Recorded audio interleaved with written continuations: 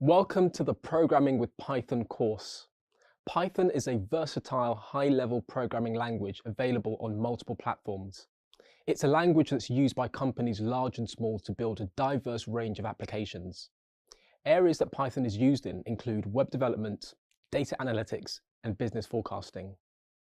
The Python programming language syntax is very similar to English. It's intuitive and beginners will often quickly understand what's going on.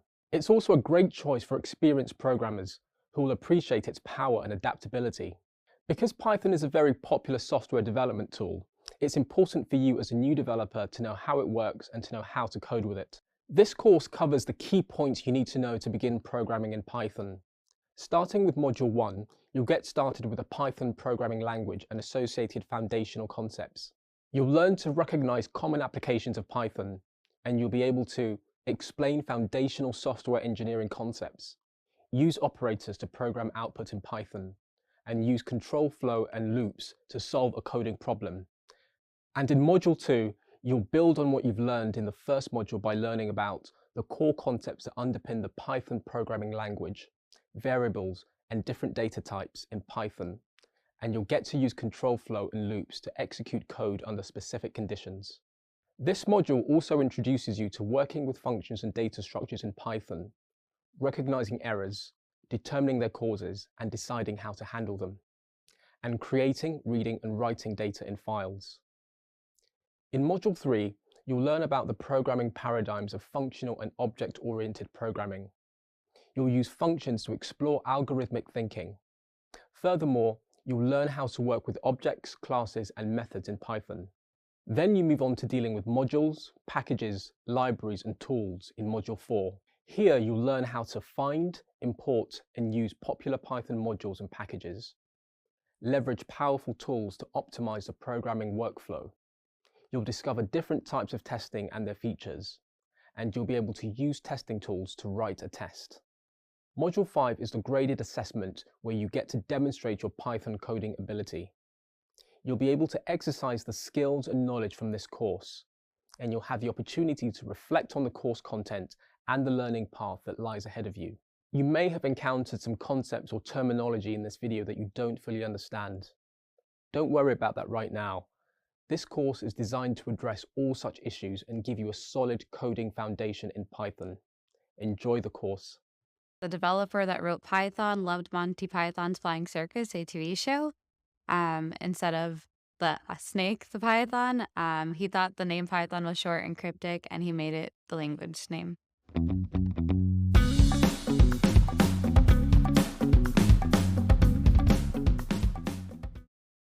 Hi, I'm Layla Rizvi. I am a backend software engineer on Instagram Calling in San Francisco. I've been coding in Python for 10 years. It was the first programming language I learned. I use Python every single day for my job at Meta. It's my favorite language to write in because it's so easy to use and simple. The first application I had to code in Python was to create a calculator. Since Python was the first language I learned, my first application in Python was a little tricky for me to build. Learning how to indent right, how to do spacing, learning the syntax, and learning what loops are, and all of these core computer science concepts was very hard for me. But I tried for a while and it worked out. Some important ways that you have interacted with Python in your day-to-day activities likely include using Instagram, using Facebook, using Google or Spotify. Python is such an ubiquitous language that you've likely used it, regardless of whether or not you know you've used it.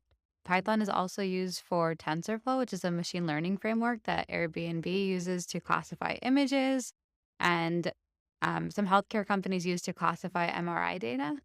At Meta, Python is used for the Instagram backend. It is used for our ads, machine learning algorithms. It is also used for our production engineers who keep our services alive and running. You should go through the process of learning Python, even though it might be challenging, because it's an easier language to learn. It's simple. It has a lot of libraries that support it, so it also makes it easier to build more and more features because there's a lot of engineers that use it already. So it makes it easier to develop features quickly, and you can see results a lot faster with Python. Thanks for watching the video with us today, and good luck on your journey as a software engineer. Computers and their programs are integrated into our lives at a scale we could not have imagined. Over the past 20 years, we have seen dramatic jumps in technological gains in areas of distributed computing, cloud computing, and AI improvements such as voice and face recognition and self-driving cars. In the next few minutes, let me give you a brief overview of the history of programming, and you will also learn the basics of how programming works. Computing dates quite far back in our history. Charles Babbage in 1822, while studying at Cambridge University in Britain, was working on bettering calculating devices such as navigation charts and astronomical tables, which at the time were used by many ships at sea. Babbage came to the realization that all these calculating devices contained various amounts of human error, and he wondered if there was a better solution. His solution was the difference engine. The difference engine used mechanical gears with numbers 0 to 9 etched onto their gaps, separated by gears' teeth.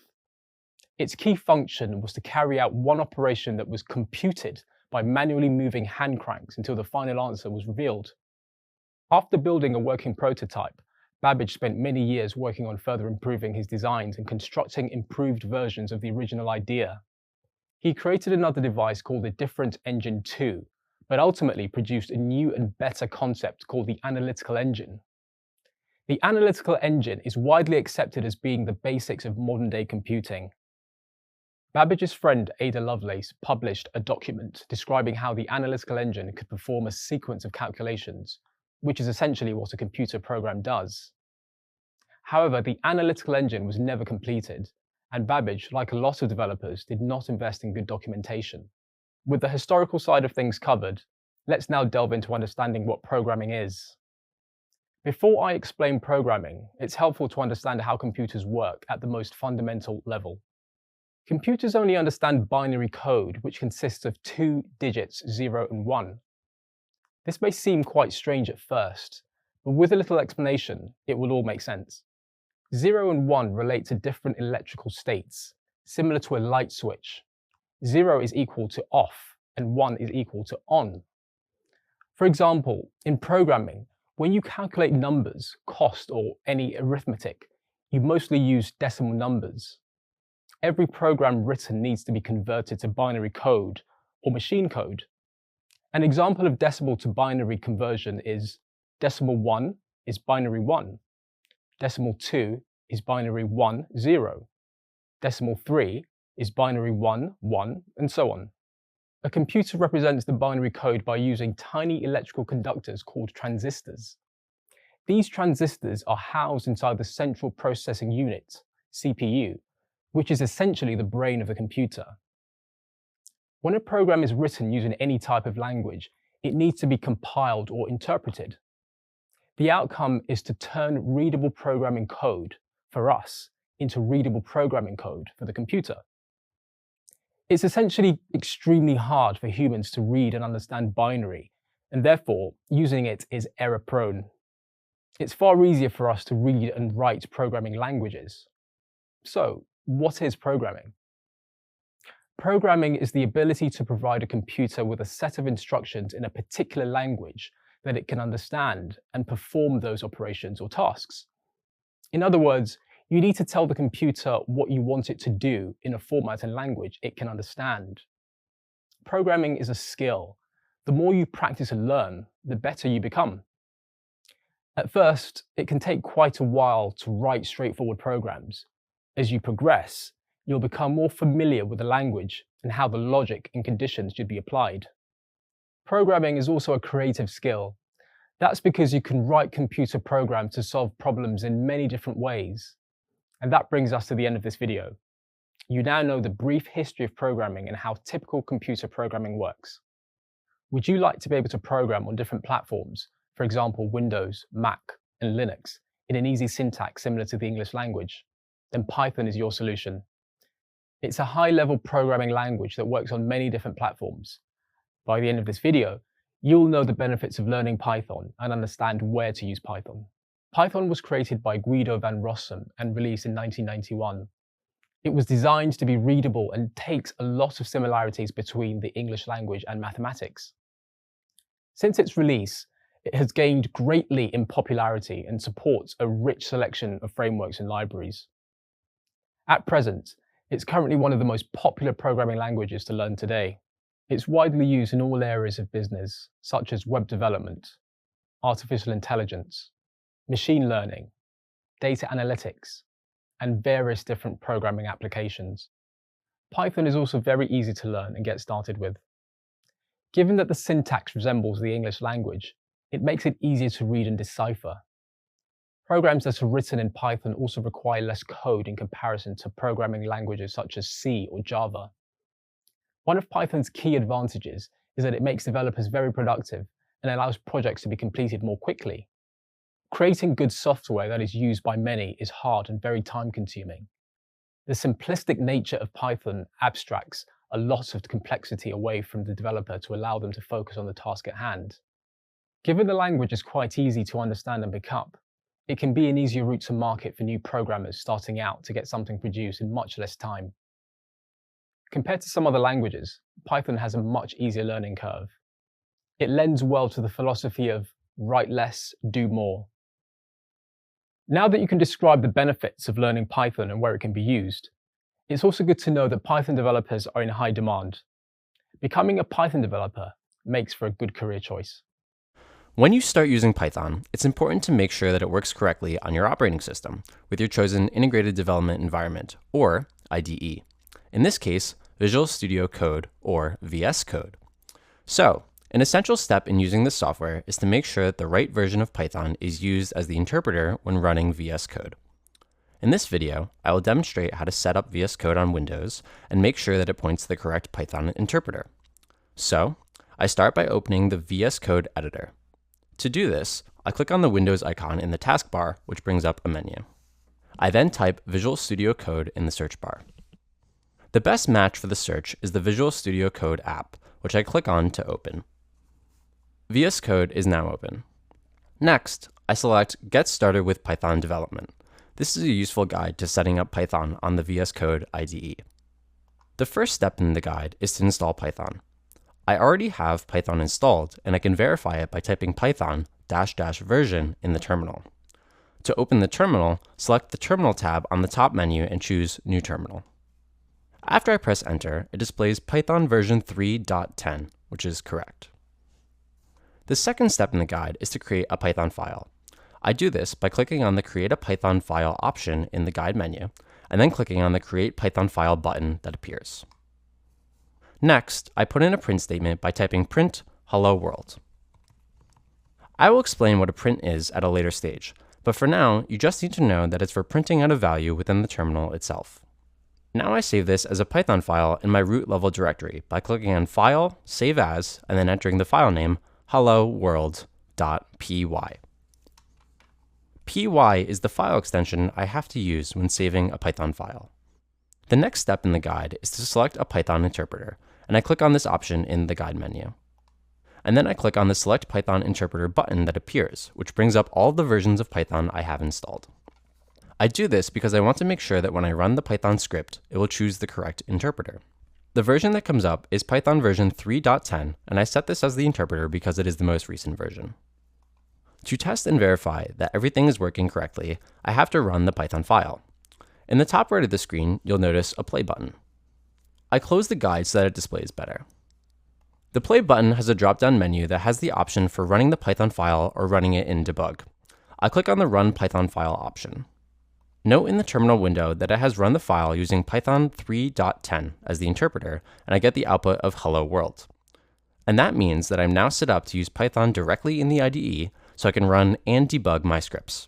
You now know how to create and save a Python file and how to select the correct Python interpreter to run your files in VS Code. When you start using Python, it's important to make sure that it works correctly on your operating system with your chosen Integrated Developer Environment, or IDE. In this case, Visual Studio Code, or VS Code. An essential step in using this software is to make sure that the right version of Python is used as the interpreter when running VS Code. In this video, I will demonstrate how to set up VS Code and make sure that it points to the correct Python interpreter. On my Mac, when I open Launchpad, I type in Visual, or VIS for short, and it opens VS Code. VS Code provides a walkthrough guide for setting up Python. This can be found on the welcome screen. However, if I don't see it in the main view, I can click on More, and then I click on Get Started with Python Development. It brings up the guide I can use to verify that I have everything set up correctly. Next, I check that Python is installed by opening the terminal window. I click on the bottom left of the screen and then on the Terminal tab. Then I type Python space dash dash and the word version. When I hit enter, notice that it returns Python version 3.10, which is correct. By default, Mac comes with Python version 2.7, but this is not the version I want to use. Instead, I want to use the most recent version. Next, I create a simple Python file. To do this, I click on Create Python File in the Get Started with Python Development guide. I put in a print statement by typing print hello world. I will explain what a print is at a later stage, but for now, you just need to know that it's for printing out a value within the terminal itself. Now, I save it by clicking on File, Save As, and then entering the file name, hello_world.py. py, or pi, is the file extension I have to use when saving a Python file. Now I have to check that I can run that file, and to do that, I need to set my Python interpreter. So, I go to the Get Started with Python Development guide again, and I click on Select Python Interpreter, which opens up the Python interpreter screen. Here I can choose which version to use from the drop-down menu. Notice that I have different versions of Python installed, but the one I want to use is the one I installed through Homebrew, and it is also the recommended one. To bring up the Python interpreter screen without the Get Started guide, I can press the Command key, Shift, and the letter P. Then, I type in Python, followed by a colon, and I choose Python Select Interpreter from the top of the menu. Then, I press Enter. When selecting the version of Python, it's best to choose the recommended one, but make sure that it's the latest version that you have installed on your operating system. Next, I'll run the file. First, I close the Get Started guide. Then, in the top right of the screen, you'll notice a play button with a drop-down menu, which has the option for running the Python file or running it in debug. I click on the Run Python File option, and then I click on the play button. Note that the output appears in the terminal.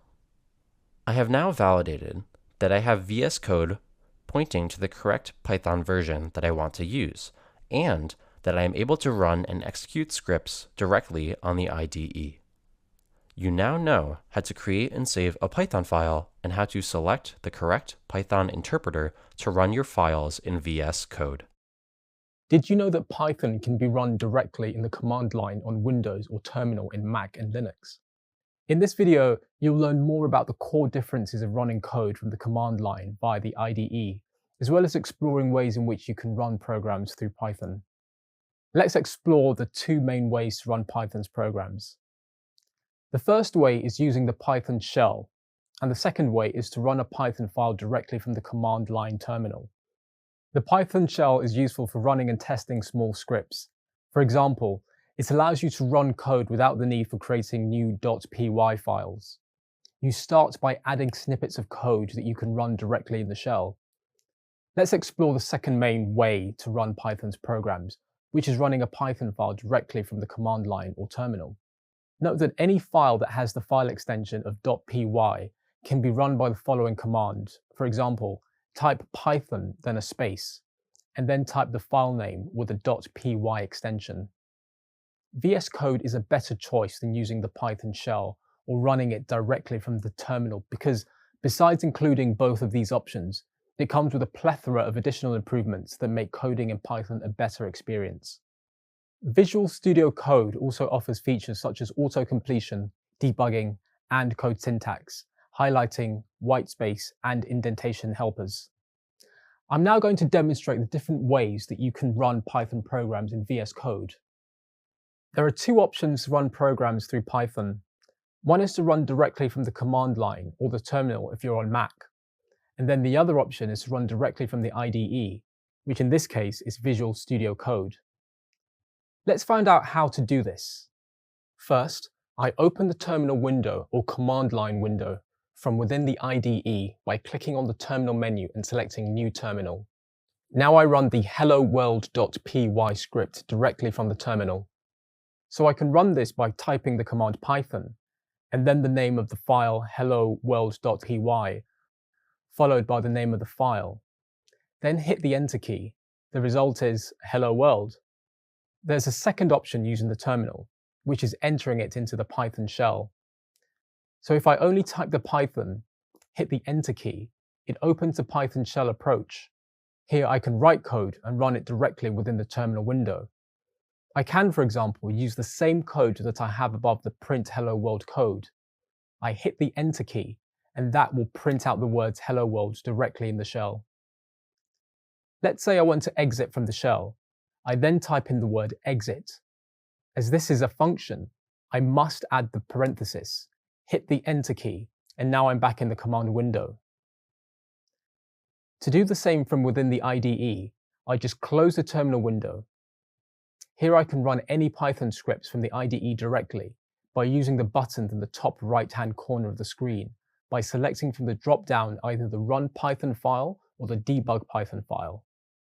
Now I click on the Run button and the terminal should open automatically. The result is Hello World that is printed.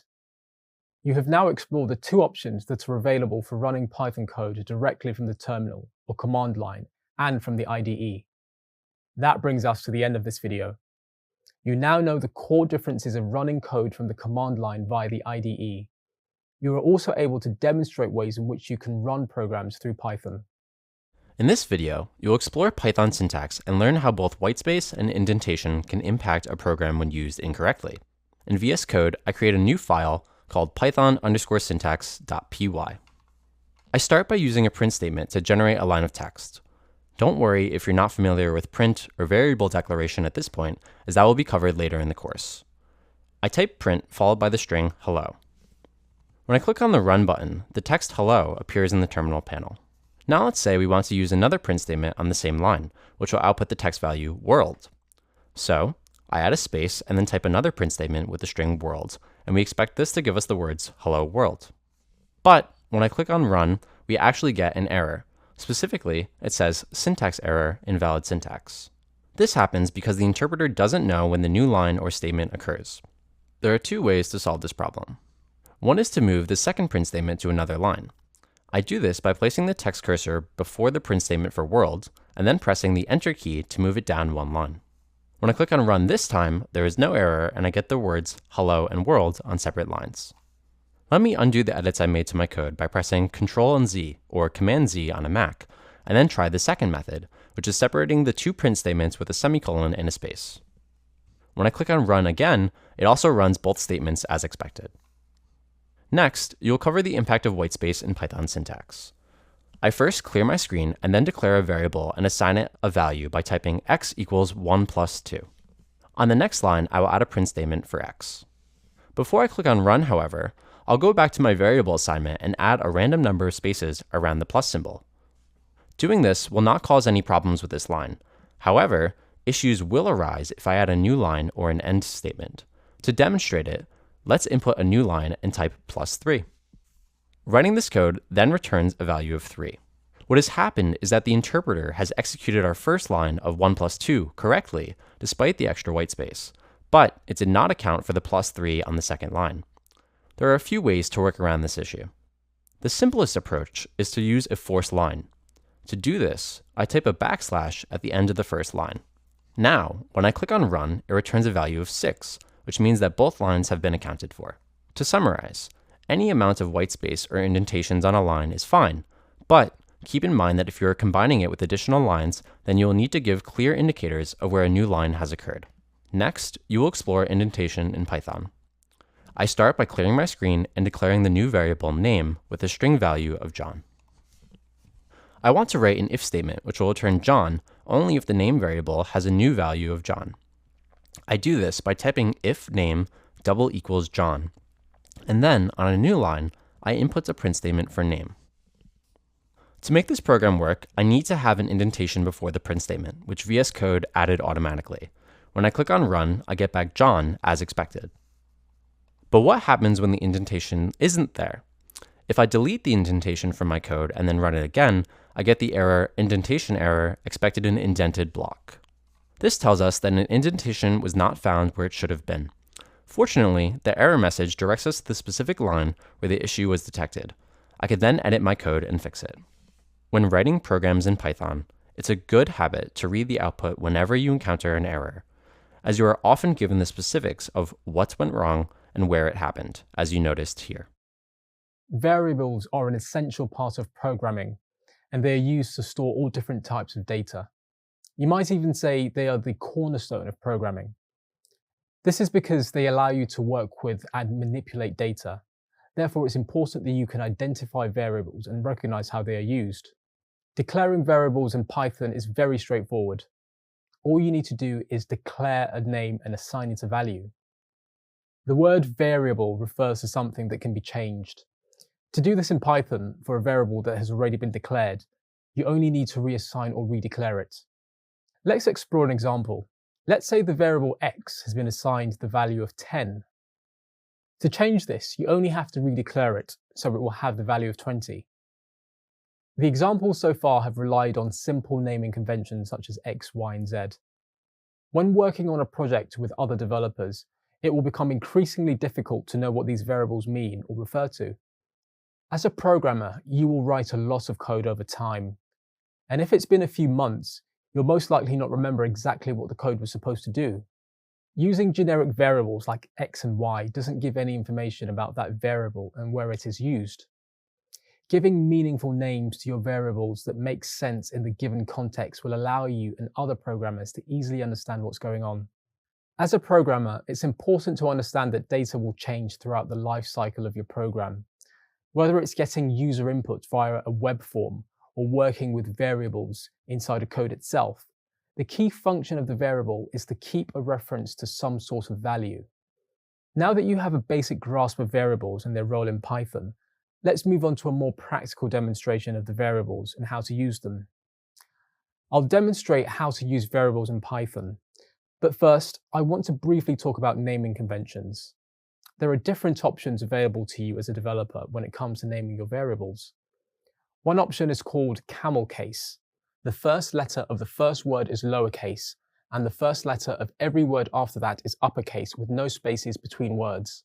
For example, if I have a variable called my name, I'll put the M of my in lowercase and the N of name in uppercase, with the rest of the letters in lowercase and no space between the words.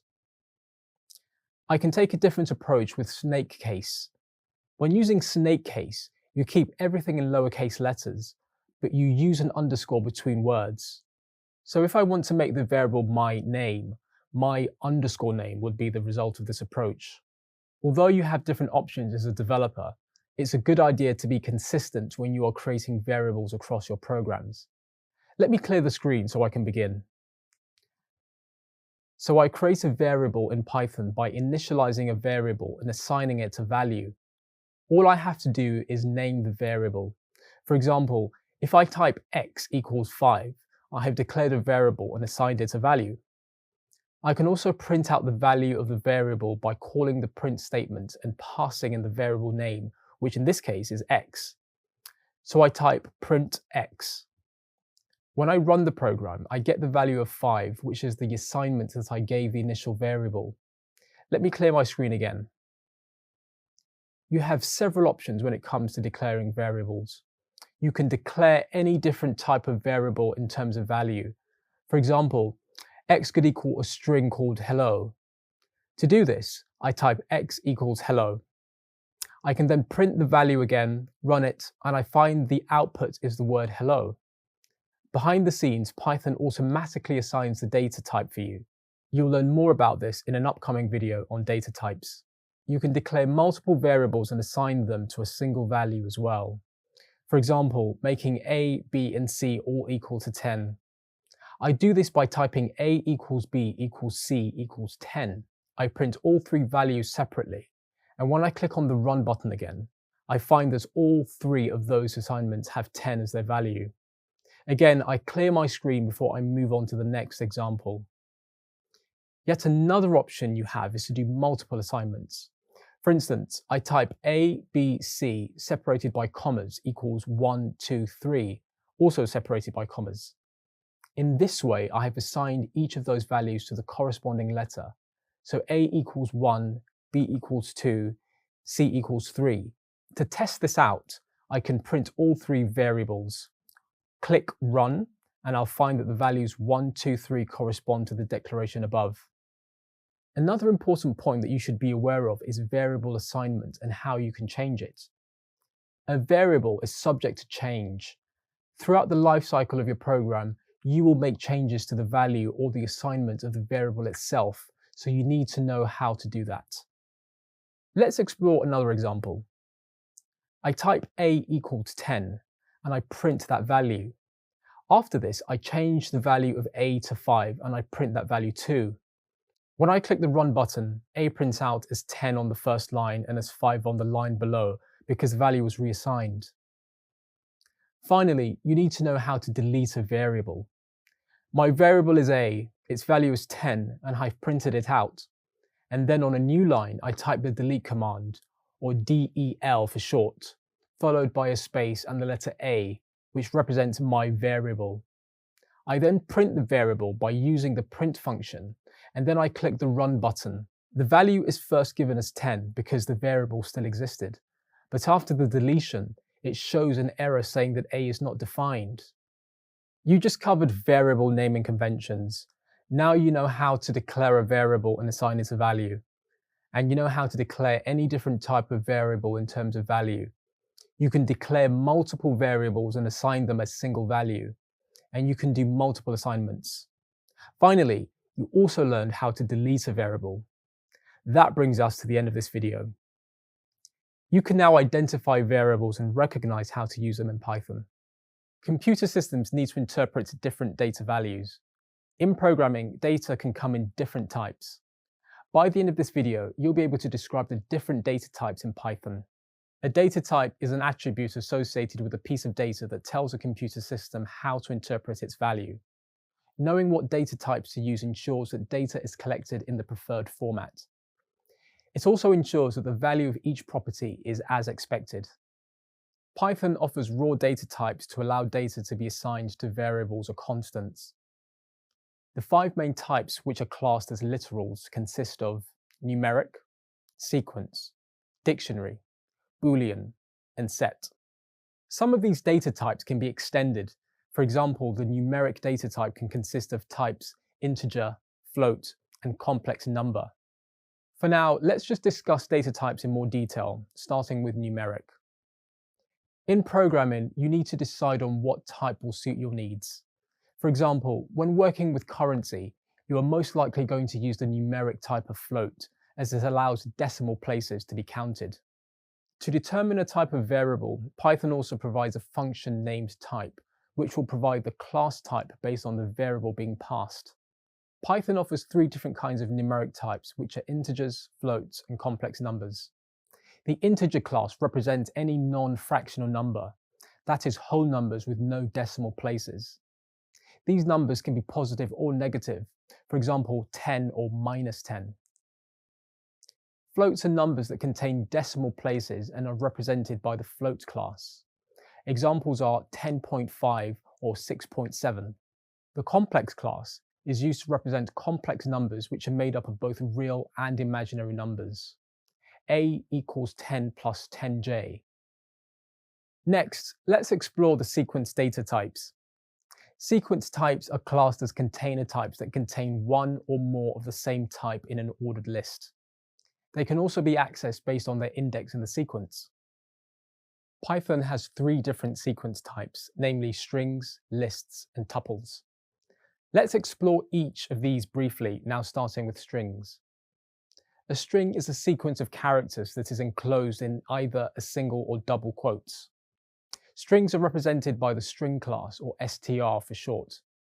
Lists are a sequence of one or more different or similar types. They are essentially an array and hold any type inside square brackets. Each item can be accessed by its index. Tuples are similar to lists in many ways. They contain an ordered sequence of one or more types, but the main difference is that they are immutable. This means that the values inside the tuple cannot be modified or changed. Tuples are represented by the tuple class and hold data types wrapped in parentheses. The next data type is dictionary. Dictionaries store data in a key value object structure. Each value can be accessed directly by its key. Dictionaries can also store any data type. For example, suppose you declare a variable named ed and assign a dictionary to it. The dictionary contains a grouping of key value pairs. The first pair is A, 22, where A is the key and 22 is a value. The second pair is B, 44.4, where B is a key and 44.4 is the value. You can then output the value of 22 by accessing its key, which is A. Next, let's explore Boolean data types, which are simply represented as true or false. Combined with logical operators, Booleans are used to check whether a condition is true or false. In this example, I'm checking the underlying data type of the values true and false. The class bool is returned, meaning it is Boolean. The last data type is set, which is an unordered and non-indexed collection of non-repeated values. Let me demonstrate an example of this data type. Suppose I assign a set of 4 items to the variable named example set. I then check the type of the value stored in the example set variable by passing it to the type function. Python reports that the underlying data type that the example set variable holds is a set. In programming, data type is an important concept. Variables can store data of different types, and different types of data can do different things. Let's explore these in further detail. Whenever you declare a variable in Python, the data type is automatically assigned for you based on the value of that variable. Let me demonstrate this by typing a variable called A and assigning it a value of 10. To check the data type that has been assigned by Python, I select print and use the type function. I then pass in the variable A as the parameter and click on run. From the output on the terminal, I can see a class of float was assigned because there is a decimal place. Here is another example. I'm using the variable B and I assign it a decimal value of 2.3. To check the data type assigned by Python, I print out type B and click on run. From the output on the terminal, I can see a class of float was assigned because there is a decimal place. This is a different assignment than the standard integer. These are the numeric data types offered in Python. To declare a variable as a string, I wrap the text with single or double quotes. Again, I run the print statement with the function type and pass the variable C as the parameter. When I click on run, the output in the terminal now displays the classes int, float, and str for string. This sequence is also applicable for other data types. For example, I can create a list of numbers by using the variable d and assigning it the numbers 1, 2, 3, 4. When I run the print statement with the function type and pass the variable d as the parameter, the class list displays after I click run. Each time I assign a value to a particular variable, Python behind the scenes is automatically assigning the correct data type for that variable. In this video, you learned about the different data types in Python. I encourage you to start experimenting with these data types in your practice code. You may recall that Python can work with several types of data. In this video, you'll learn how to declare and use strings in Python. You'll also gain a general understanding of sequences and how to access individual items in a sequence. In Python, a string is a sequence of characters enclosed in either single or double quotes. As you may know, computers only understand binary code, which consists of ones and zeros. This means that characters need to be converted to a form that computers can interpret, a process known as encoding. Python uses a type of encoding called Unicode to communicate with computers.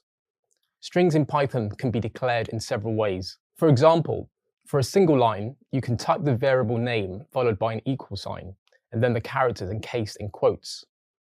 If your string is too long for one line, you can add a backslash at the end of each line to create a multi-line declaration. When you run print on your variable, all those strings will be combined and appear on one line. If needed, you can reassign the value of a string. Say, for example, the variable name has a string value of John, but you want to change the value to Paul. This can be done simply by typing name equals Paul. Now, when you run print on name, this update should be reflected. It's important to know that a string is just a sequence of characters, which in turn means it is essentially an array. Each character in the sequence can be accessed based on its index. For example, Python strings use zero indexing, so you can access the first character with the number 0 in square brackets, or the number 2 to access the third one. If you need to check the length of a string, Python has functionality to assist you. You can apply the len function to a variable with a string value. This will then return a number that represents how many characters are in the string. Now that you have learned what strings are in Python, let's explore some code examples of strings in action. First, let me demonstrate the two ways to declare a string. The first method is by placing the characters inside of single quotes. So I type A equals and then hello in the quotes. On the next line, when I type print followed by A in parentheses and then click the run button, my code returns the string hello as the output. The second method is similar but uses double quotes. So I would enter it as B equals hello with double quotes. When I run the print function again, it also returns the string hello. Both quotation types are equally valid declaration methods. The choice is a matter of personal preference, but it's best to pick one option and use it consistently throughout your code. In addition to the quotation types, you can declare single-line or multi-line strings. An example of a single-line string can be A equals this is a single line. I asked to print out the value of A. When I run it, the value is printed out as I declared it. However, there may be cases in which a string is very long and you want to break it up into segments to make it more readable. To do that, I can use the / key to create a multi-line string. To declare a multi-line string, I type B equals followed by the string this is a multi. Before continuing, I add a / at the end of this line. On the next line, I type the continuation of my string, line string example. Note that I enter a space before the word line, so that it's separated from the last word of the string on the previous line. And now when I run print on B, the / has the effect of joining both segments so that the output appears as a single string. Another thing you can do with strings is concatenation, which is the joining of separate strings. To demonstrate this, I first create two new variables, A equals hello with a space at the end, and B equals there.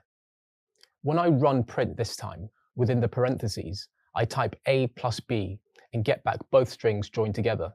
The plus symbol is usually used as an arithmetic operator, but when applied on strings, it combines them instead. And one more thing to know about strings is that they are considered collections of characters. What this means is that, much like an array, you can access individual characters based on an index, and you can also check the length of a string using the len or len function. To give an example, I create a name variable with the string value John.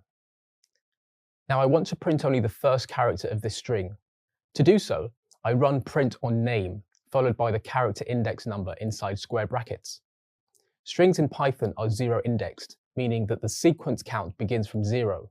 So 0 is the number that I place in the brackets. When I click on run, I get back the letter J. If I change the number to 3 and run it again, I get back the letter N, the fourth character in the string John. Next, let's check how many characters are in this string by using the len function. I start a print function, and in it I type len followed by name inside of parentheses. When I run it, it returns 4 as the length. In this video, you've learned about strings in Python. Specifically, you now know how to declare and use them, and understand that they are sequences of characters. See you in the next video. Python uses different data types to process and use information effectively.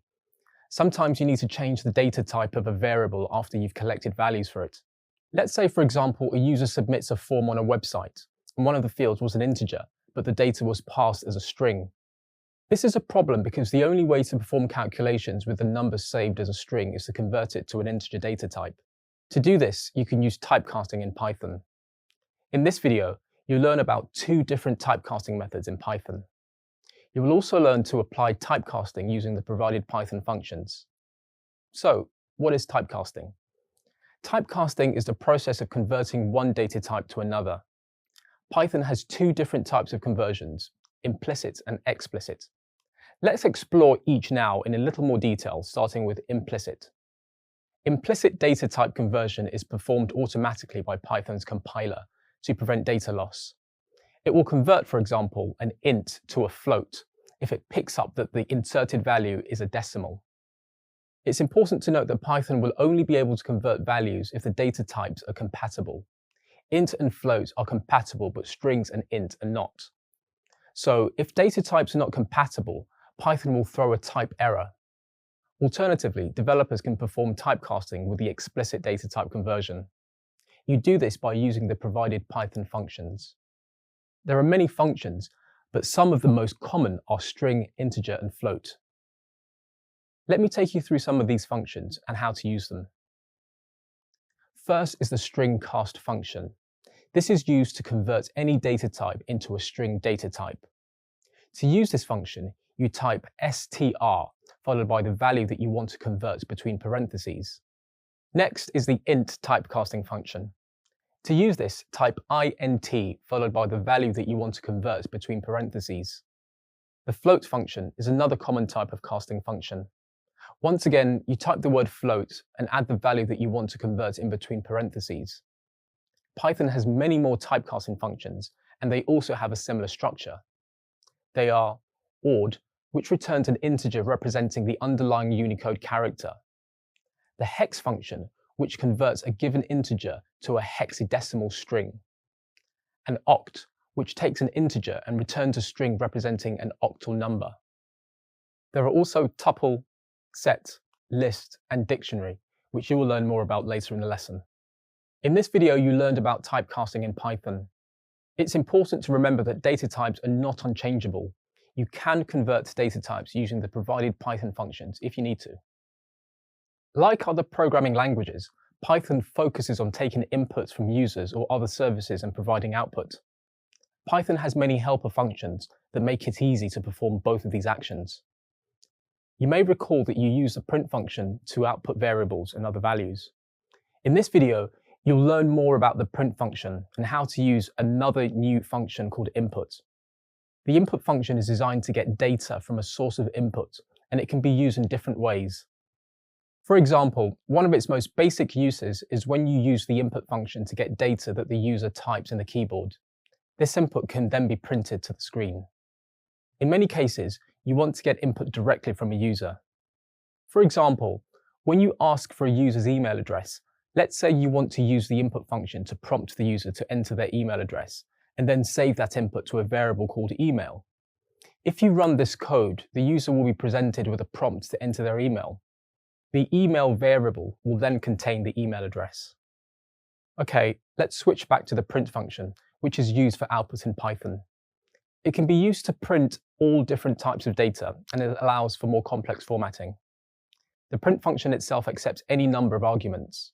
For example, comma separated to print numbers in sequence, arithmetic to print the output of an equation, and string concatenation to join or concatenate two strings together. Python's print function also has reserved keywords that can be passed as additional arguments. These include objects, that is, values that are printed on screen, sep, which defines how the objects being printed are separated, and end, which defines what gets printed at the end. There's also file, which specifies where values get printed to, and by default it is stdout. And lastly, flush, a Boolean expression to flush the buffer, which essentially just moves the data from a temporary storage to the computer's permanent memory storage. For example, suppose you can pass 3 parameters to the print function: the word hello, which is a string, the word you, which is another string, and sep, which is a built-in parameter whose value is set to a string containing a comma and a space. This will be used as a separator between the hello and you strings, and the output is hello, you. Often while programming, you need to know the value of a variable and output it onto the screen. Python allows for direct formatting inside the print statement. You can also control the order by specifying the numbers inside the curly brackets. For example, if you print the same statement twice but with the numbers switched, the output will differ. Let's move on to a more practical application of what you've just learned using some code examples of input and output. I'll demonstrate how to use input and output in Python. I'll begin by demonstrating the input function. I start by typing input, opening parenthesis, and closing parenthesis. I then click on the run command, and you'll notice that it runs the input function. And I'm provided with a console where I can actually type an input. So I type hello there, and I press enter. Nothing happens because I'm not actually collecting data. I'm just triggering the input function. And by default, it'll open up access to the command line or the console and allow me to input data. I can also add a prompt to the input function. For example, I can ask a question to the user such as, please enter a number. So I type, please enter a number in between the parentheses after the word input. First, I clear the console, and then I click on run again. You'll notice that the output now asks me to enter a number. I type 5 and press enter. Again, nothing shows up from an output perspective. This is because I haven't actually done anything with the input value. I'm just demonstrating how the input function works. If I want to get the value of the input, I need to assign a variable. So I type in num equals input. Please enter a number. I clear my console screen again, and I click on the run button. It asks me for a number in the console, and I enter the number 6 this time. Now the num, or number, value will contain the number 6. But in order to see that, I have to output that variable to the screen. I can do this by using another function called a print function. So in this case, I print the number after the input itself by typing print, opening parenthesis, the abbreviation num, and a closing parenthesis. I clear my screen again and click on run. This time I type the number 7 when asked to enter a number. I press enter, and you'll notice that the output prints 7. Now I want to show you that you can collect more than one input as part of the input because inputs work in a sequential manner. So I call this variable num1, and I enter another variable called num2 on the next line. The input for this variable is please enter a second number, and I just change the first variable's input to please enter a first number so that the instructions are clearer. I print out the value of num1 and num2. The print statement accepts both variables because they are separated by a comma, and it'll print out each one in that order. Again, I clear my console and I click run. I type 4 as the first number. I press enter and type 5 as the second number, followed by the enter key again. You'll notice 4 and 5 are printed out. You can also do arithmetic within the print statement. In other words, you can do addition, subtraction, standard multiplication, and division. So instead of using commas in the print statement, I type num1 plus num2. I clear the screen once more and I click run. I enter the numbers 5 and 4 again, and I get back 54. Now, this isn't exactly what I intended to do, and the reason is because both variables are strings. This goes back to what you've learned previously with data types. If I want to do the arithmetic calculation, I'll need to convert each variable into an integer first. So I can use the integer function on num1 and num2. I click on the run button once more and I enter the same two numbers, 5 and 4. But now what I get back is 9. If I want to see what type the input is, I can check the data type by using the type function. To do this, I type print, opening parenthesis, the word type, opening parenthesis, num1, followed by 2, closing parentheses. Let me just clear the screen. I click on run and enter the numbers 5 and 4 again in the console, and it says that the class is string and not integer, which is the type I actually want to do arithmetic. So just be mindful when you are using input that you will get a string. You'll most likely need to use the explicit data typecasting to convert it to the data type that you need. The print statement can also be used for concatenation. So instead of num1, I change it to str1 or string1, and I do the same with num2 by changing it to str2. Then I amend the input to read, please enter your first name for string 1, and please enter your second name for string 2. After that, I print out hello, and then use concatenation so that the user can be greeted by their first and second name. Now I want to run this program. I'll just clear the terminal quickly, and then I click on Run. In the console, I type Tom for the first name and Jones for the second name. And the result is the output of Hello Tom Jones. So concatenation can be used with a print statement as well. Finally, you can also change how you assign variables. You don't have to use concatenation, you can just use string replacement. I'm going to use a function within Python called format for this. Based on the order of the brackets, you can pass in the variables that you want it to be replaced with. In this case, string 1 and 2. Once more, I click Run and I enter the username of Tom Jones, and Hello Tom Jones gets printed. In this video, you've expanded your knowledge by learning about the input and output function in Python. An operator is a symbol that tells Python to perform a certain operation. You can think of them like road signs in real life. For example, suppose you're driving on a dangerous road and you spot an alert sign to reduce speed. Then you encounter a stop sign, and finally, a sign instructing you to turn right. You may not have realized that you were on a dangerous road. These symbols help keep you safe by instructing you to perform a specific operation. Similarly, when Python comes across an operator that you place in your code, it will also perform that specific operation.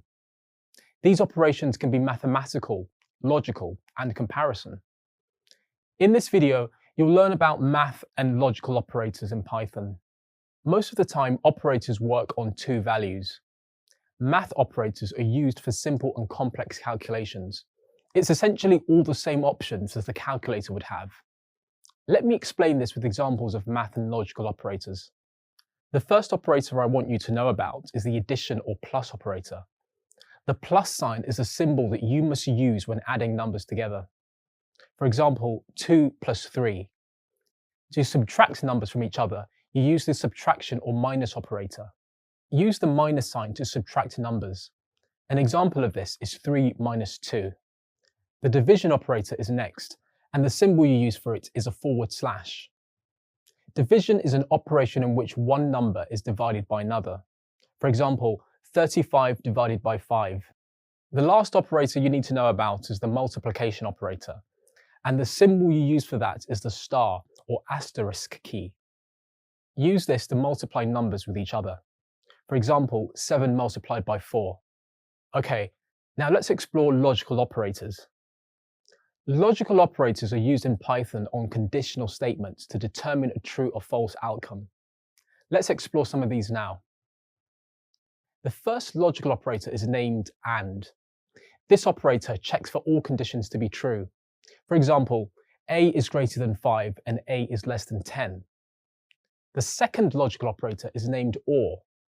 This operator checks for at least one of the conditions to be true. For example, A is greater than 5 or B is greater than 10. The final operator is named NOT. This operator returns a false value if the result is true. For example, A is not greater than 5. Operators are usually combined with conditional statements to control the flow of a program that meets specific criteria. For example, let's say a restaurant gives discounts based on the following two conditions. Is the customer part of the loyalty program? And did they spend over $100?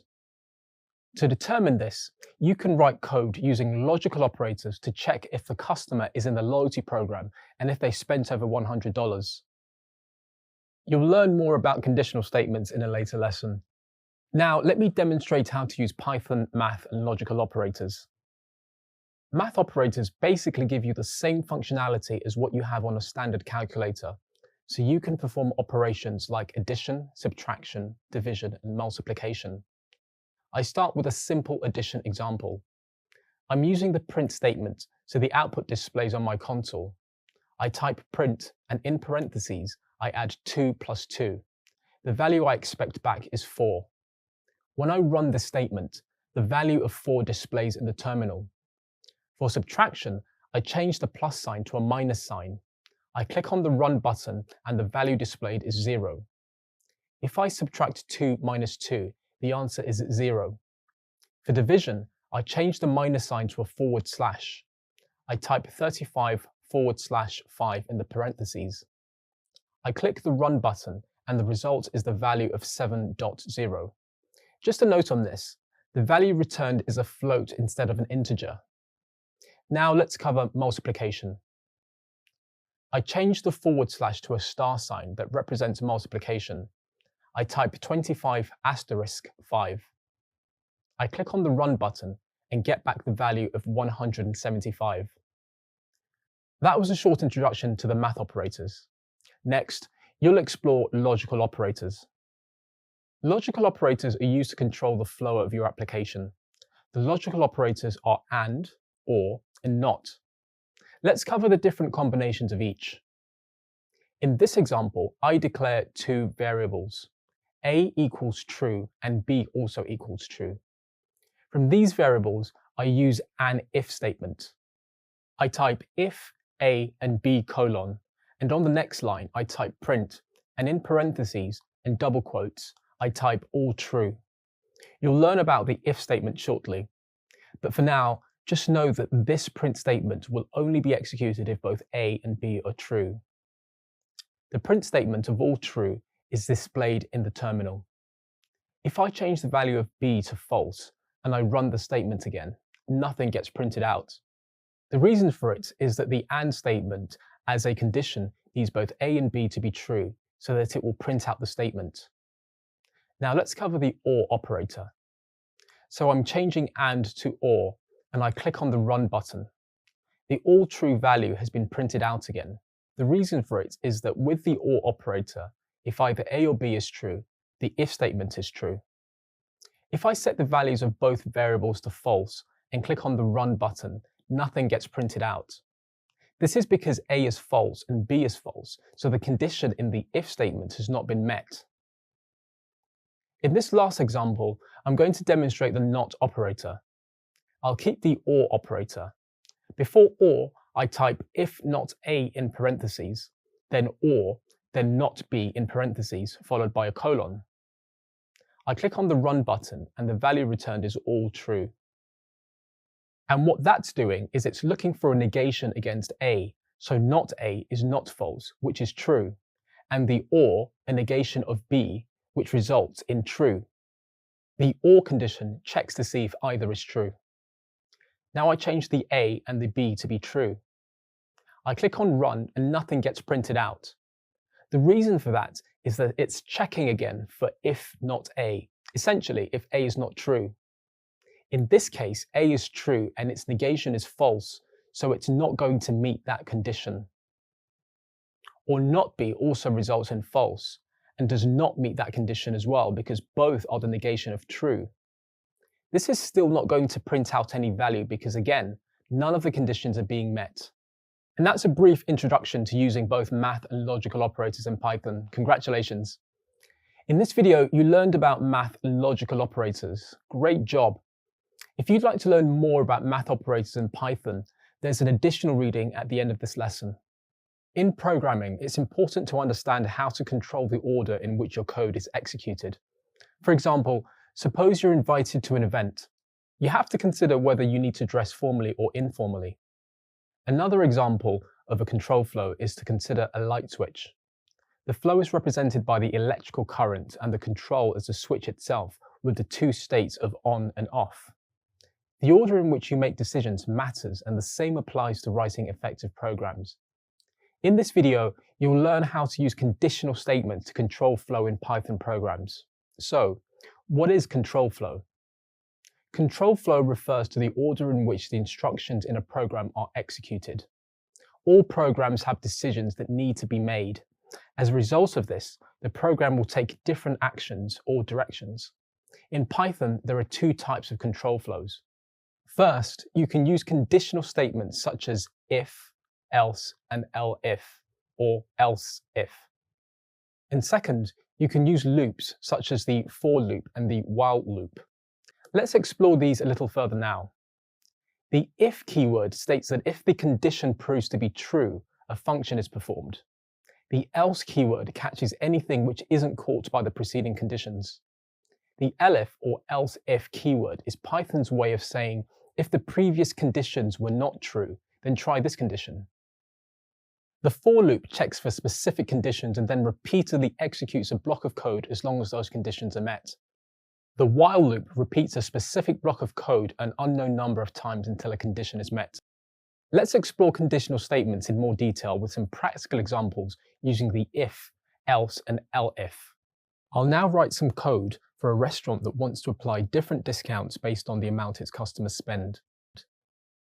To start off, I define a variable for the customer's bill. I'll call it bill total and assign a value of 114 to it. Now I apply a condition with an if statement. If bill total is greater than 100, print the statement bill is greater than 100. Next, to apply a discount to bill total, I need to create a second variable. I'll do this above the if statement in my code, call it discount1 and assign a value of 10 to it. The condition also has to change. So inside the if statement, I add bill total equals bill total minus discount1. At the very end of the code snippet, outside the if statement, I'm going to print out what the value of the total bill is. To do this, I type a print statement that says total bill and then a plus sign. To add the value of bill total here, I need to convert the integer to a string. I use the str typecasting function to do this. Let's click on Run. Great. In the terminal, two strings are printed.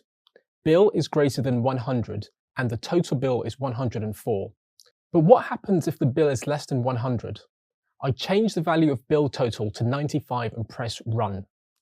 Notice that this time, because the if condition is not met, it only prints the statement total bill is 95. But I'd like to print a statement that says the bill is less than 100. To do this, I add an else statement below the if statement. I type else, colon, and in the next line, I print the statement bill is less than 100. Let's run the code. The output in the terminal now says bill is less than 100 and total bill is 95. Up to this point, you've learned how to use the if and else statements to control the order in which values are assigned and printed. You are now ready to take program flow one step further. Say this restaurant wants to add another discount for bills over 200. How would you do that? Once again, I first need to create a new variable above the condition that I name discount2, which I set equal to 20. If I run the code now, it will still print out the same output because I haven't changed any of the conditions or values yet. Let's change the value of bill total to 210 and click Run. Notice that both statements are printed, but discount1 is still applied. It's clear that the if statement is still executed. Since the value is 210, the condition is still met. To change the program flow for values over 200, I need to add an AND condition to the if statement. I change the statement to if bill total is greater than 100 and bill total is less than 200. Let's run the code and see what happens. Now the discount wasn't applied. The output just says bill total is 210. Why? Because the condition is not met. Now this is where it gets really interesting. To add a second condition for bills above 200, I'll use an else if statement. In between the if and else statements, I type elif, which stands for else if, and then bill total is greater than 200. Print the statement bill is greater than 200. In the next line, I apply the new discount. I type bill total equals bill total minus discount 2. First, let me clear my screen so you can focus just on the results. Now I press Run. Notice how the program flow has changed. The first condition was not met, so the code went to the second condition where the value of bill total was compared to 200. And since it was greater than 200, the statement bill is greater than 200 was printed. The code then proceeded past the else condition because the previous elif condition was true. Remember, the else condition only executes if none of the preceding conditions are true. Finally, it printed the statement at the end of the code snippet, namely, total bill is 190. This proves that discount 2 was applied. Congratulations! You now know how to control program flow with if, else, and else if. Once you become proficient in using conditional statements, programming becomes a lot of fun. I encourage you to test it out. In this video, you learned how to use conditional statements in Python. Writing conditional statements is an essential part of programming, and I encourage you to practice them in your code. The next time you need to make a decision, think about the conditions involved and how they can be represented if you were to code them in Python. You may recall how to use the if, else, and else-if statements to test a variable against a few conditions. But on some occasions, you will have to test a variable against many conditions. To deal with this, you can use something called a match case statement. In this video, you'll learn how to use a match statement as an alternative to an if statement. Now let's consider an example to compare the match statement to the if statement. Say you want to write code to print HTTP error messages according to error codes. To do this with the if statement, you would have to write the if condition, all the alternative if-else conditions, and finally an else condition. Conditional statements like if, elif, and else work well over a small number of conditions, but over a large number of conditions, your code can get large, complex, and messy.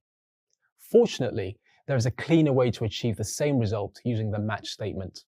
The match statement in Python was introduced in version 3.10. Using the match statement, you can achieve cleaner, more readable code that allows all the same functionality as the if control statement. When using match statements, there are a few things to remember.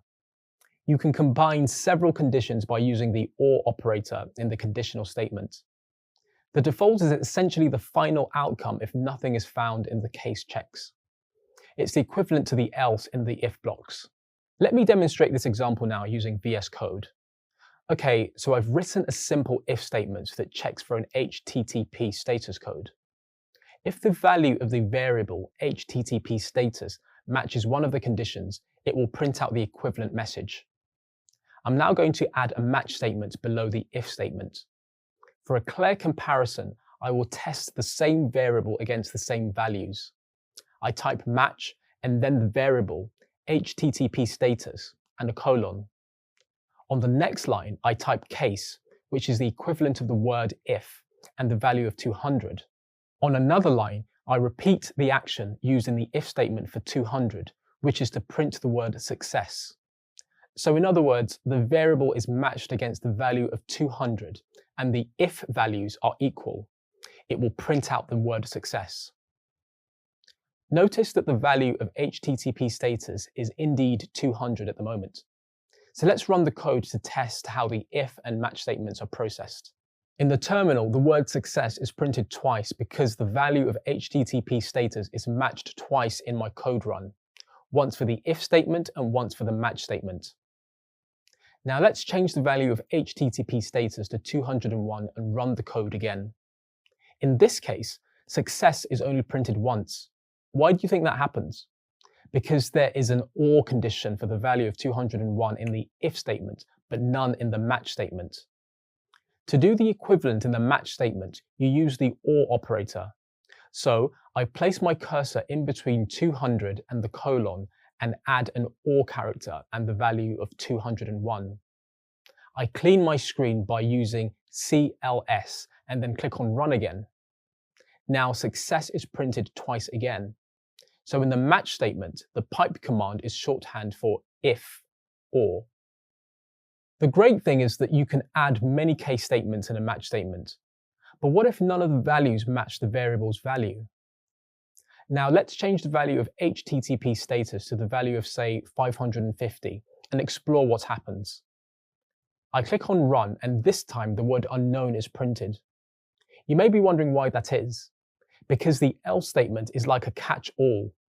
If the value does not match anything within the if or the elif statements, the default will be the else statement, which in this case has a print function for the word unknown.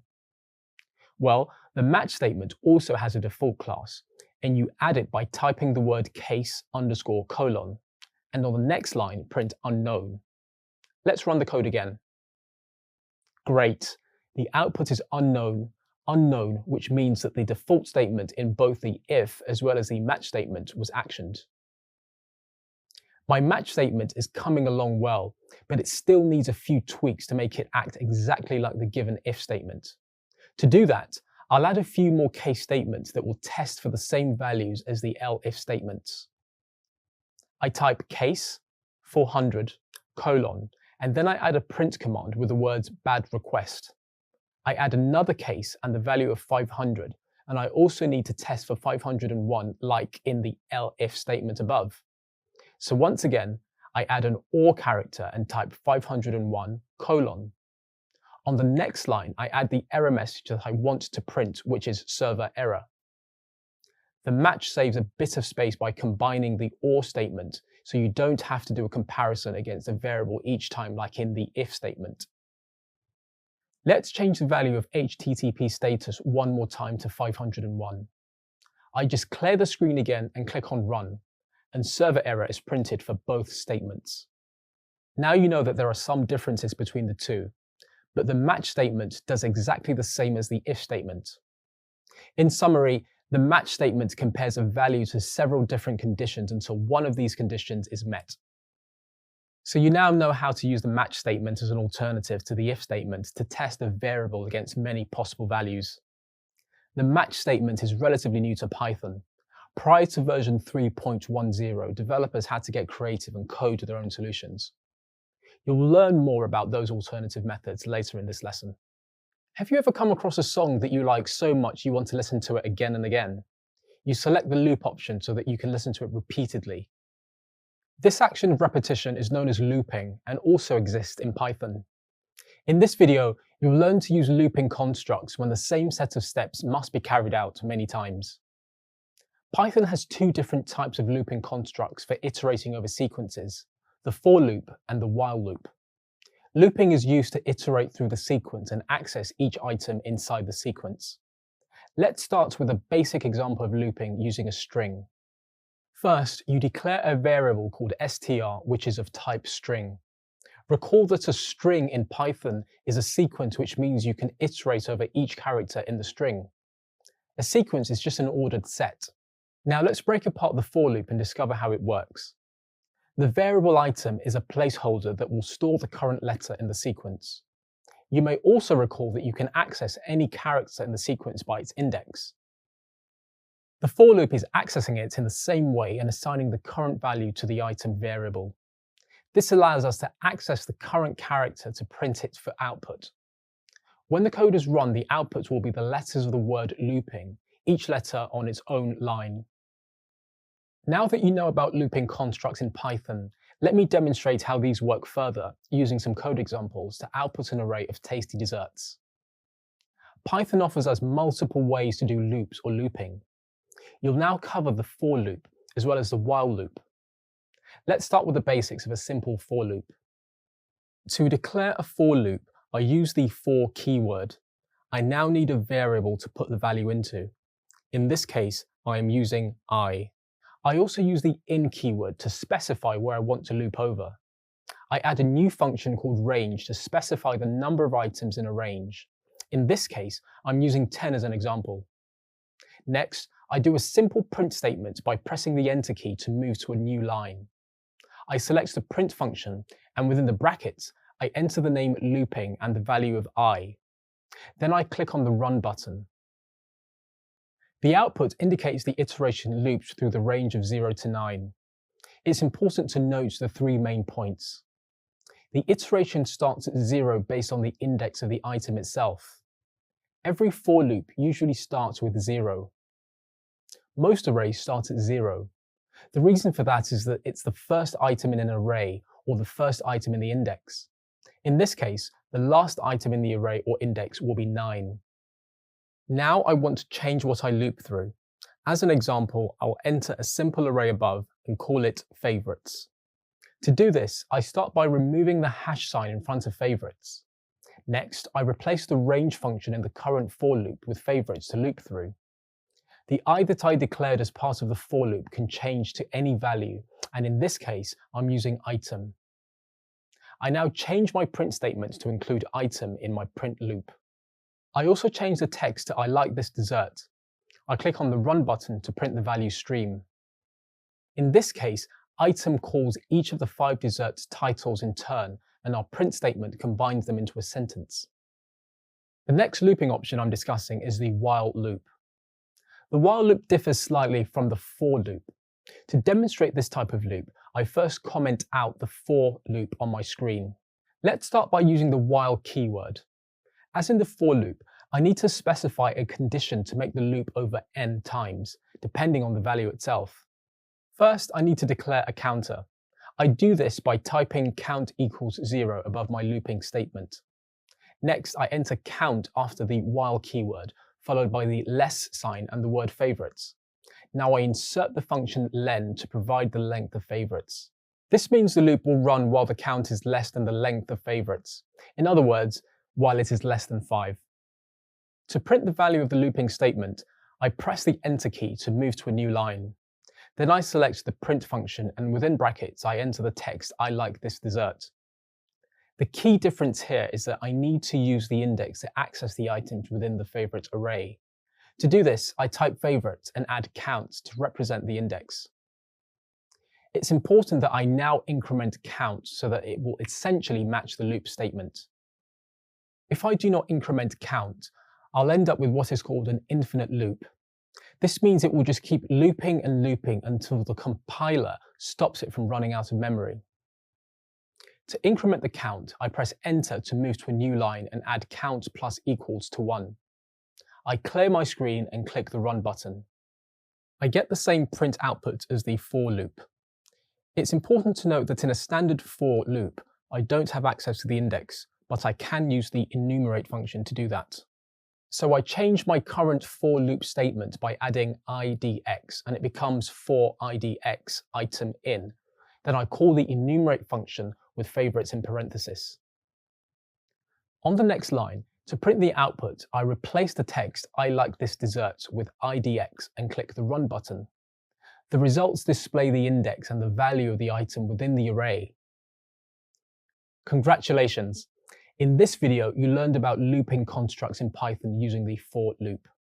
In Python, nested loops can be used to solve more complex problems. For example, the nested for loop is written by indentation inside the outer loop.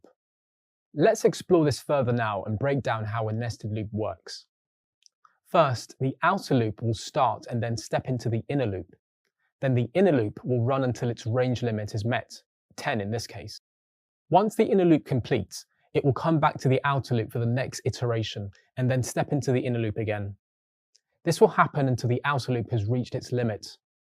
Now let's explore an example using nested loops to iterate over two lists. For example, suppose you have two lists of integers from 1 to 9 and a count variable that is set to 0. You again have two loops, the outer loop which will iterate over list 1 and the inner loop which iterates over list 2. If you run this code, it gives an output of 90. Let me break it down for you. The outer loop runs a total of 9 times. The inner loop runs a total of 9 multiplied by 9, which is 81 times. And 9 plus 81 gives a total of 90. To help visualize how this would look, you can make some minor changes to the loop to output what it looks like. Okay, so you now know that the number of times a loop is run is based on the size of the list. Now that you've learned about nested loops, let me demonstrate some code examples of nested loops. So I have VS Code open, and first let me start with a simple example and write a for loop. I type for I, and I use the range function, so I have in range 10. Above the loop, I label it with a comment outer loop. This first for loop is considered an outer loop, and inside I will have an inner loop. I write a comment inner loop right under the first for loop. Now I type for j in, then I use the range function again, and I pass in a 10 and end with a colon. The 10 indicates the number of times the loop will iterate or repeat. In this example, I print out 0, and then I use end equals and a string with space in double quotes to ensure it prints out in an even manner. And lastly, I'm going to print out an empty line so that it goes to a new line in each iteration. If I run the for loop, the system prints out a 2D array grid.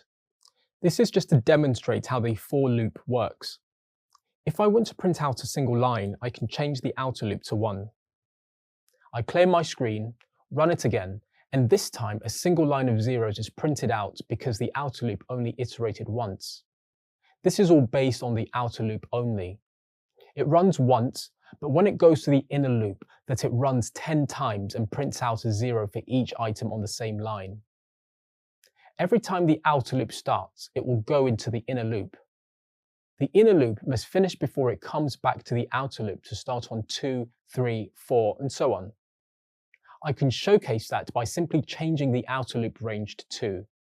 In this case, only 2 lines are printed. So the first when I equals 0, it comes into the inner loop and prints out 10 times. When that's finished, it comes back to the outer loop. Then I is incremented again to 1, and then it'll be printed out from J's inner loop and another 10 zeros again. The other issue to consider with nested loops is the complexity, or what is commonly known as time complexity. The larger the array, the more time it's going to take to run my code. Let me showcase this by running a for loop for a larger range, but also putting a timestamp on it. I import the time module to put a timestamp in what's printed out. I class it as the start time equals time.time, which is the function that I want to call. The start time is initialized the moment I run the script. I also want to print out how long it took to finish. I do that by putting a print statement outside the for loop. I then calculate the time as in the time it took to finish and then subtract that from the start time above. This is going to print out many decimal places, so I use another function named round, which rounds numbers to a decimal of my choice. In this case, I round it off to 2 decimal points. Let me clear my screen one more time. I click on Run, and it outputs the time of 0.0 seconds. This makes sense because the time my code takes to run is really short. Now let me increase the range in the outer loop to 100, and I also increase the range in the inside loop to 100, and I click on Run one more time. The time now goes up 0.01. In this case, it's not a big difference, but when you're dealing with large data sets, this will have a huge effect on the running time of my code. This time, let's say for example that I keep the outer loop to 100, but I increase the inner loop to 1000. I clear the screen and click on Run.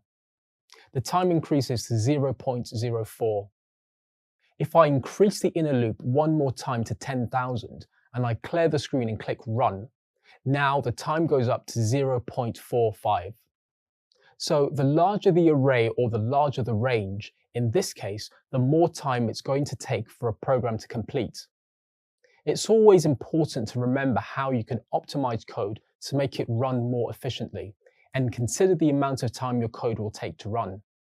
You just covered nested for loops and learned about the issue of time complexity. In this video, you learned about nested loops and how they work. Congratulations on reaching the end of control flows and conditionals, and the end of the module on getting started with Python. Let's recap what you've learned. So now you know how to explain the history of programming and how it works in a general sense. Describe the benefits of Python and where it's used. Evaluate if your system is set up correctly for Python development. Identify the differences of running code from the command line via the IDE. Explain the importance of syntax and space in Python. Describe what variables are and how they are used. Identify data types in Python. Explain how to declare and use strings. Describe the 2 types of casting and how to apply them. Describe the basics of user input and console output.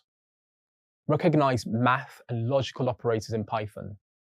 Use conditional statements to control the flow of programs. Use match case statements as an alternative to if statements.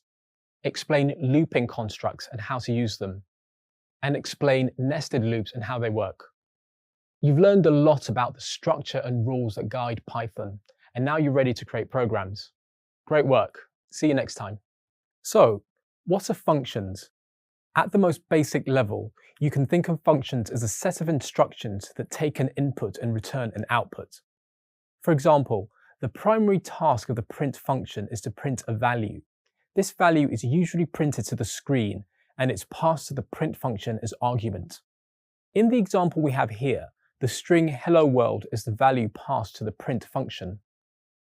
By the end of this video, you'll be able to declare a function in Python, pass data into a function, and return data from a function. A Python function is a modular piece of code that can be reused repeatedly. You've used some Python functions already in this course, such as print and input. Both are functions, and each one has a specific task or action to complete. The input function will accept parameters too, but will also accept input from the user. So, how do you declare a function? A function is declared using the def keyword, followed by the name and task to complete. Optional parameters can also be added after the function name within a pair of parentheses. Here's an example of creating a function to add two values. Type the def keyword, followed by the function name of sum, then enter x and y as parameters. And finally, enter return x plus y as the task to complete. I'll now give a practical demonstration of functions, how to declare them, how they're used, and how they can also simplify your code by putting it into a reusable structure. Let's start with a short example that explains how to calculate a tax amount for a customer based on the total value of that bill. I'll start by declaring two variables. I type the first variable called bill, and I assign it the number, let's say 175.00. I know this is going to be a data type known as floats because I'm using decimal points, as is the norm for currency. The second variable is the tax rate, which is the percentage tax rates that should be applied to the bill. So I put in 15, and then what I want to do is calculate the amount of tax for the bill itself. What I do is add this into another variable called total tax. I then do the calculation, which is the bill multiplied by the tax rate and then divided by 100 to get a dollar amount. To output the value, I print the total tax and pass the total tax variable and then run the program.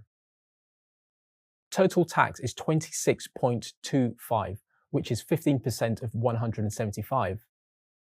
In the real world, the bill value will be different for each customer, and the tax rates may also change. Updating each variable every time is inefficient. To overcome this problem, I'll create a reusable function. To start creating a function, I use the define command, or def for short. Then I'll give it a name that relates to the task it's carrying out. So in this case, it's going to be calculate tax. With functions, you can pass in arguments, and the purpose of that is to make it more dynamic. So consider the arguments that I need to take in. I'll take in a bill, which would be the total value of the bill itself, and then also a tax rate. And then, like I've done before, I will calculate the total tax by taking the bill, multiplying it by the tax rate, and then dividing it by 100. Okay then, I do a return, wrap bill in parenthesis, multiply it by tax rate, and divide by 100. Now I can remove the declaration I made earlier for the variables and the calculation. With a function, if you run the current code as is, it will come back with nothing because a function is only ever run when it's actually being called. I'll demonstrate this. If I do a print, I can calculate tax, and then I pass it as I've done earlier. 175 is the total bill, and then the tax rate will be 15. I'll also put in just a total tax and then click on run, and the total tax rate is 26.25. If I want to change the rate, I can reuse the same function, total tax. I'll call the function again, calculate tax. I'll give it a different value for a bill, say 164.33. This time I'll change the tax rate to 22%. Clear the screen, and then click on run, and my total tax for the second item is 36.1526. To clean the output up a bit and make it more visually appealing, I'll put in a round function which allows control of the number of decimal places that I want returned. In this case, I'll do 2, and then rerun the code. This is a lot neater, with 36.15. One of the nice things about a function is that you can update it once, and any part of the code that calls that function will get those changes as well. In this video, you've explored basic functions in Python, how to declare functions, and pass and return data to and from them. The concept of scoping in Python allows for greater control over elements in your code, which reduces the chances of accidental or unwanted changes. By the end of this video, you'll be able to understand the basics of scoping in Python and identify the 4 types of scope. Before you explore scope and its intricacies, it's important to know that Python has different types of scope. You'll examine each one in detail, and I'll demonstrate them with coding examples. In order of ascending coverage, the 4 scopes are local, enclosing, global, and built-in. Together, they are referred to as LEGB. Variables within the built-in and global scope are accessible from anywhere in the code. For example, if there's a variable A in the global scope, it can be called in code at the local level. The purpose of scope is to protect the variable, so it does not get changed by other parts of the code. For instance, let's say you've declared variable B in the enclosed scope and variable C locally. While B can be called in local code, it doesn't work the other way around. As a rule, global scope is generally discouraged in applications as it increases the possibility of mistakes in output. Now I'll explore using the 4 different types of Python scopes in this practical demonstration. The first one I want to use is global scope. I declare a variable called myGlobal and then give it a value of 10. So the next thing I do is declare a function and I call it fn1. And inside this function, I'll declare another variable, which I'll call local variable or local v, and give it a value of 5. To show that my global variable is accessible from anywhere, I can do a print statement, say access to global, and then print out the value of the myGlobal variable. And if I want to run that function, I need to specifically call it, so fn1. Click on run, and then the value of 10 is printed out for the global variable. But if I try and print out the local variable inside fn1, outside the function, it will return an error. So I access to local and then put out local underscore v. I then clear the console, click on run, and I get an error saying name error. Name local underscore v is not defined. That's because it's only accessible from within the local scope of the function fn1. Next, to illustrate an enclosing scope, I'm going to declare a second function inside fn1 called fn2. I then declare an enclosed variable, which I call enclosed v, and assign it the value of 8. The local v will be local to the fn2. I'll now explain how enclosed scope works. Within fn2, I've got access to the enclosed v, which I can demonstrate by doing another print statement and printing out the enclosed v variable. I'll just test that this all works by calling the fn1 function and then making sure that I call our fn2 function inside fn1. I must physically call a function to make it run. So I clear the console, click on run, and then print out access to global 10 and access to enclosure 8. The way scoping works is that the innermost function has access to almost everything from the outside. You can access the enclosed variable at this level and then also access the global variable at the outer level. The same rules still apply from the outside. So if I try and access the variable of enclosed v or try and access the variable of local v, I get the same error that the variable enclosed v is not defined.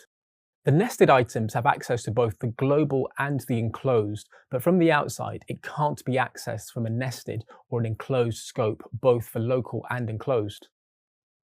The last scope is built-in scope, which you've been using when writing code in Python.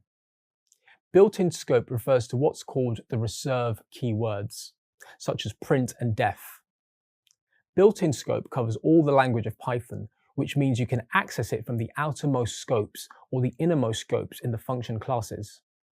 That's a brief demonstration of scope in Python, including examples of global, local, enclosed, and built-in. By completing this video, you've gained a broad understanding of why scoping is important in Python programming, and you are now able to identify the 4 types of scope. Lists are a sequence of one or more different or similar data types. A list in Python is essentially a dynamic array that can hold any data type. Let's move to the console and I'll demonstrate some practical examples of Python lists. First, I'll go through a few examples of declaring lists. So I create my list by typing list1 equals and then the numbers 1, 2, 3, 4, 5 within brackets and separated by commas because you use commas to separate items in a list. List2 is a list of strings A, B, C. I can also have a list of different data types. For example, in my list 3, I can have a string, an integer, a boolean, and a float. So the type doesn't necessarily matter. It's just going to be stored in the same way. One thing to keep in mind with lists is that they are based on an index. For example, let's suppose I wanted to access the number 3 from my list 1 example. Since the index always starts with 0, I'd have to write list 1 open square bracket 2 close square bracket. This gets the third item in the list, which is number 3. So if I do print that, I get the value of 3 being printed out. An important option with lists is that you can also have nested lists. So if I declare another list, for example, list 4, and I put in 1, and then I can have a nested list of 2, 3, and 4, and then get back to a 5 and 6.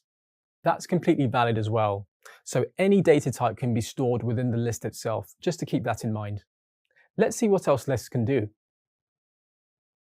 I've got a few different options to add items to a list. One is to use the insert function. So just before I do that, I'll just do a print. To print out the entire list, there are a couple of different ways I can do it. I can use the star sign list 1, click on run, and I get the entire list printed out. To print it the way it is displayed in my code, I can use the print statement type in list 1 and just put in a separator, equals, and then comma, or just single space. I click on run and I get this type of print returned. Right, back to adding something new to the list. The first option that I have is what's called the insert function. I can do list1.insert, and what it looks for is the index of where to insert to. Here I can use the len or len function to get the length of the list 1. Then I put in what the next value should be. So in this case, I put in number 6. I do the same print statement directly underneath that. Then click on run, and I find that I get 6 added to the end list. I can also use another function called append. Instead of having to specify the index or where the item should be placed, I can just put in the append keyword. So I type append 6 and click on run, and it's added in without having to specify the index. There is another function I can use if I want to add one or more items to the list. It's called extend, and this will accept a list as well. I can put in extend 6, 7, 8, 9, and then click on run, and then my list is extended with 6, 7, 8, and 9. To remove something from a list, there are a few different options. The first way is to use pop, and then specify the index or location of which item I want to remove.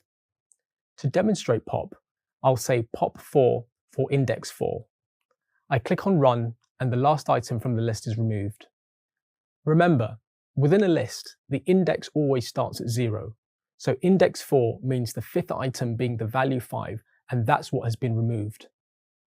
Another option is the delete or del keyword. I can say del list 1 and then specify the index to delete.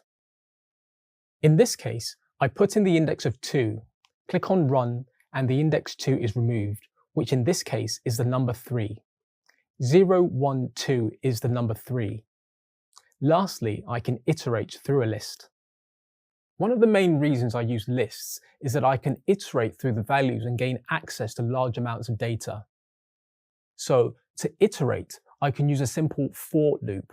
So for x in list 1, and then I can do a simple printout. I'll just remove this one underneath.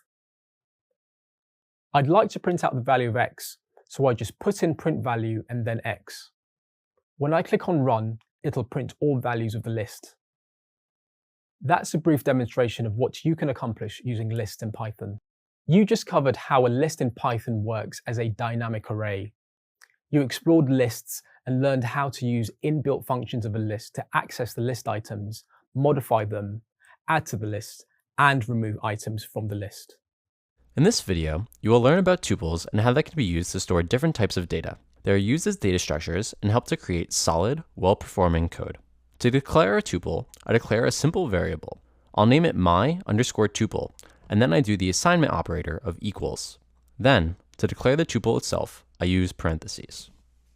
A tuple can accept any mix of data types, and it can range from integers, like 1, to strings, to a double, such as 4.5, to a Boolean, like true. To access any of the items within the tuple, I can use methods similar to those used with a list by referring to an index. So, in my underscore tuple, if I want to get access to the string, which I know is going to be on index 1, I just print out the value. So I write print my underscore tuple brackets 1. Remember, index always starts with 0. I click on run, and I find that it returns the value of strings. If I want to determine the type of the tuple, I can use the type function that Python provides. I click on run, and I get a class tuple. We could also declare a tuple without using the parentheses. It has the same effect and will still be classed as a tuple. However, it's best practice to use the parentheses. Tuples also provide different methods of count and index. I can do my underscore tuple dot count and pass in the value of strings. I click on run and I get back the count of 1. What it does is it looks for the number of occurrences of that value within the tuple. Before I move on, I'll type clear into my terminal to clear the previous output so we could start fresh and see what's going to happen next. The other method is index, which should give me back the index of where the value lies in the tuple. I'll change the print statement to look up the index of the double 4.5. When I click on run, I get back 2. This means that the double 4.5 is at index 2 in the tuple. I can also do a loop on a tuple. That is, iterate through the values and print them out. I can write a loop for x in my underscore tuple and then print out the value of x. I click on run and I get back 1, strings, 4.5, and true. So all of the values of the tuple itself. The one key difference of a tuple over a list is that tuple values are what's called immutable, and this just means that they cannot be changed. So I'll prove this and demonstrate how this works. Let's say that I want to change the value of the very first item in the tuple, being the value 1. I'll use 0 to access it based on the index, and let's say that I want to change it to be 5. If I run this, I'll get back an error, and it gives me the error saying, type error, tuple object does not support item assignment. That's because anything that is declared in a tuple is immutable. In this video, you learned about tuples, including how to declare them and work with their contents. In this video, you will learn about sets and how they can help with storing certain types of data in different types of formats. First, I declare a set. I can start by declaring a simple variable called set A equals, and then use curly braces to define the set itself. Then the values go inside the brackets. I put in 1, 2, 3, 4, and 5. I'll do a simple printout to prove that we have a set. I click on run to get the values 1 to 5 printed out. Sets differ slightly from lists in that they don't allow duplicate values. I can demo this by putting in another 5. When I click on run, I find that the second 5 is not printed out in the list. Sets also have methods that we can use. I can use a method to add new content. If I use set.add6, I can add in the number 6. I click on run to find that the value 6 is added to the set. I can also use the remove method. I'll remove the number 2. When I clicked on run, I found that the number 2 was removed from the set. There's also discard, which essentially does the same thing as remove. Using discard, when I click on run, I'll find that I get the same output.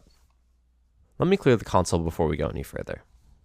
There are also a few useful methods that could be used with sets to perform mathematical operations. Let me demo some of them now. First, I will create a new set, set B. I will put in 4, 5, 6, 7, and 8, and reset the values of set A to the original values. There are two ways I could use mathematical operators. For instance, for a union join, I can do set A.union and then pass in set B. Then I can click on the run button to see what happens. I discover that it joins the two sets together minus the duplicate values like 4 and 5. Union merges them into one. So you have a set 1, 2, 3, 4, 5, 6, 7, 8. For the other options for union, I can use the vertical line symbol or the OR symbol, and that works in the same way. Let me clear the console before we go on. Another operation I can use is the intersection. I can apply this to set A by writing set A.intersection and passing set B as the argument. When I click Run, I get back all the items that match in both set A and set B. Here we have 4 and 5. The intersection can also be represented by the ampersand and will work in the same way. When I click on Run, I also got back 4 and 5. Let me clear the console again before we continue. Another mathematical operation I can use is the set difference. To use this, I'll print set A dot difference set B, and this should give me back all the elements that are only in set A and not in set B. When I clicked Run, we got the correct output of 1, 2, and 3. I could also represent difference by using the minus symbol. When I click on Run, I'll also get back the same values. 1, 2, and 3. The last operation I'll discuss is what's called symmetrical difference. This is represented by the symmetric difference function, which is used in a similar way. When I click on Run, I get back 1, 2, 3, 6, 7, and 8. In other words, all of the elements that are present in set A or set B, but not in both sets. Symmetrical difference can also be represented by the caret operator. When I click on Run, I get back the same values.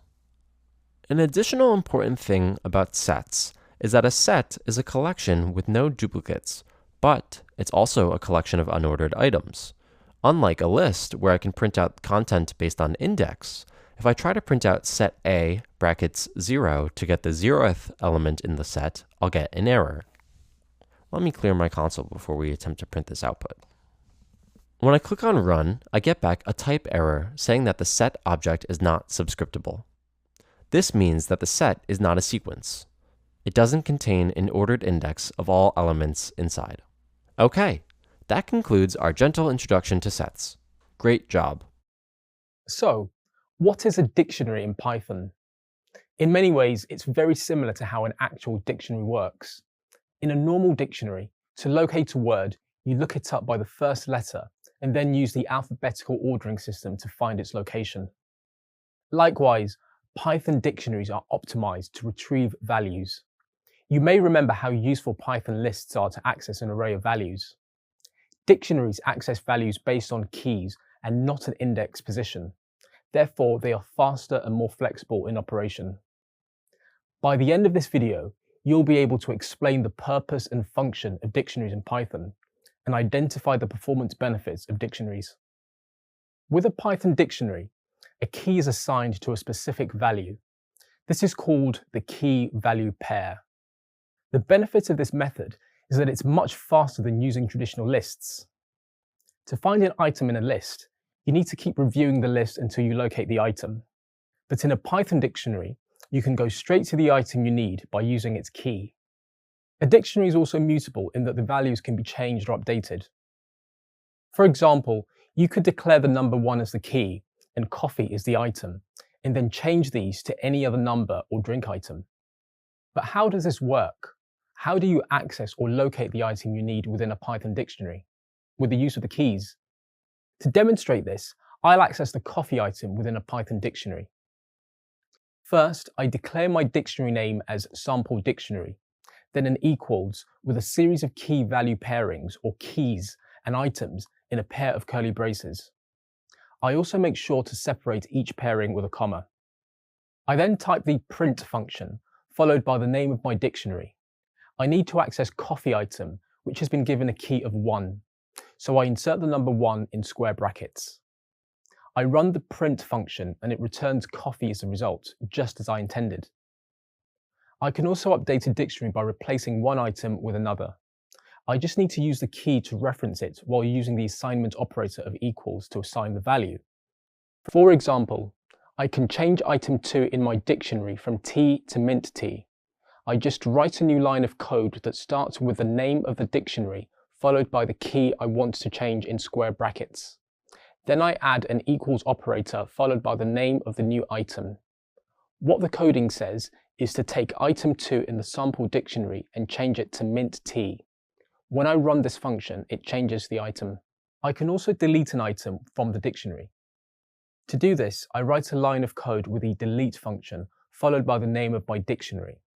Then I add the key for the item I want to delete in square brackets. In this instance, I want to delete item 3, juice.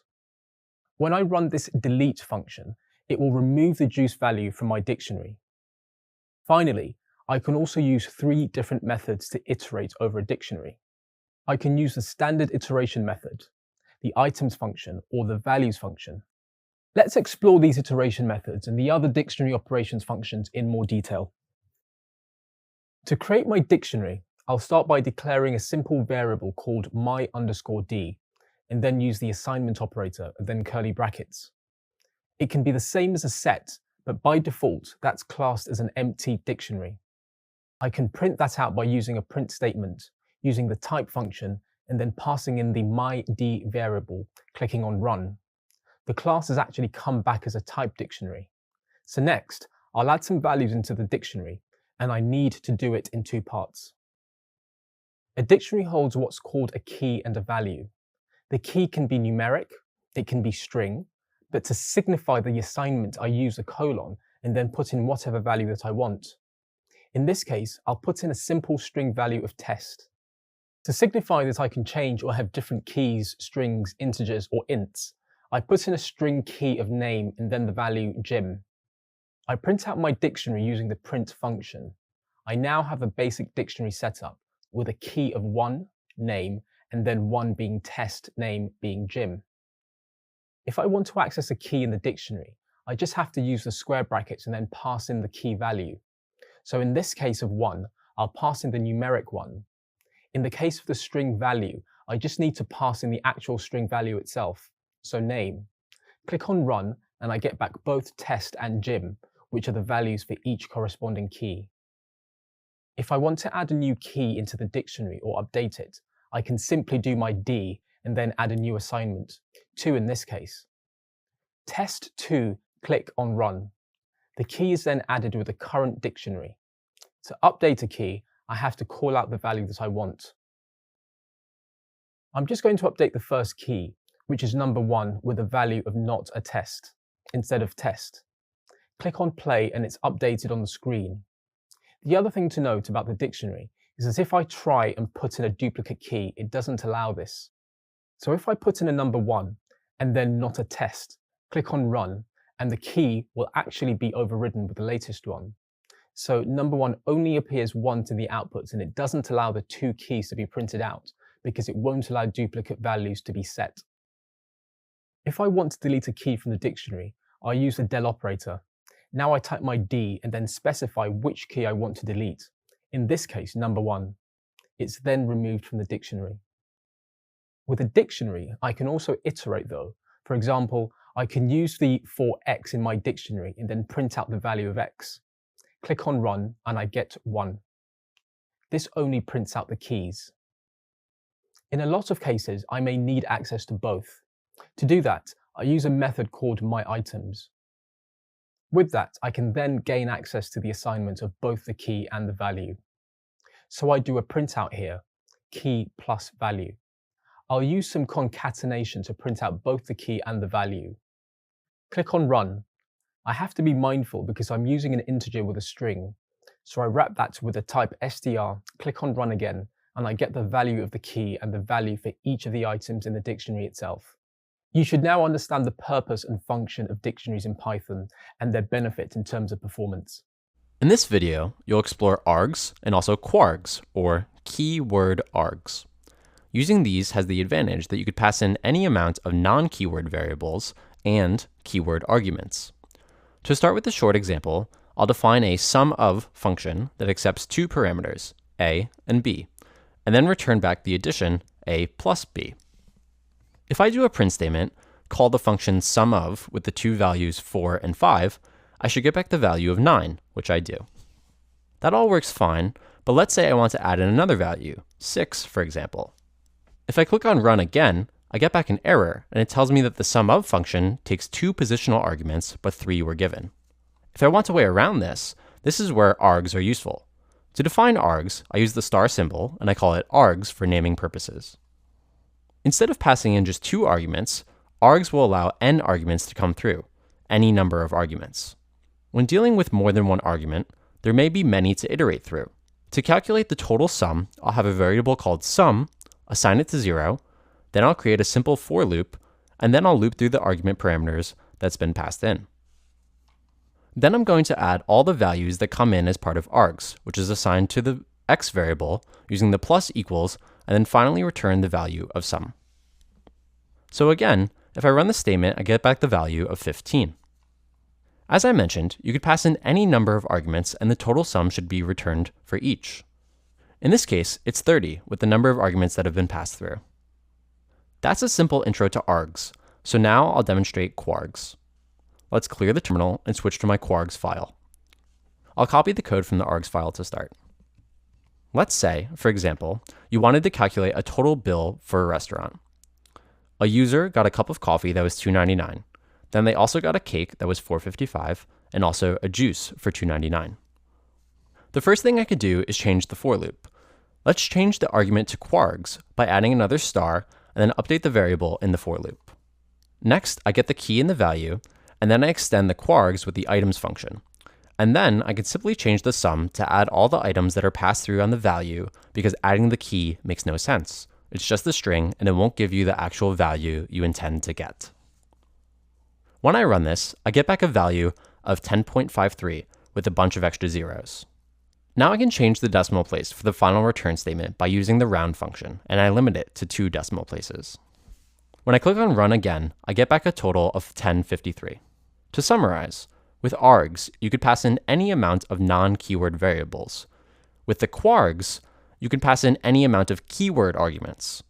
That's a simple intro to both args and quargs. In this video, you'll learn about errors and exceptions, 2 very important aspects of learning Python as a new developer. You'll cover the difference between errors and exceptions and explore what happens when something goes wrong with your code. Errors are a part of coding and they happen for many reasons. Let's start by exploring 2 types of errors. Syntax errors, which are caused by human error, and exceptions, which are known errors that need to be handled. Syntax errors are usually caused by the developer. It could be the result of a misspelling or a typo in the code. Generally, these types of errors have minimal impact because most IDEs, like Visual Studio Code, will warn the developer and give clues about how to fix them. A common error for new developers learning Python is not adding the colon at the end of conditions or statements.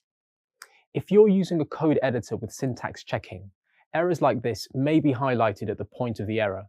For example, a missing colon will be highlighted in the code.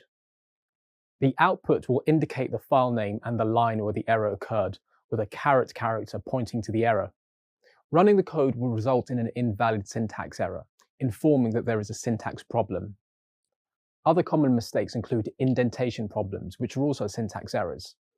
For example, if there is an indentation problem, the error code will be indentation error. The more you learn Python, the less you'll have to deal with these types of errors because you'll become better at creating and analyzing your code. Now let's move on to exception errors. They happen during code execution and they can easily go unnoticed by the untrained eye. But exceptions need to be handled by the developer. They need to deal with any potential issues in the code base to keep the application from failing. Let's explore an exception being thrown. As an example, your code can be syntactically correct, but if it attempts to divide 5 by 0, it doesn't make mathematical sense. Therefore, when you run this program, the 0 division error exception is thrown. Luckily, by default, Python includes many exception errors that you can use to pick up potential issues in your code.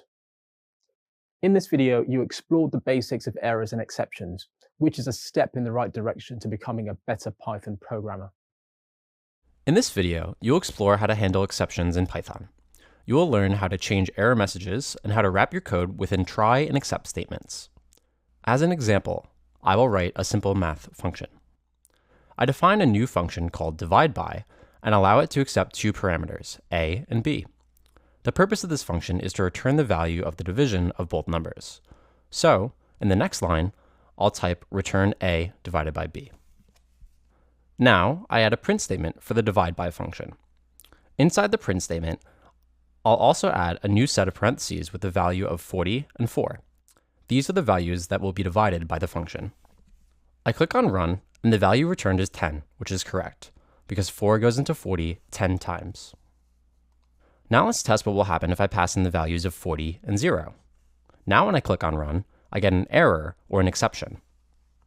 The exception in this case says, 0 division error, division by 0. It gives this error because in math, you can't divide a number by 0. You might agree that getting cryptic errors could upset users. So, the question is, how can you handle errors in a more user-friendly way? How can you prevent a user from seeing the actual exception being printed out? You do this with Python's try and except statements. Simply type try, colon, and in the next line, except, colon. You add the code that you want to run within the try statement. So, I delete the print statement at the bottom and cut the divide by 0 function. Within the try statement, I type ans equals and paste the function.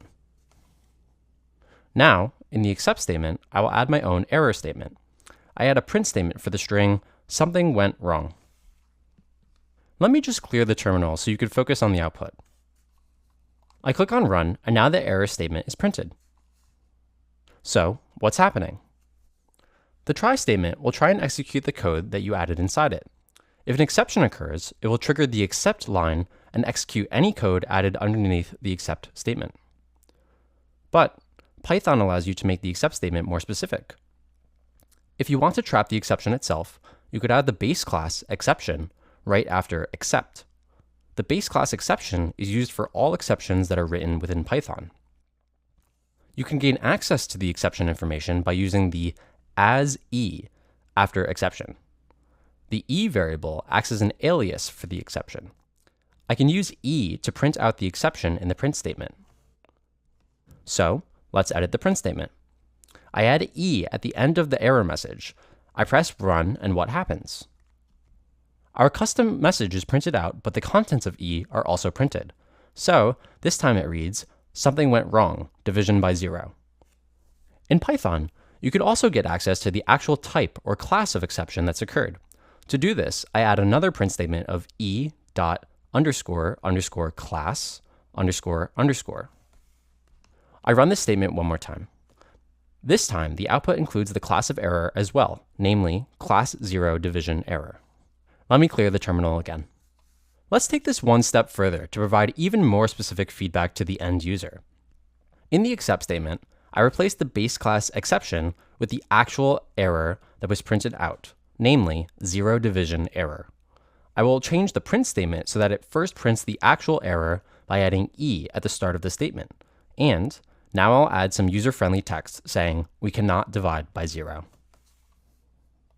I click on Run, and now the output is division by 0, we cannot divide by 0. Up to this point, you've covered how to wrap your code with the try and except statements and how to optimize the message that a user sees. But how can you handle more than one exception without knowing what they are ahead of time? Fortunately, you can chain the except statement by adding another except statement. Say the code doesn't trip the 0 division error in the first except statement. You could add another except statement that tests for a generic exception. Now I will add the base class exception. Again, I add a print statement with e and a message with some general information. I'll click on Run, and in this case, because there is still a math error, the function will still trip at the first except statement. But this gives you a good idea of how you can test for more exceptions. Congratulations! You now know how to wrap code in the try and except statements to handle all potential exceptions in your code. File handling is an essential part of learning Python. Python has several built-in functions to create and manipulate files. File handling includes opening, reading, and writing files, amongst other operations. As a developer, you'll probably work with large amounts of data, and file handling makes that easier. This is why it's important to learn how to work with files. Whether you're working with data on your computer, on the web, or in the cloud, it will most likely be saved in some type of file. There are two file handling functions in Python, open and close. Let's explore the open function first. The open function is used for reading, writing, and creating files. The open function accepts two arguments. The first is the file name, and or the file location, and the second argument is the mode. The mode indicates what action is required, such as reading, writing, or creating. It also specifies if you want the file output in text or binary format. Let's explore the modes of file handling you can use in Python. First, you have R, which is used to open and read a file in text format, and RB opens and reads a file in binary format. You'll learn more about this later. R+, on the other hand, opens the file for both reading and writing, and W opens the file for writing. Note that W will overwrite the existing file. Lastly, A opens files for editing or appending data. Next, there's the close function. The close function is used for closing the open file connection. Note that it does not take any arguments. There is one more way to open and close a file in Python, and that's with the withOpen function. The advantage of using it is that it closes the file automatically. The withOpen function will be demonstrated shortly. By now, you understand how to open files for certain actions, but you might be wondering what the difference is between opening a file in text and binary format. In Python, you generally handle files in two ways, either in text or binary format. The text format is more user-friendly because humans can read it. You'll not be able to read files in binary format, but they are much more compact and therefore result in better performance. Now let's cover how to specify the type of file handling in Python. Python uses text as the default format for file handling, so just passing in any mode for reading or writing a file will automatically set it to a text format. To set the file handling to binary, you need to pass the letter B along with either the read or write option. For example, you write open the file name and RB to read a file in binary format, or AB to append or add to a file in binary format. You'll now explore file handling in code. First, I declare a simple variable called file and assign the open function to it to gain access to a file. But before I can use the open function, I first need to create a new file for testing. Let's call it test.txt. Inside this text file, I add a simple line of text. Hello there. Good. Let's go back to the Python file. Inside the parentheses of the open function, I can now add the first argument, namely test.txt between quotation marks, since it's a string. For the second argument, I type in the word mode, $, and then I will just use R for read, also between quotation marks. So far, the variable called file will have access to the contents of the test.txt, but to actually read the file, you need to add a readline or readlines function. Readline will just return the first line of the file, while readlines will output an array with multiple lines. Since we only have a single line of text in this file, I'll just use the readline function. I type file.readline and parentheses. I assign the line of code to a new variable named data. Then I add a print statement to print the contents of data. Lastly, I add a close function that will close access to the last text.txt file. I simply close with a set of parentheses. I click on Run, and the content of the file is printed out, namely, hello there. Next, I'll demonstrate another way to gain access to a file in Python. I'll change the open function to the withOpen function. I'll just clear the screen. To assign a variable to the withOpen function, you need to add as after the parentheses and then the variable name. Why would you use the withOpen function? The withOpen function is better at exception handling and will automatically close the file for you. Just like before, I create a second variable data, readline, and then print the content of data. I'll click on Run, and just like before, the contents of the file are printed. You've covered how to work with files in Python. This includes the built-in functions to create and manipulate files, and the functions to open, read, and write files. In this video, you will learn how to create files in Python and explore methods of inserting content into a new file. Files are used to permanently store data. Anything stored in the variables of your code exists in random access memory, or RAM. Since RAM loses its data when the computer is turned off, it's important to be able to create files so data is available for future use or as a permanent record. In Python, we can create new files using the open function and enabling the write mode. Let's start with a short example. I'll use a with statement with the open function and pass in the following parameters. Our file will be new file.text, and we'll set the mode by passing mode equals w. Now I assign this file to a variable by typing as file. A shorthand way to assign the mode is to enter a single character that represents the mode you need. In this case, I can replace mode equal to w with just the letter w, and it means the same thing. Now that I have access to the newly created file as a variable, I can begin to add content to the file using the write function. On a new line, I type file.write, and I'm going to add some simple text. This is a new file created. When I click Run, the Explorer pane on the left-hand side of VS Code displays that my file, called newfile.text, has been generated as a new file. Clicking once on the new file to select it displays its content and confirms that the text I pushed through using the write function is now present in the file. If I choose to write multiple lines of content to the file instead of a single line, I can use the writeLines function. The writeLines function accepts a list. A list in Python is represented by square brackets and then a comma for each line. I edit my file.write to say file.writelines.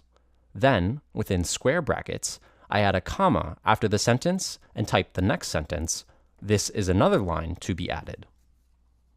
I click on Run, and the new file.text now has the two lines created by my writelines function.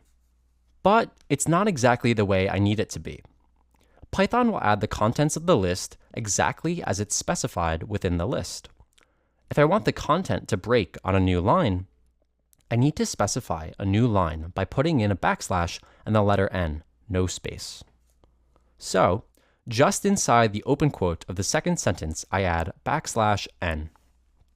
Now, when I click on Run, the content of newfile.text is more readable with each sentence on a separate line. One thing to note is that every time I run my script, it's replacing the current file. For example, if I insert the number 2 into the first line of text, click on Run, then check my text file. That has now replaced the previous file with one where I just added the number 2 in the first sentence, thus overriding the existing file with a fresh new file.text. On the other hand, if I want to add to the file as opposed to replacing it each time, I just need to change the action of mode. To do so, I replace the letter W and put in a letter A, which stands for append. Now I click on Run 3 times, then I check my new file.text to find that the contents have been added. It now has multiple lines. However, it has not pulled in exactly the way I wanted it to be. And the reason for that is I don't have a new line specified at the very beginning. So, I add a \n before my first sentence. Since I need to replace the file, I change the mode back to W to ensure I am overwriting the last file. I click on Run, and that replaces the existing lines that were there. Now I want to add to the file again, so I change the mode back to append by changing the W to an A, and I click Run 3 times. I check the file and confirm that the new lines were appended each time. The final part of my code will be to trap exceptions.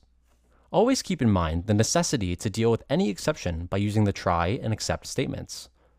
I add a new line above my existing code, and there I type try : As an example, I use file not found error, which is an error that occurs often. This needs 2 new lines added to the end of my code. So I type except file not found error as E and press enter for a new line. Then to print out the error, I type print error, E. Now, to force the error to happen, let's say I ask for a directory that I know doesn't exist in my current directory. So, the faulty directory is called sample. I edit my code to read sample/newfile.text. Now, I'll clear my terminal and run my screen again.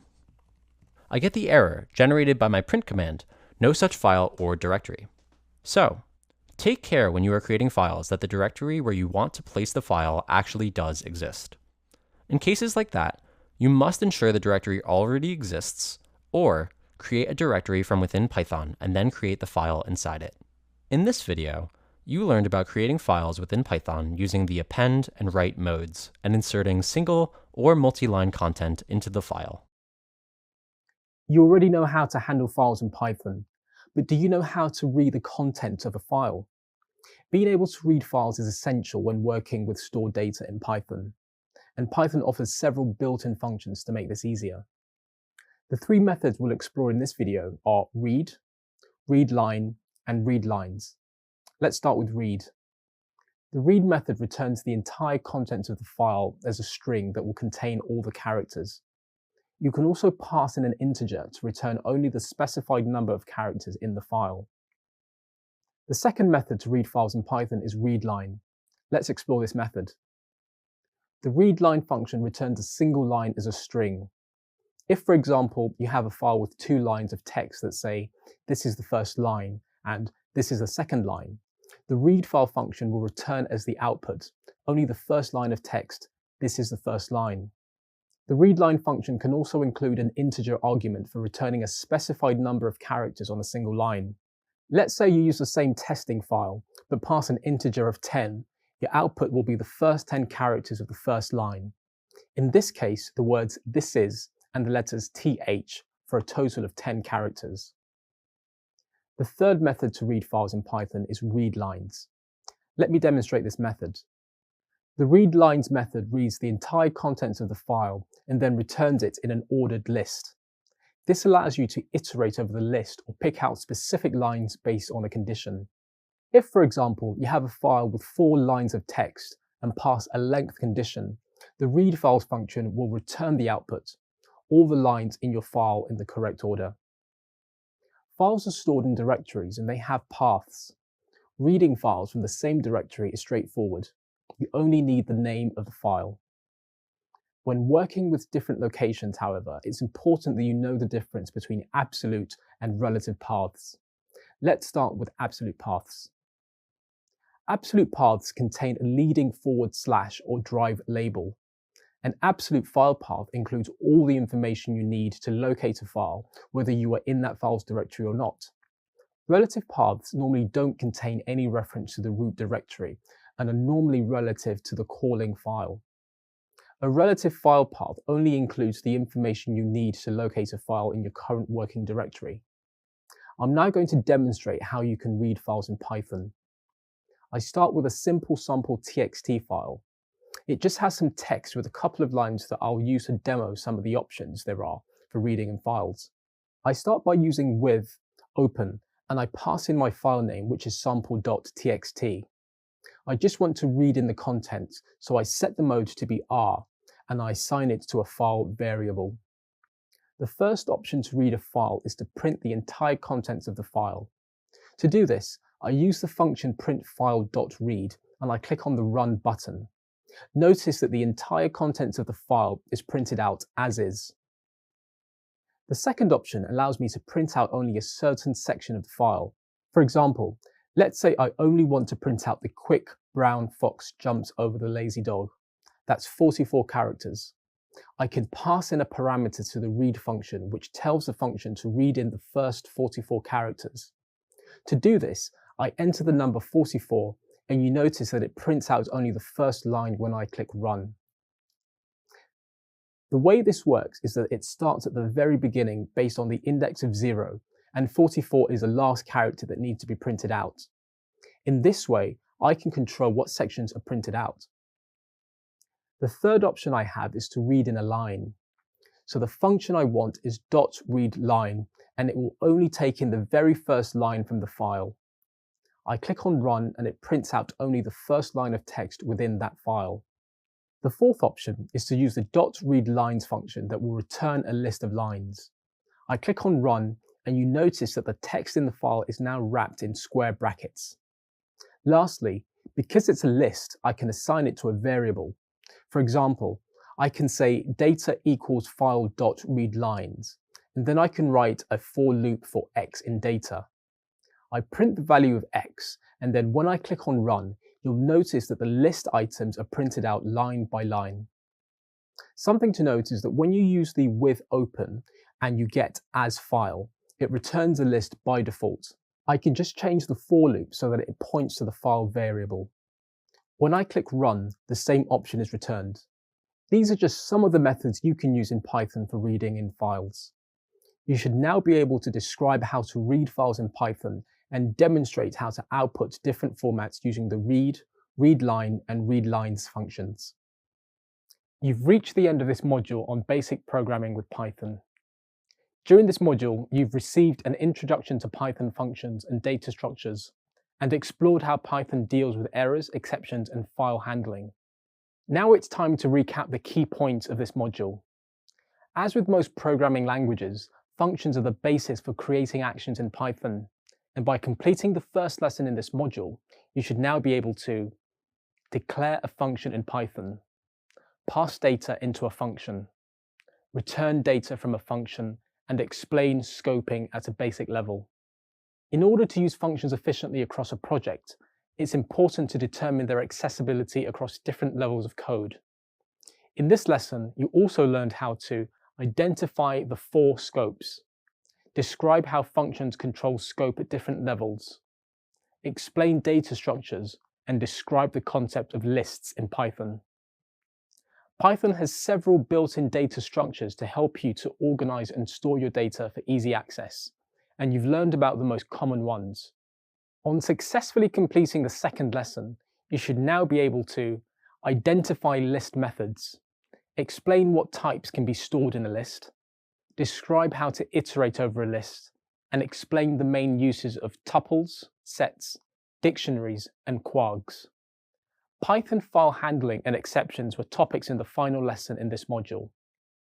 Having completed this lesson, you should be able to identify how to create and manipulate files with the open function, describe how to read files in Python, and demonstrate how to output different formats and store file contents in data structures. This module gave you the opportunity to get started with basic Python programming. Well done.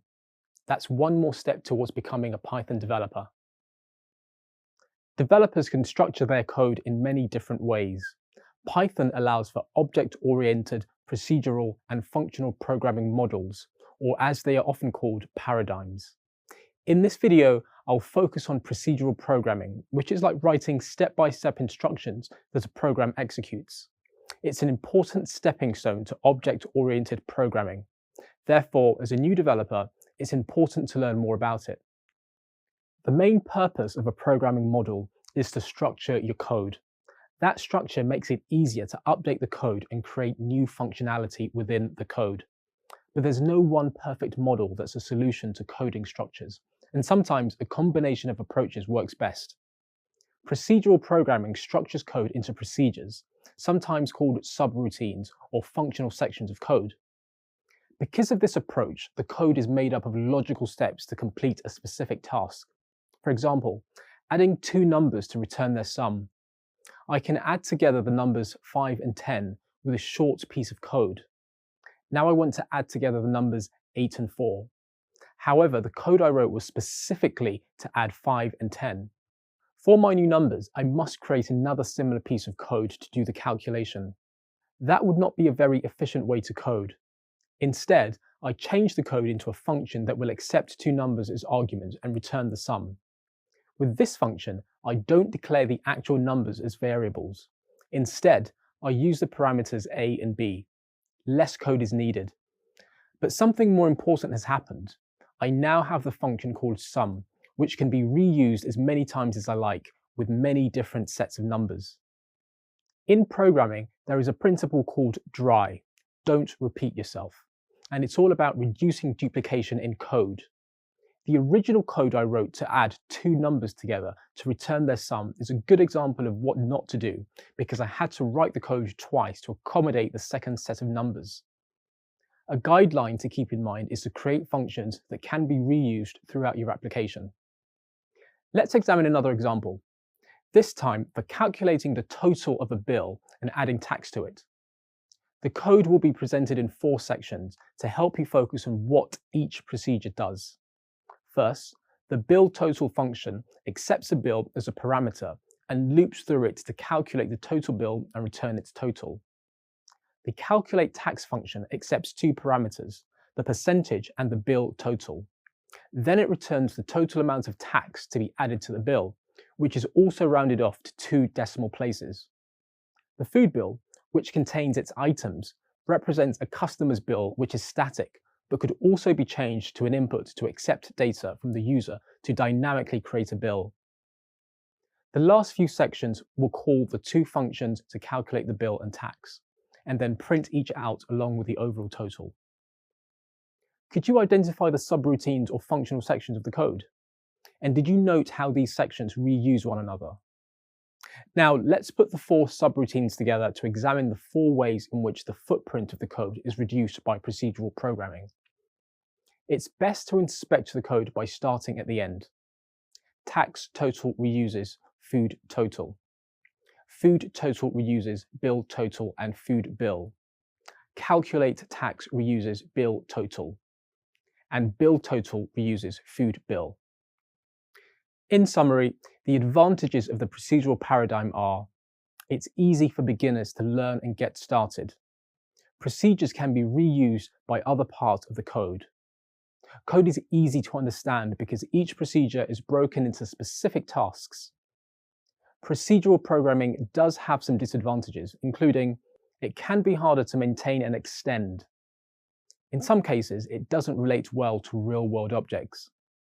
Data is exposed throughout the whole program. Procedural programming has both its advantages and disadvantages. As you learn more as a new developer, you will be better able to decide if it's the best approach to a specific piece of coding or not. In this video, you'll learn about algorithms. An algorithm is a series of steps to complete a given task or solve a problem. On a day-to-day basis, you use algorithms all the time to complete tasks. One such example is following a recipe to make an egg omelette. First, you have the list of ingredients to use in your omelette. This can be called your input. Next is the method or the instructions to follow step by step to create your dish.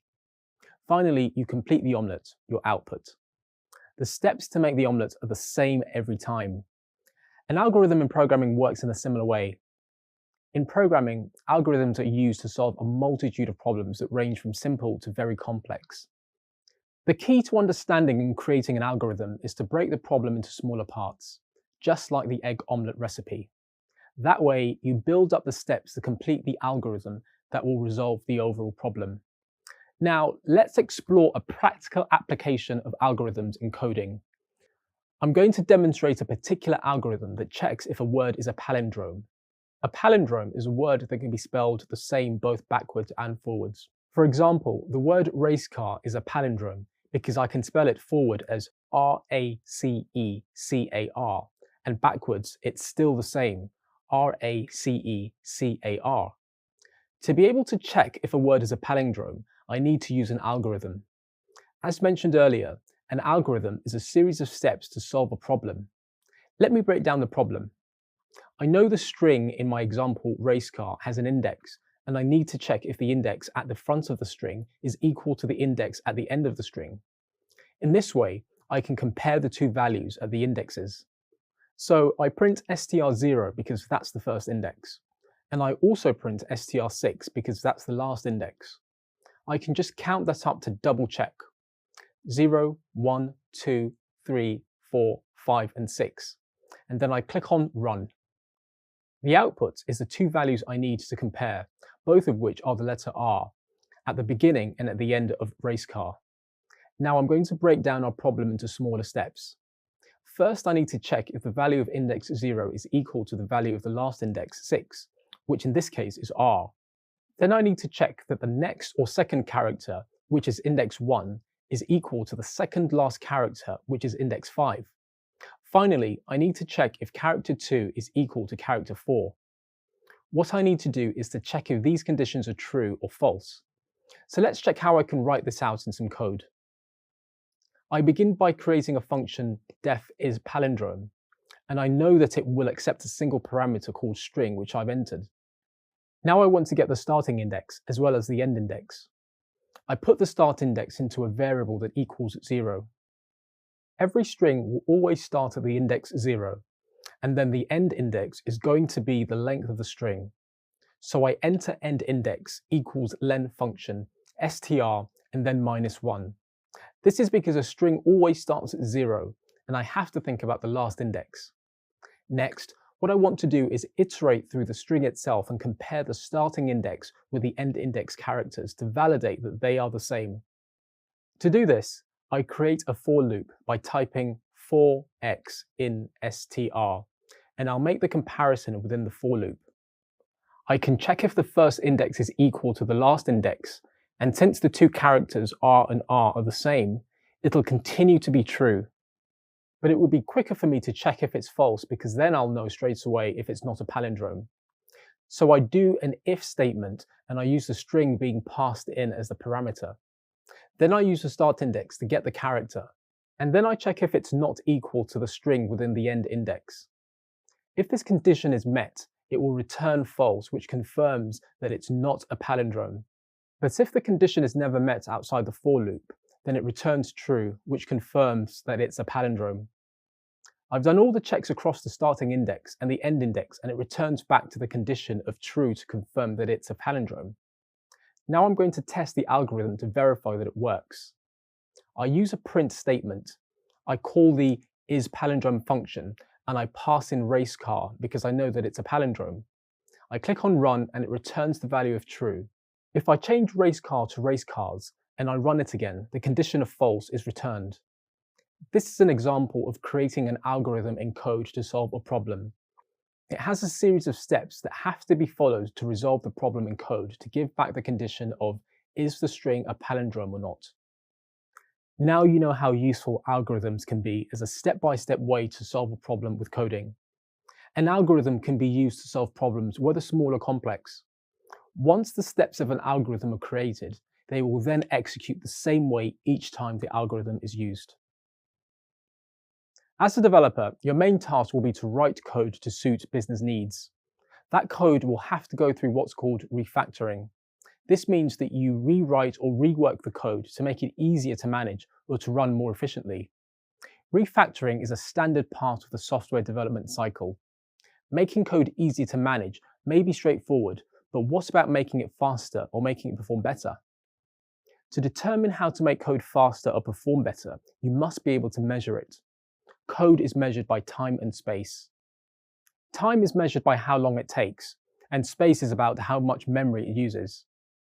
Big O notation has different complexities or categories ranging from horrible to excellent, and it's used to measure an algorithm's efficiency in terms of time and space. Let's explore the different kinds of time complexities. First, constant time. This is an algorithm that will always run under the same time and space regardless of the size. Take a dictionary, for example. To get the value of an item, you need to have the key. The key is a direct pointer to the value and does not require any iterations to find it. It's considered constant. Second is a linear time algorithm. This will grow depending on the size of the input. For example, if I have an array of numbers with a range of 100, it will run very fast. But if it's increased to 1,000,000, it will take a lot longer to complete. The size in this case affects the running time of the code. Third, a logarithmic time algorithm refers to the running time of the input against the number of operations. I can take a linear approach to try to find a number out of 100. Let's say the number is 97. In a linear equation, it will take 96 iterations before it's found. This is because it must iterate through each item one by one until it finds the target value. Using a binary search, I can drastically cut down the iterations and find it under 7 iterations. This is measured by logarithmic time. The binary search works by splitting the list into 2 parts each time to check if the target is less than or greater than 1. Fourth, quadratic time refers to a linear operation of each value of the input data squared. This is often a nested list, as in this for loop. This for loop is considered quadratic time as the outer loop will need to iterate in a linear way 10 times. But it also has to iterate the inner loop the same 10 times for each single outer loop. This means its total iterations are 10 times 10, which is 100. Fifth and last is exponential time, which is an algorithm that doubles with each iteration. The Fibonacci sequence is a prime example of this.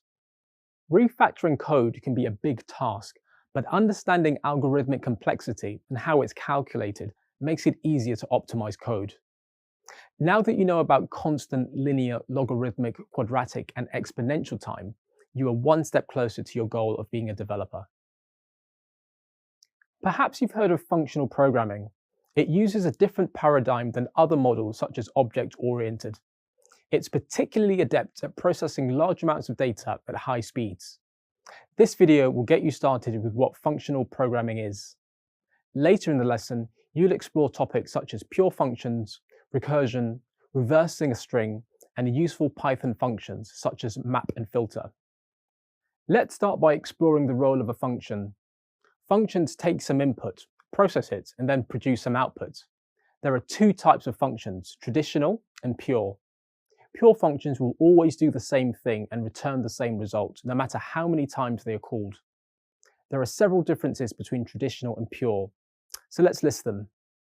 Traditional functions can access and modify variables on the global state, but pure functions cannot. Both traditional functions and pure functions can access variables in the local state. Traditional functions can change args, whereas pure functions cannot. And lastly, the output of traditional functions does not depend on input. However, the output of pure functions does depend on input. Functional programming, in essence, is a programming paradigm that utilizes functions for clean, consistent, and maintainable code. Compared to object-oriented programming, which we'll learn about later, functional programming differs by design. Functional programming does not change the data outside the scope of the function.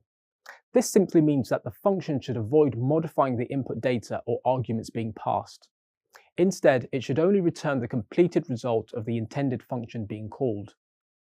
Functions are considered standalone or independent, and this aids the clean and elegant nature of the code.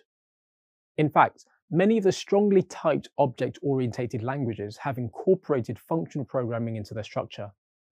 In order to support functional programming, the language itself needs to allow functions to be passed as an argument and also return a function to its caller. In Python, functions are what is known as first-class citizens, which essentially means they have the same level of strings and numbers. They can be assigned to a variable, passed as an argument, or returned to its caller. Let's explore a few examples of functions available in Python. Take, for instance, the sorted function.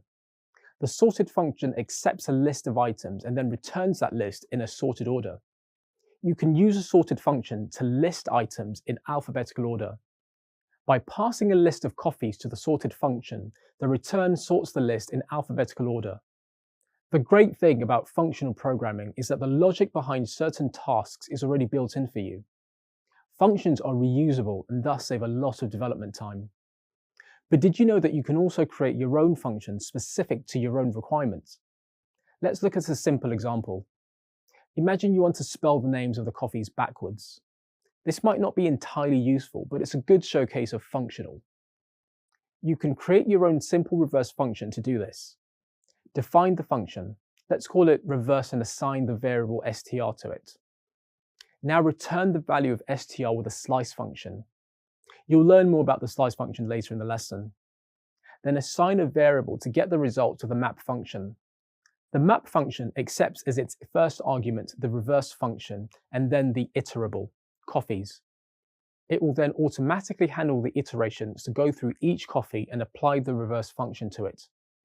In this video, you have learned what functional programming is, and you were introduced to examples of built-in functions in Python. A good coder will try to keep code clean, make it easier to debug, and ensure it's extendable. The great thing is that pure functions can help you do all that. In this video, you'll learn what pure functions are and how you can use them in functional programming. It's important to understand that there is a clear difference between traditional and pure functions. A pure function is a function that does not change or have any effect on a variable, data, list, or set beyond its own scope. For example, if you have a list with a global scope, a pure function cannot add something to that list or alter it in any way. Let's explore an example function and then determine if it is a pure function or not. This code includes a list on the global scale and a function called add to a single parameter called item. The value of item is then set to 4. The output is 1, 2, 3, 4. What do you think? Is this a pure function? No. It's not a pure function as it changes the global list by appending the item which is passed as an argument. In order to change it to a pure function, you need to think how to extend the function to accept a list as an argument, add the item to the list without modifying the original list, and how to return a new list with a newly added item. The solution is to create a new list and copy or clone the data from the original list. Let's revisit the code to make some changes. This time, you make a copy of the original list. The new item is added to the new list. Then the new list is returned to the caller. Now that you have a better idea of what a pure function is, let's review a few benefits of pure functions. Firstly, with pure functions, you always know what the outcome will be. Pure functions are consistent snippets of code that do exactly what they are intended to do. Thirdly, pure functions include the ability to cache since you know the return is always going to be the same. Lastly, pure functions lend themselves well to a multi-threaded program. In multi-threaded programs, more than one process can run concurrently, which creates many threads of data. Pure functions will help prevent changes on the global scope, ensuring data stays reliable. Now I think it's time to offer you a step-by-step demonstration in VS Code of how to alter a normal function to a pure function.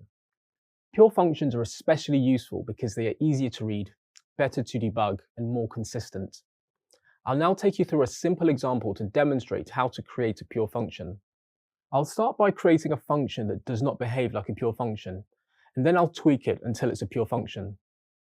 First, I create a list called myList, and inside it, I add 3 numbers, 1, 2, and 3. Then I add a simple function called addToList, which takes a single variable called item. This function will return my list and append the new item that is being passed through. Below that, I call the function addToList and assign the value of 4 to the variable item. Finally, I add a print statement of my list so that I can focus on the output in the console. I click on the Run button and the numbers 1, 2, 3, and 4 are printed out.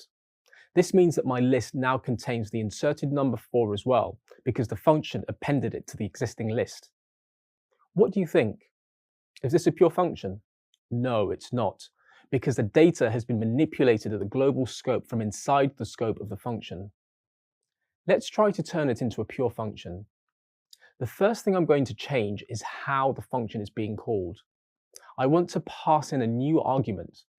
I type newList equals addToList. I keep the value of 4, and I'll also print out the new list below the first print statement to compare the output. Now let's make some modifications to the function itself. I add a simple append to myList, which is going to take in the item variable. I type myList.append and item in parentheses. Then I want to return back the list. I type return myList. Now I click on Run, and the output in the console indicates that both myList and newList include the values of 1 to 4. It's clear that the function is still not a pure function. Why? Because even though it's returning a new variable, it still has a reference to the myList variable. Let's try something else to turn it into a pure function.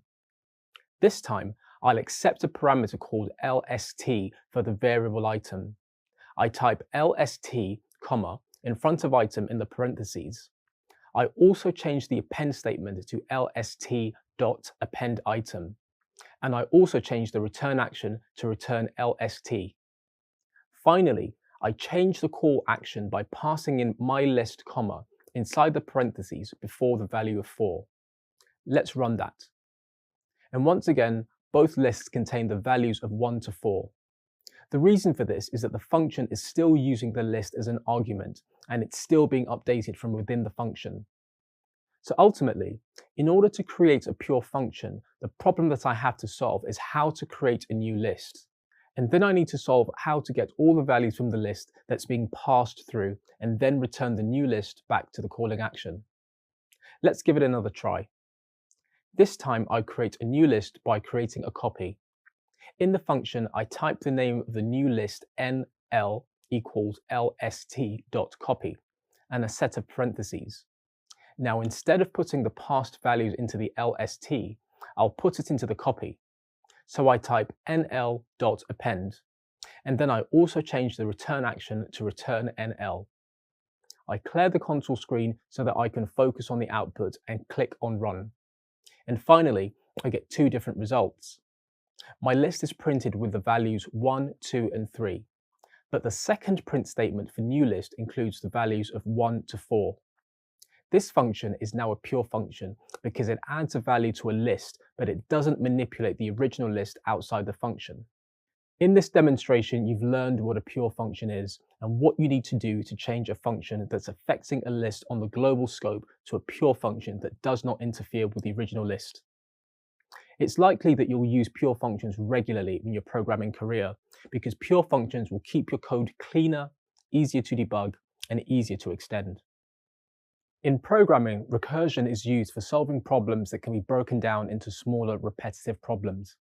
It's especially good for working on things that have many possible branches and are too complex for an iterative approach. One good example of this would be searching through a file system. So, what is recursion?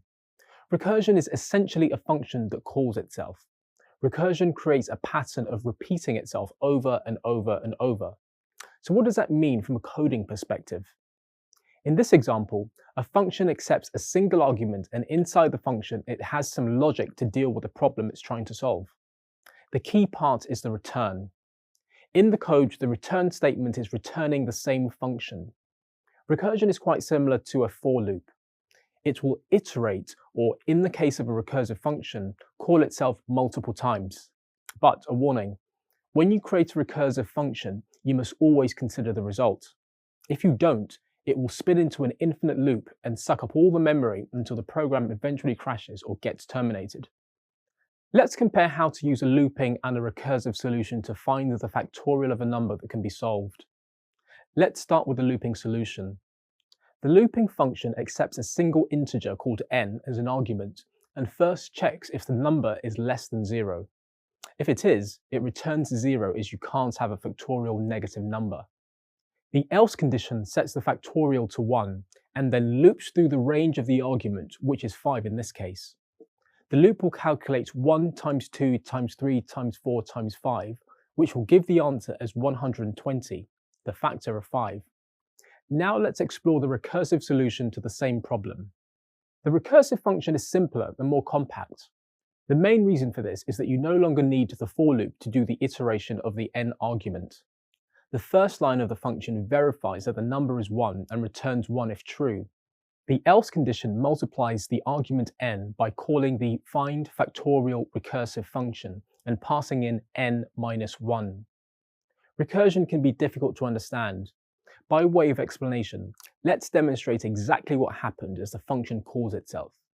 The function is being called over and over, and the part that changes is the value being passed into the function each time. The argument of n, or 5 in this case, is decreased by 1 each time until it finally is 1. This stops the function from being called again and exits out of the recursive process. So how exactly did this code get the result of 120? This is provided by the return statement. It keeps a reference to the incremented value, and this is the final return after it has been completed. Right, it's time to review the advantages and disadvantages of recursion. First, the advantages are recursive code can make your code neater and less bulky. Complex tasks can be broken down into easier to read subproblems. Generation of sequences can be easier to understand than nested loops. But there are disadvantages. It can be harder to follow the logic in recursive code. In terms of memory, they are expensive and sometimes inefficient. It can also be difficult to debug and step through the code. You should now be able to explain what recursion is and how it can be used to solve problems. I believe you'll benefit from using recursions in your code in the future. One of the basic ways to test a Python developer's problem-solving skills is by asking them how they would reverse a string. Knowing how to do this is very useful in the production environment. Some programming languages have a built-in function to reverse a string. Python doesn't have such a function, but fortunately, due to the language's flexibility, there are several ways to do this. In this video, I will show you 2 ways to reverse a string in Python. First, I'll demonstrate how to do this with the slice function. To start off, I create a file called stringreversal.py. The format or syntax of a slice function is that it always starts with the name of a string, open square bracket, the start parameter, colon, the stop parameter, another colon, and then the step parameter, followed by a close square bracket. I'll add a hash symbol in front of this line to indicate that it is a note. This is called the extended slice syntax. The start and stop parameters are the indices between which the function manipulates the string. The step parameter is the hops or jumps the function makes while it traverses a given string. I will now first define a string, then manipulate the string with the slice function, and finally print the string.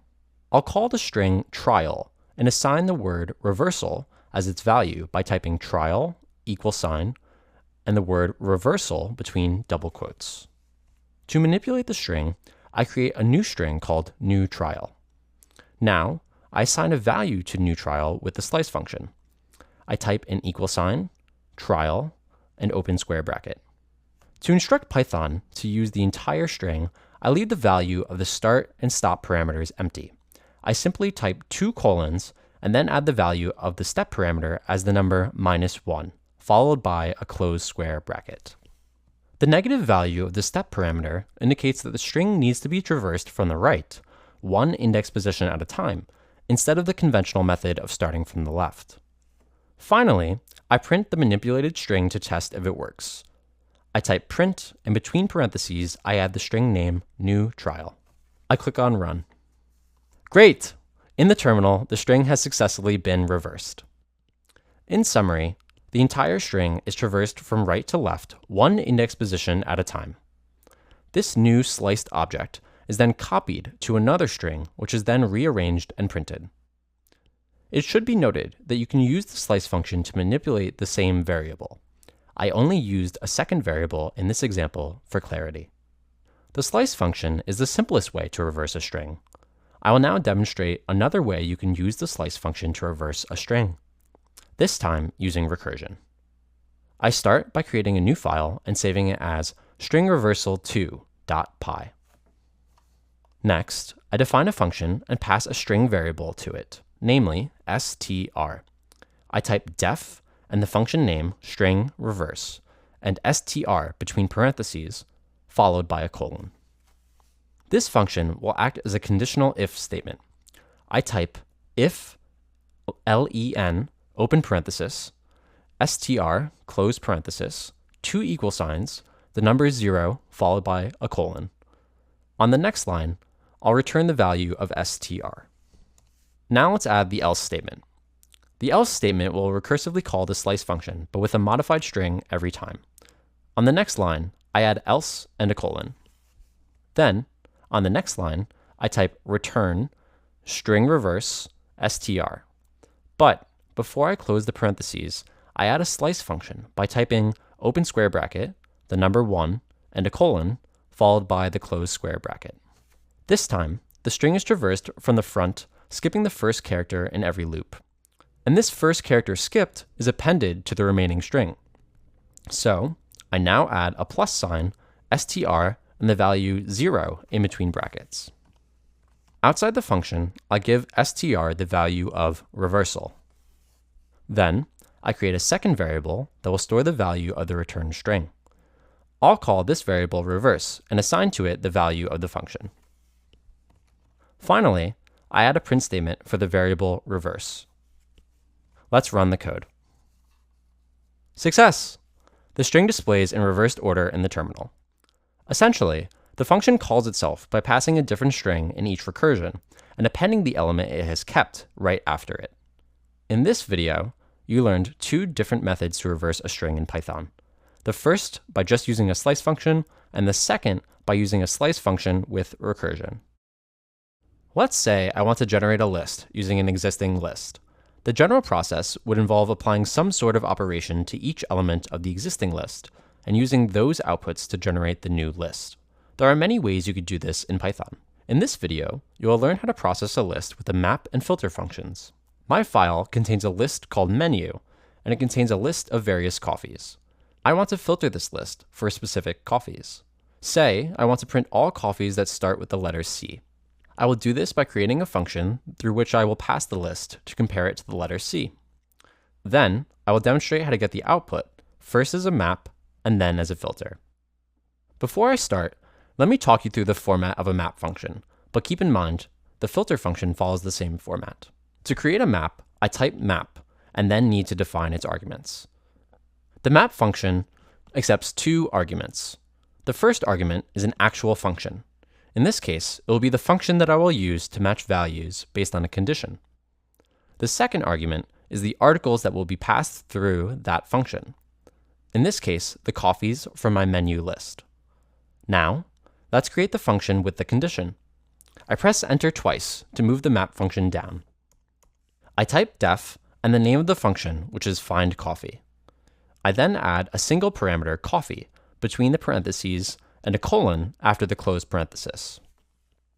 The coffee parameter I added will be the coffee from my list. I now need to check if the first character of the items in the list matches the letter C. To do this, I will create an if statement by typing if coffee and pass in 0 to set the action on the first letter of the coffee variable. I then type the equal sign twice, followed by the letter C and a colon. I press enter, and on the next line, I type return coffee if the statement is true. To use the map function, I'm going to assign it to a variable called map coffee. I follow that by entering an equal sign and the map. Now I can pass in the arguments for the map function. Remember, the first argument is the function itself. I enter the function name findCoffee. It is important to note that I am not calling the function. I'm just passing it in like an argument. I add a comma after findCoffee, and then the second argument, the article, in this case, menu. Finally, I want to print out the value of map coffee so you can focus on the results in the terminal. I click on run, and in the terminal, I receive a map object as output. The next step is to iterate through the map object. I type for x in map coffee, print out the value of x. I click on run again, and now I get the output as a map. In the terminal, a list appears with a lot of values that say none, except cappuccino and cortado. And that is because cappuccino and cortado are the two matches for the letter C in the function. The great thing about the map function is that I did not have to create a for loop to go through the list. The map function takes the function as an argument and passes the menu list values into the function one by one. So that handles the iteration for me, which makes it quite useful. Next, I'm going to demonstrate how to get the output with the filter function. To start, I'll comment out the section of the code related to the map function and clear my terminal. The filter function works much the same as the map function. I declare a variable called filterCoffee and assign the filter function to it. Again, I add the two arguments, namely the findCoffee function and menu. Then, I print out the variable filterCoffee. I click on run and receive a filter object as output. Now, I will iterate through the filter object just like I did with the map object. I type for x in filterCoffee, print out the value of x. I'll clear the terminal now and click run. This time, only cappuccino and cortado are returned. Why is that? Let me explain the difference between a map and a filter function. A map takes all objects in the list and allows you to apply a function to it. A filter also allows you to take in all objects in the list and runs through a function, but it creates a new list and only returns values where the evaluated function returns true. That is why there are no none values displayed in the output for the filter function. You now know how map and filter work in Python, and should be able to also explain the difference between the two functions. Programming languages are built upon certain models to ensure that code behaves predictably. Python primarily follows what is known as an object-oriented paradigm or model. As you'll soon discover, object-oriented programming, or OOP, relies heavily on simplicity and reusability to improve workflow. By the end of this video, you'll be familiar with the object-oriented programming paradigm. You'll also be able to identify the four main concepts that define object-oriented programming. Programming paradigms are a strategy for reducing code complexity and determining the flow of execution. There are several different paradigms such as declarative, procedural, object-oriented, function, logic, event-driven, flow-driven, and more. These paradigms are not mutually exclusive, so programs and programming languages can opt for multiple paradigms. For example, Python is primarily object-oriented, but it's also procedural and functional. In simple terms, a paradigm can be defined as a style of writing or program.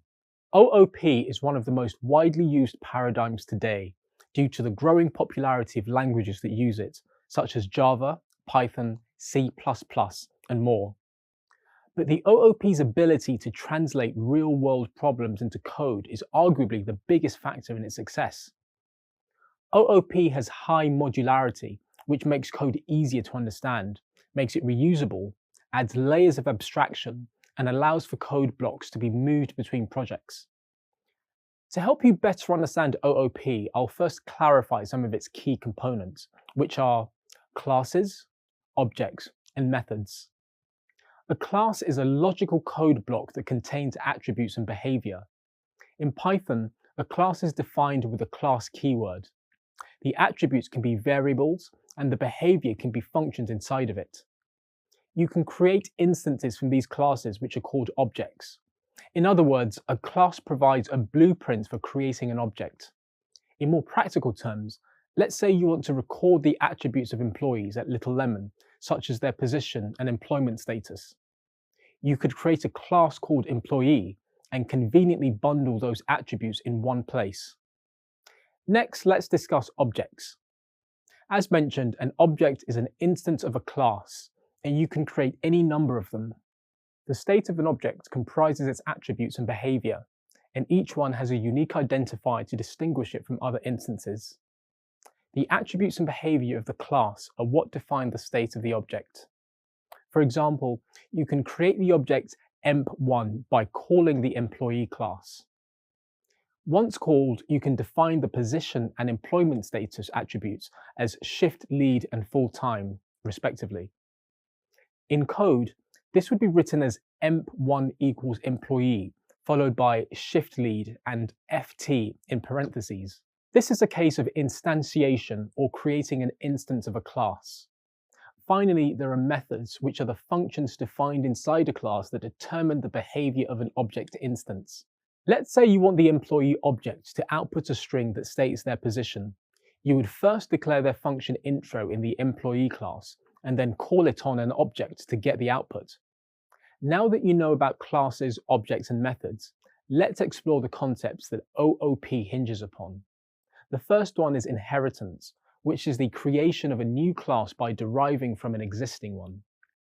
The original is called the parent or superclass, while any derivatives are referred to as the subclass or child class. The next concept is called polymorphism. It's a word that means having many forms. In the context of Python, polymorphism means that a single function can act differently depending on the object that calls it. For example, the built-in plus operator works differently for different data types. In the case of integer data types, the built-in plus operator performs addition operations such as 3 plus 5 equals 8.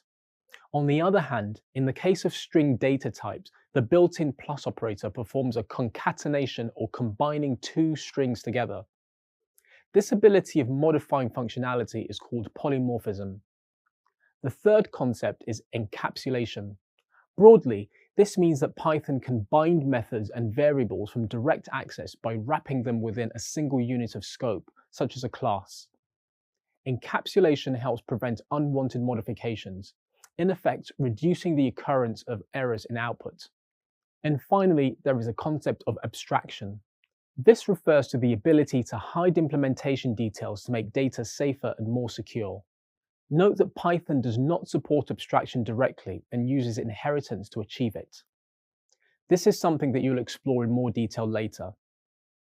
There are some other important concepts in OOP, such as method overloading, method overriding, constructors, and more, which you'll learn about in more detail later. In this video, you became familiar with OOP paradigm and the four concepts that support it: inheritance, polymorphism, encapsulation, and abstraction. See you next time. Classes have the ability to combine data and functionality, which is a very useful feature when you are coding. By the end of this video, you'll be able to explain what classes, instances, and objects are in Python. You'll also be able to create a class, instantiate it, and access its variables and methods.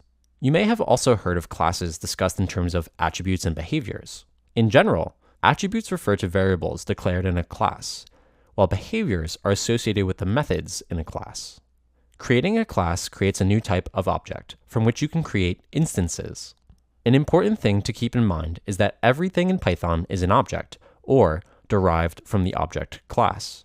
To demonstrate how this all works, I'll create a class that I can then derive objects from.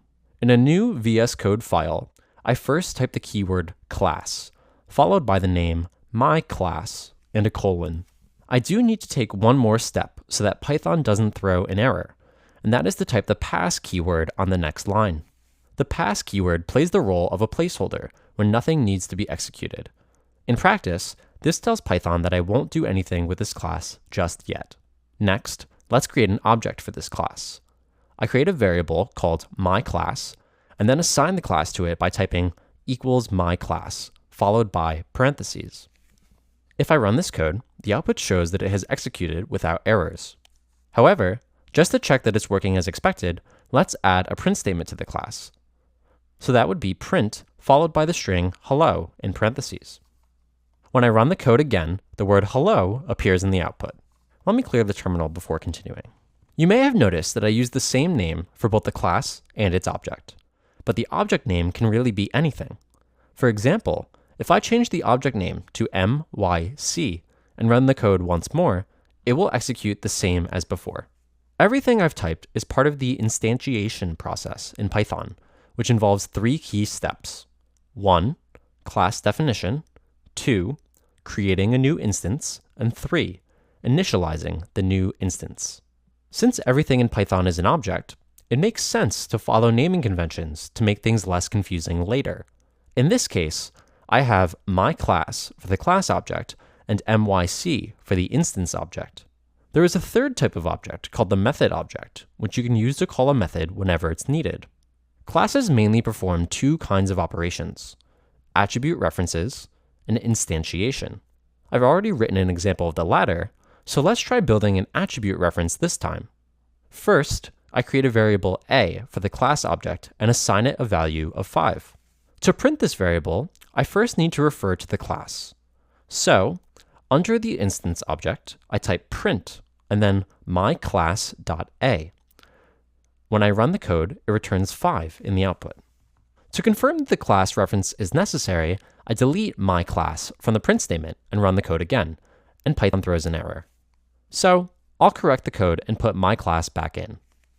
Let me clear the terminal quickly before continuing. So, you know what happens if you reference a class object, but what if you reference an instance object? Let's find out by typing a print statement for myc.a and then running it.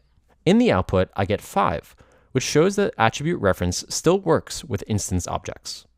Finally, let's finish up by creating a method inside this class. I'll use the def keyword and follow it with hello, a pair of parentheses, and a colon.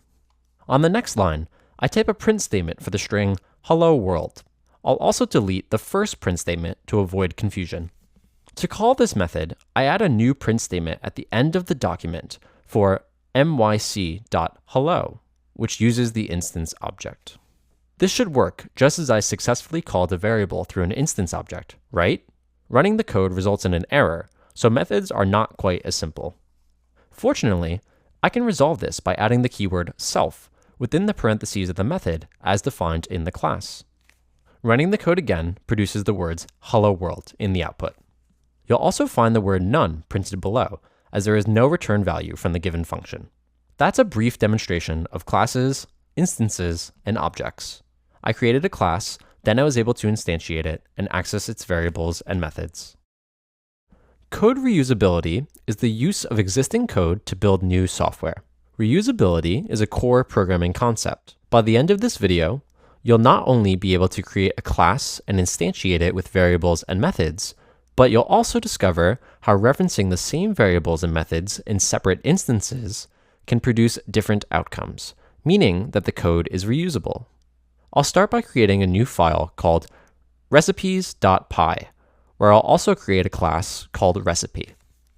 Before continuing, let's also explore two special methods in Python.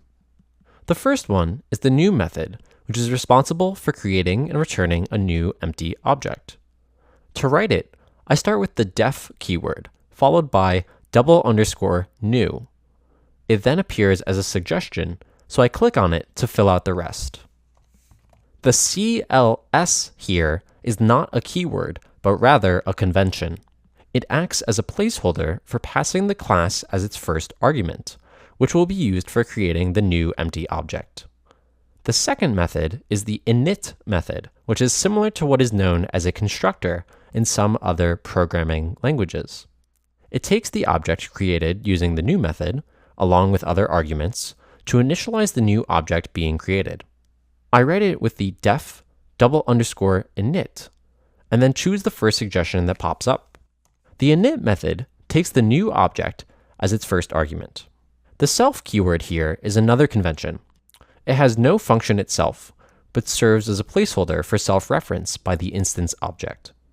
So let's delete the two example methods and then write some code that demonstrates how to use the state of the object to your advantage. I begin with an init method, which I then use to initialize a few values.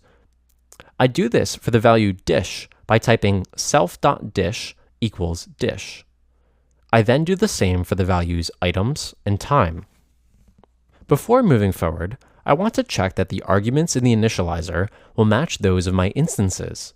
To do so, I add dish, items, and time after self. Imagine a real-world scenario where a restaurant chef wants information about the recipes they have been using. So, let's write a class that will help them with that. I have the variables dish, items, and time, in which items will hold the recipe ingredients. I now write a function to produce a string out of this information. I type def contents and then self in parentheses. On the next line, I write a print statement for the string the plus self.dish plus has plus self.items plus and takes plus self.time plus min to prepare. Here we'll use the / character to force a new line and continue the string on the following line. For this to print correctly, I need to convert the self.items and self.time references to strings by appending str at the beginning and encasing each reference in parentheses. Now that I have a class set up, let's use it to create a pizza instance.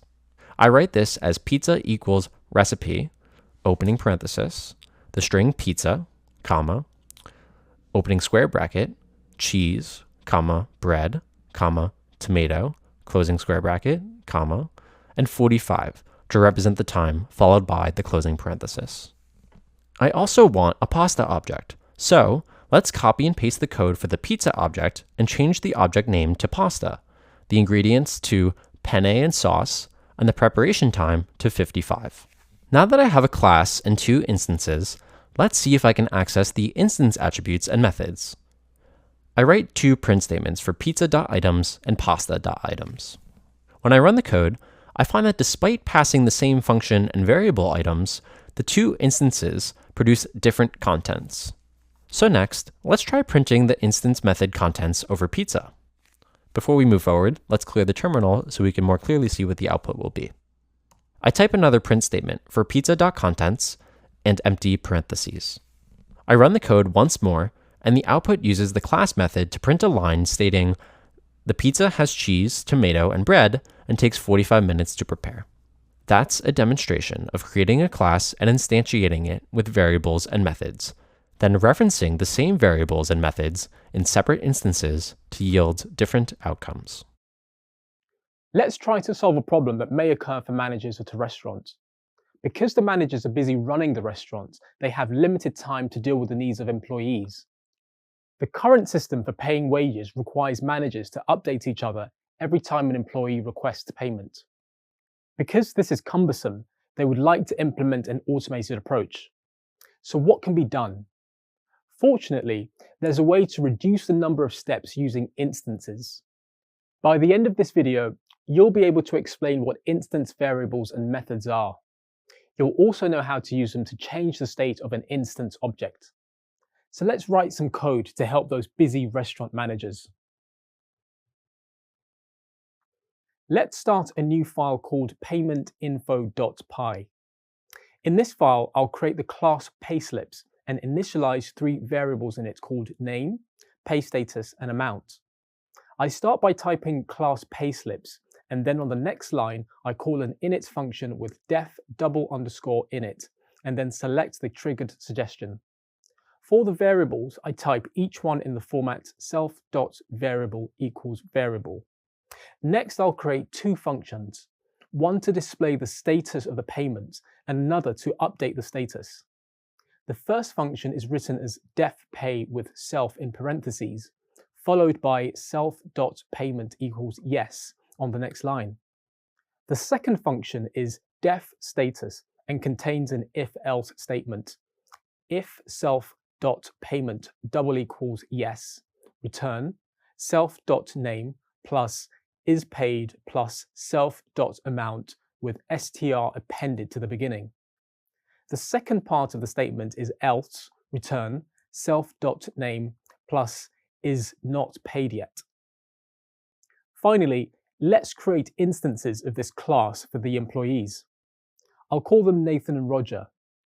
I type the first instance Nathan equals payslips, and in parentheses Nathan for name, no for payment, and 1000 for amount. For Roger, I copy and paste this instance and set the values to Roger, no, and 3000 respectively.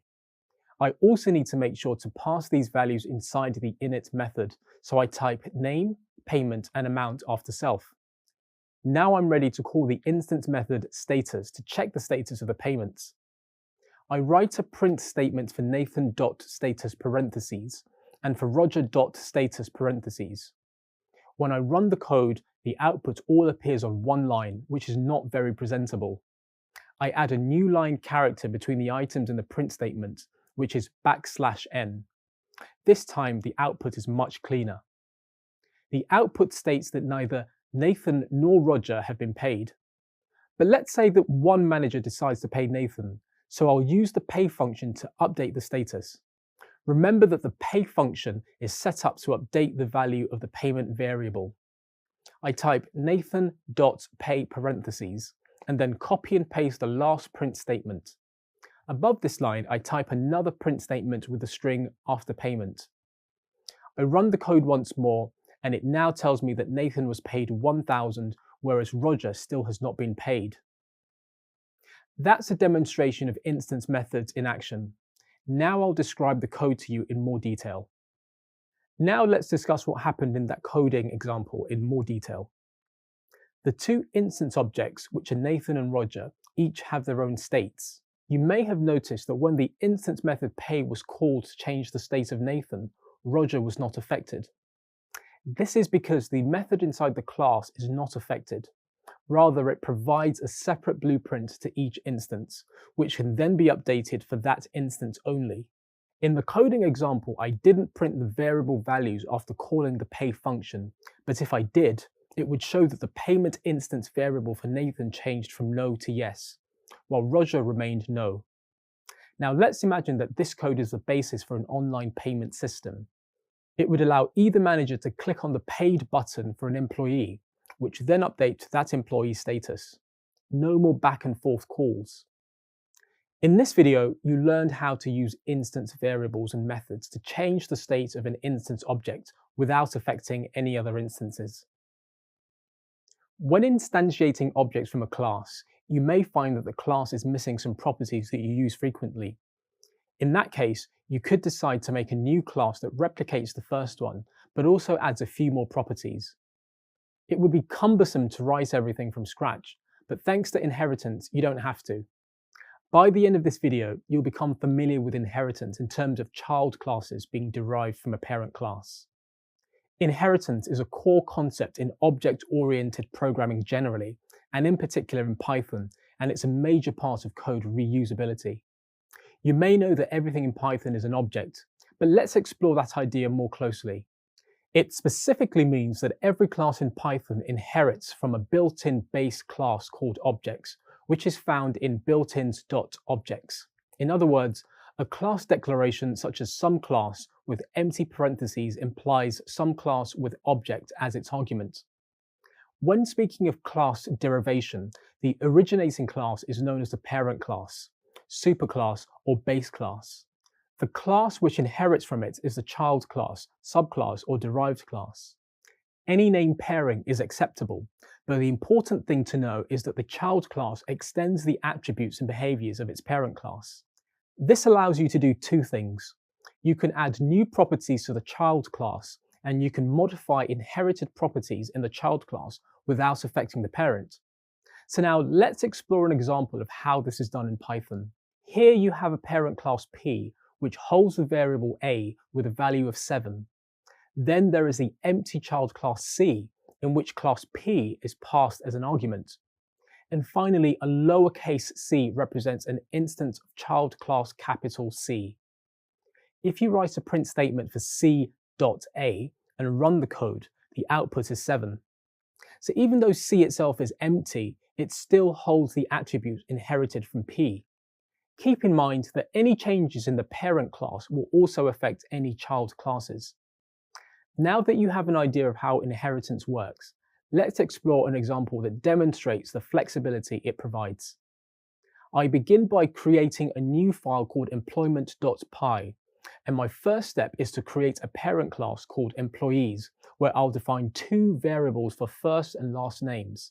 I do this by typing class employees colon and on a new line def double underscore init to trigger and select the init method suggestion.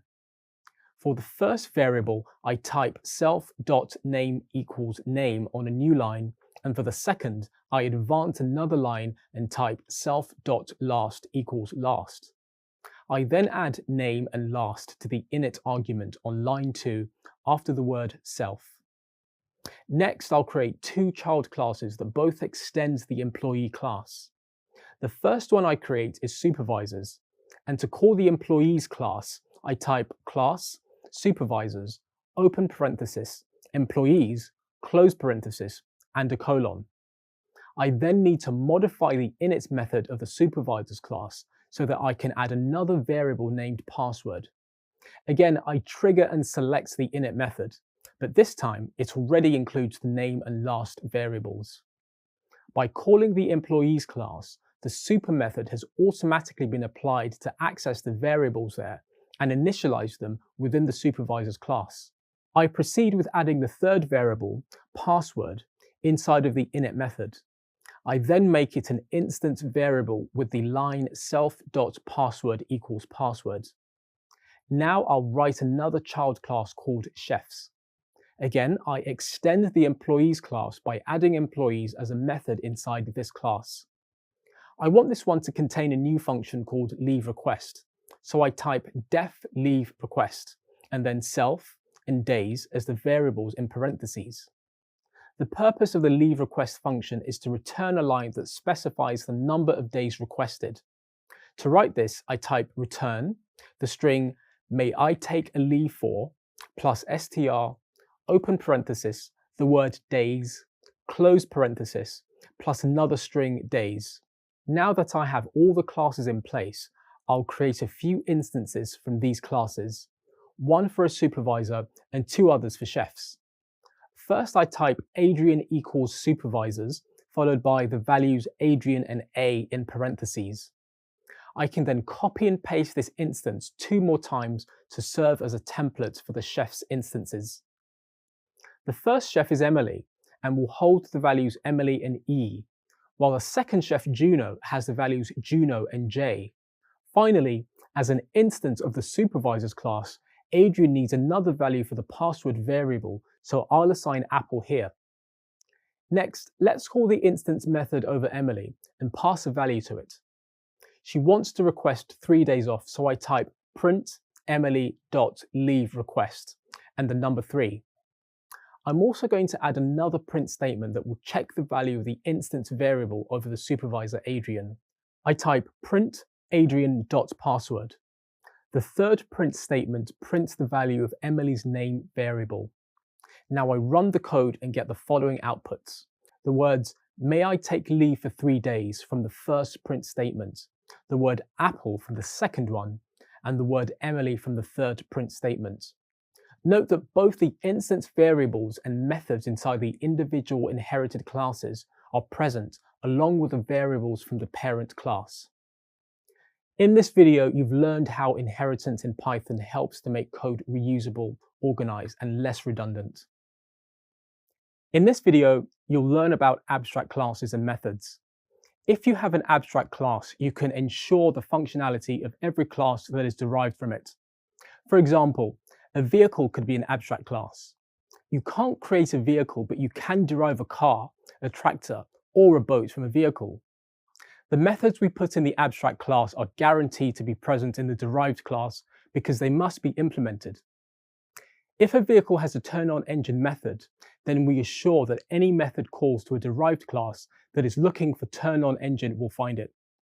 This could be for reasons of interoperability, consistency, and avoiding code duplication in general. In object-oriented programming, the abstract class is a type of class for which you cannot create an instance. Python also does not support abstraction directly, so you need to import a module just to define an abstract class. Furthermore, methods in an abstract class need to be defined before they can be implemented. With all these limitations, one might wonder why you would use abstract classes at all. One of their key advantages is the ability to hide the details of implementation without sacrificing functionality. Implementation in abstract classes can be done in two ways. One is that as base abstract classes lack implementation of their own, their methods must be implemented by the derived class. Another possibility is that the super function can be used, but that's a topic for another time. For now, let's focus on the module for defining an abstract class. You may not be familiar with modules right now, but they will be covered in more detail later. For now, it's okay just to follow along. The module is known as the abstract base class, or ABC, and needs to be imported with some code. After that, you can create a class called SomeAbstractClass and pass in the ABC module so that it inherits that class. The next step is to import the abstract method decorator inside the same module. A decorator is a function that takes another function as its argument and gives a new function as its output. It's denoted by the @ sign. You may not be familiar with decorators, but for now it's enough to know that decorators are like helper functions that add functionality to an already existing function. Finally, here you'll define an abstract method which cannot be called on an object of this class. You will be able to call this method over objects of classes that inherit from this class. Similarly, we can define abstract methods with the help of what we call an abstract method decorator, present inside the same module. Any given abstract class can consist of one or more abstract methods. However, a class that has abstract class as its parent cannot be instantiated unless you override all the abstract methods present in it first. With that in mind, imagine a scenario in which an employer wants to collect donations from employees for a charitable cause. With your newfound knowledge, let's write some code to make that possible. First, I import the ABC module and its abstract method. Then I create the employee abstract class that calls abstract method to define a method called donate. Note that there's no implementation for this method here. After that, I create the class donation, which derives from the abstract class. Note that this class also overrides the abstract method. I write an implementation for the donate function, which takes a user input, stores it in variable A, and returns it. Next, I create two employee instances called John and Peter, and call the function over each of them. I also create a list amounts to which the returned values will be appended. Finally, I have a print statement for amount, which will give the value of the total donations from both employees. In this video, you learned about abstract classes and methods and how to implement them in your code. Up to this point, you've explored class relationships that were relatively straightforward. But what happens when things get complex? How will you know which classes inherit from which? Fortunately, Method Resolution Order, or MRO, provides rules that can help make sense of that. By the end of this video, you'll know how to explain the basic rules of method order resolution and how they apply to inheritance classes. Explain the concept of code linearization with respect to multiple inheritance, and deploy method order resolution functions in Python. You've likely encountered some examples of single inheritance where a child class only inherits from a single parent class. But it's important to know that Python has many types of inheritance. The categorization types are based on the number of parent and child classes, as well as the hierarchical order. Including simple inheritance, there are broadly 4 types of inheritance. The first type is called simple inheritance, which you've already dealt with. There is also multiple inheritance, which involves a child class inheriting from more than one parent. Next is multi-level inheritance, which is inheritance taking place on several levels. Then you have hierarchical inheritance, which concerns how several subclasses inherit from a common parent. And finally, you could say that there is a 5th type called hybrid inheritance, which mixes characteristics of the others. As these inheritance types demonstrate, inheritance becomes increasingly complex as the number of classes in a project grow and become more interdependent. So how do developers solve this issue? With the use of MRO. MRO determines the order in which a given method or attribute is passed through in a search of the hierarchy of classes for its resolution, or in other words, from where it belongs. The order of the resolution is called linearization of a class, and MRO defines the rules it follows. The default order in Python is bottom to top and left to right when imagining the inheritance of these Python classes in a tree structure. Let's take the simplest example of single inheritance. The object is first searched in the class of that object, and then in its superclass. What about in an example where class Z is inheriting from 2 classes? Let's say Z is inheriting from classes X and Y. In this instance, the MRO will be Z, Y, and then X. In other words, the MRO works its way bottom to top and then from left to right. But things become much more complicated when more levels are added to the hierarchy. So developers rely on algorithms to build MROs. Old-style classes used in-depth first search algorithm, or DFS. From Python version 3 onwards, Python versions have moved to the new style of classes that rely on the C3 linearization algorithm. The implementation of the C3 linearization algorithm is complex and beyond the scope of this lesson. But for now, here's an overview of a few rules that it follows. The algorithm follows monotonicity, which broadly means that an inherited property cannot skip over direct parent classes. It also follows the inheritance graph of the class, and the superclass is visited only after visiting the methods of the local classes. This logic will make more sense later when you explore more complex class relationships in a future lesson. Next, let's take a moment to explore some methods of finding the MRO of a class. First, I'll begin with a demonstration of the MRO attribute or function. Let's take a multi-level inheritance example comprised of 3 classes: Class A, Class B, and Class C. Class A is the parent class, with B and C the respective child classes. In other words, B inherits from A, and C inherits from B. When I print the return for calling the MRO function over Class C, the output indeed confirms that this is the order that is followed. So why is this important? Well, imagine that Class A has a variable num with value of 5. And then Class B also has a num variable with a value of 9. Here, the MRO function tells you quickly that Class C will inherit the 9 value from Class B. Finally, let's examine one more function, which is the help function.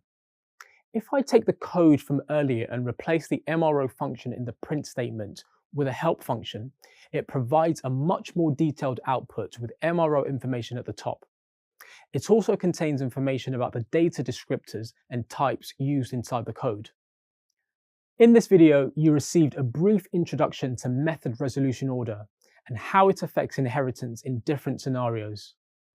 These are both very broad topics, but hopefully it helps you understand the complexity of code that is possible in Python. Well done. You've reached the end of this module on programming paradigms.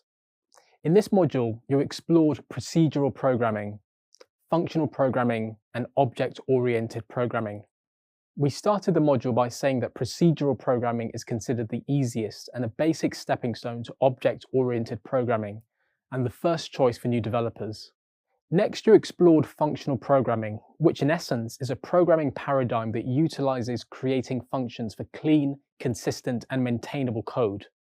Lastly, you learned that object-oriented programming is about creating objects that contain both data and methods.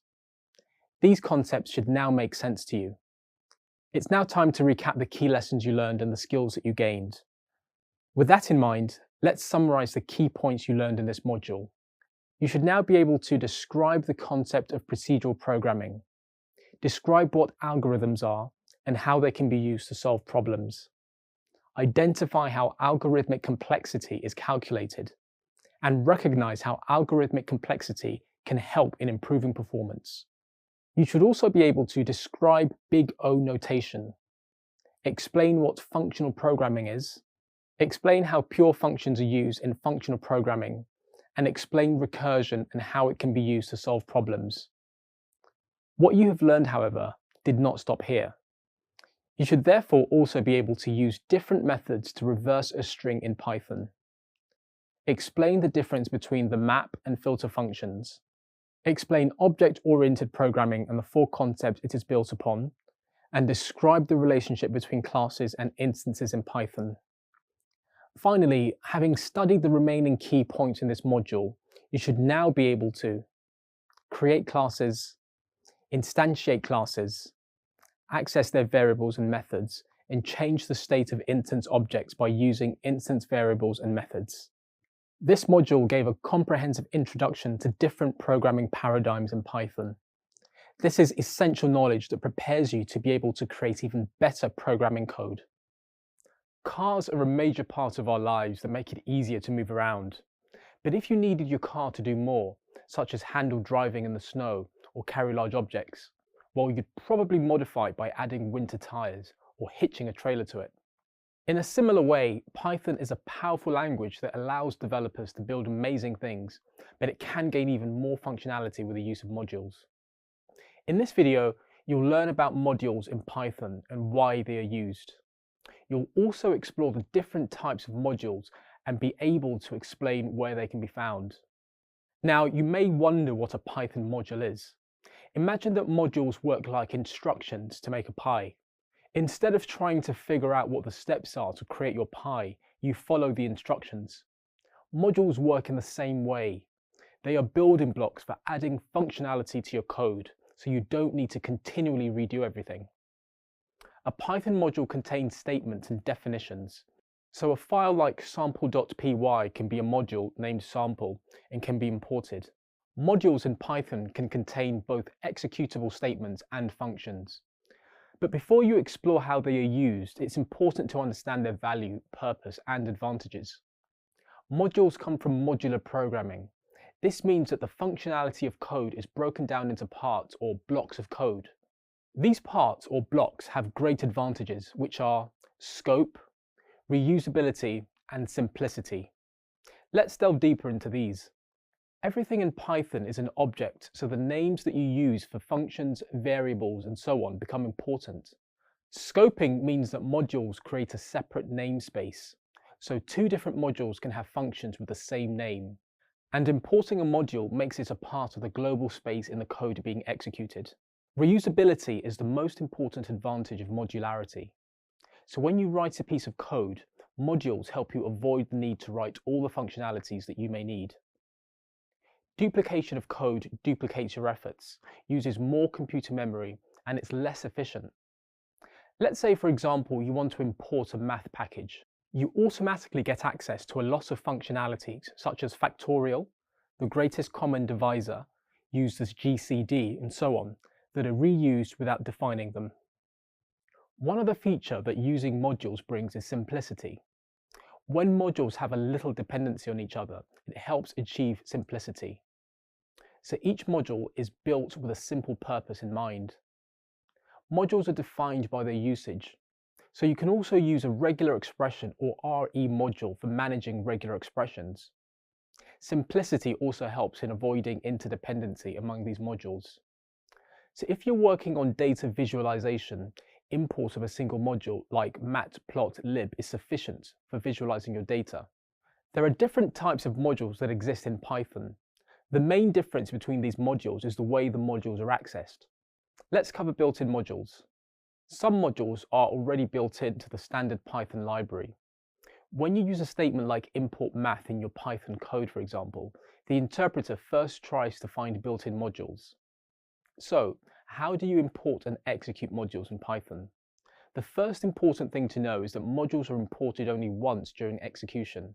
If, for example, you import a module that contains print statements, print, open bracket, close bracket, you can verify it only executes the first time you import the module, even if the module is imported multiple times. Since modules are built to help you, standalone modules hold all the functions, but will most likely not contain functions that execute without calling. It's only when the user executes the different functions inside that module that they will find the utility of those functions in the code. The module is normally defined at the beginning of the code, but you can define it at any point in the code. Since code execution in Python is serial, you must import the module first before you execute any function inside of it. Modules can also be executed from within the function. This means that the code inside that module can only be used once the function is executed. In this video, you covered modules in Python. You learned about the different types of modules and how they can be used to save you time and make your work more efficient. In Python, you can access different types of modules, such as built-in modules and user-defined modules from different locations. Think of the built-in modules as a house that you want to build using pre-built and packaged floors, walls, and a roof that you can just assemble. This means you don't have to try and find hammers, bricks, plaster, and tiles to build walls and floors, saving you time and making your work more efficient. Accessing built-in and user-defined modules in Python works in the same way and helps to save time and build efficiency while you're coding. Remember that any Python file can be a module. The modules are searched by the interpreter in the following sequence. First, the current directory path. Second, the built-in module directory. Third, the Python path, an environment variable with a list of directories. And finally, it investigates the installation-dependent default directory. Let's explore this in greater detail. In this video, I'll demonstrate how to access different types of modules, such as the built-in modules and user-defined modules from different locations. Let's write some code and learn how to access some built-in modules. I begin by creating a new file called myCalendar in Visual Code. I then use the sys.path function and return the values that I get from it in a variable called locations. I finally print the values using the print function. I now try running this code. Unfortunately, this does not work as Python has no idea what sys is. To resolve this, I'm going to try and import the built-in sys function. I'm going to run the code again. The print function returns all the possible locations that the interpreter is going to look for when searching for modules, including the current working directory. But this doesn't look very clean. I know that I have a list of values, so I'll run a for loop that loops through every location in turn. This returns a much cleaner result by printing each location on its own line in the terminal. Now, it's always good practice to import all the required modules right at the beginning, but I can do this in a different way. I'll import a module here in the middle of the code. I'll import another built-in module called calendar. I'll now use a couple of functions that the calendar has. I'll now use a function called leap days, which has two inputs, year 1 and year 2, and it will be returning another integer value. So what I'm going to do is write the leap days function, write 2 input years, and return the value in a variable called leap days. I'm going to print the value of the variable. I get a return value of 13, which means there are 13 leap days in between 2000 and 2050. Now I'll use another function. This function is called isLeap. It takes one of the years as an input and returns a Boolean value. It tells you if a given year is a leap year. So let's try 2036 and return the value in another variable called isItLeap. This time I get the value of true because 2036 is a leap year. If you decide to explore a little bit, you can hover over calendar. If you use a MacBook, press the Command key, or if using Windows, press the Control key, which will take you to the calendar file by clicking on it. Note how the calendar module itself has imported a few other modules, and other than that, it contains all the functionalities. I now find the location of calendar inside the Python 3.9 package, which is one of the locations listed in the terminal by the print locations loop I ran earlier. You just learned how to access built-in modules and user-defined modules from different locations. I encourage you to start using modules in your code to make your work more efficient. In this video, you will learn how to use import statements for accessing modules from different directories. You will also learn how to create packages from the Python package index using pip. Every Python file, which means any file with a .py extension containing a script, is effectively a module. The check imports file I am currently creating is therefore a module for some of the files. The code that you are working with is generally called the main module. In this case, check imports is the main module present in the current working directory, also called the scope of the project. You can import any Python file that is present in the current scope. For example, I can import the sample.py file by typing import, followed by the file name without the extension. I then click on Run in the top menu. The system returns a message in the terminal pane that the import was successful. If I try to import a file with a .txt extension, the import will not be successful. For example, if I type import followed by sample text and click on Run, the system will return an error message in the terminal pane as it is not a Python file. Python has a library of standard modules called built-in modules. These modules are directly built into the Python interpreter and don't have to be installed separately. I can import a module like JSON by typing import JSON.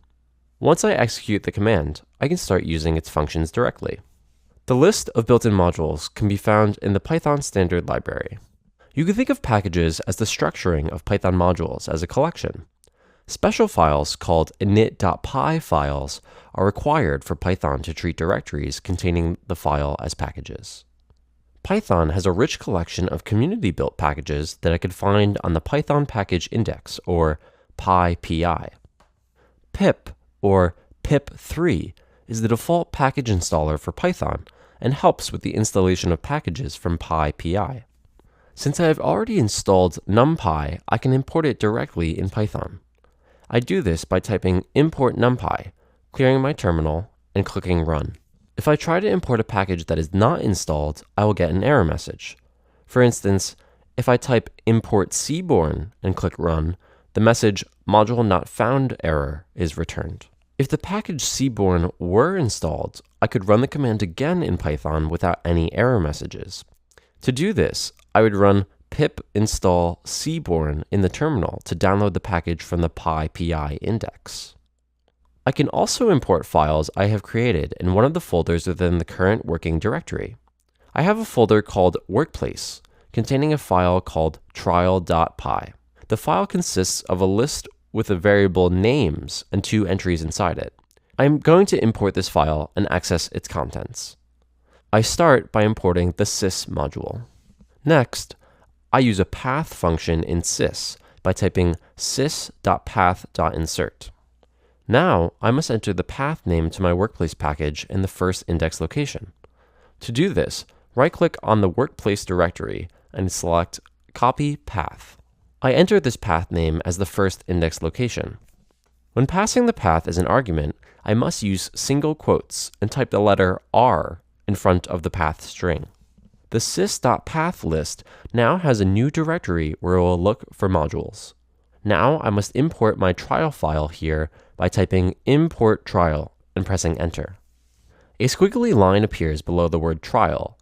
This is because the IDE does not know about the path I've added inside sys.path. However, I can still proceed as the interpreter will know about this path. To print the output, I type print followed by trial.names and click the Run button to execute. The values of Adrian and Maria from the names list variable are printed. In this video, you learned how modules can be imported from anywhere within your system. Inserting the path name can, however, be very specific and often tricky and confusing. Don't worry about this too much for now. It is more important to focus on importing files from your current directory. It is nice to know that importing modules from other directories is an option if you need it. It is good practice, though, to move the required files into the directory that you are working in. Let's explore how to use modules with the import statement.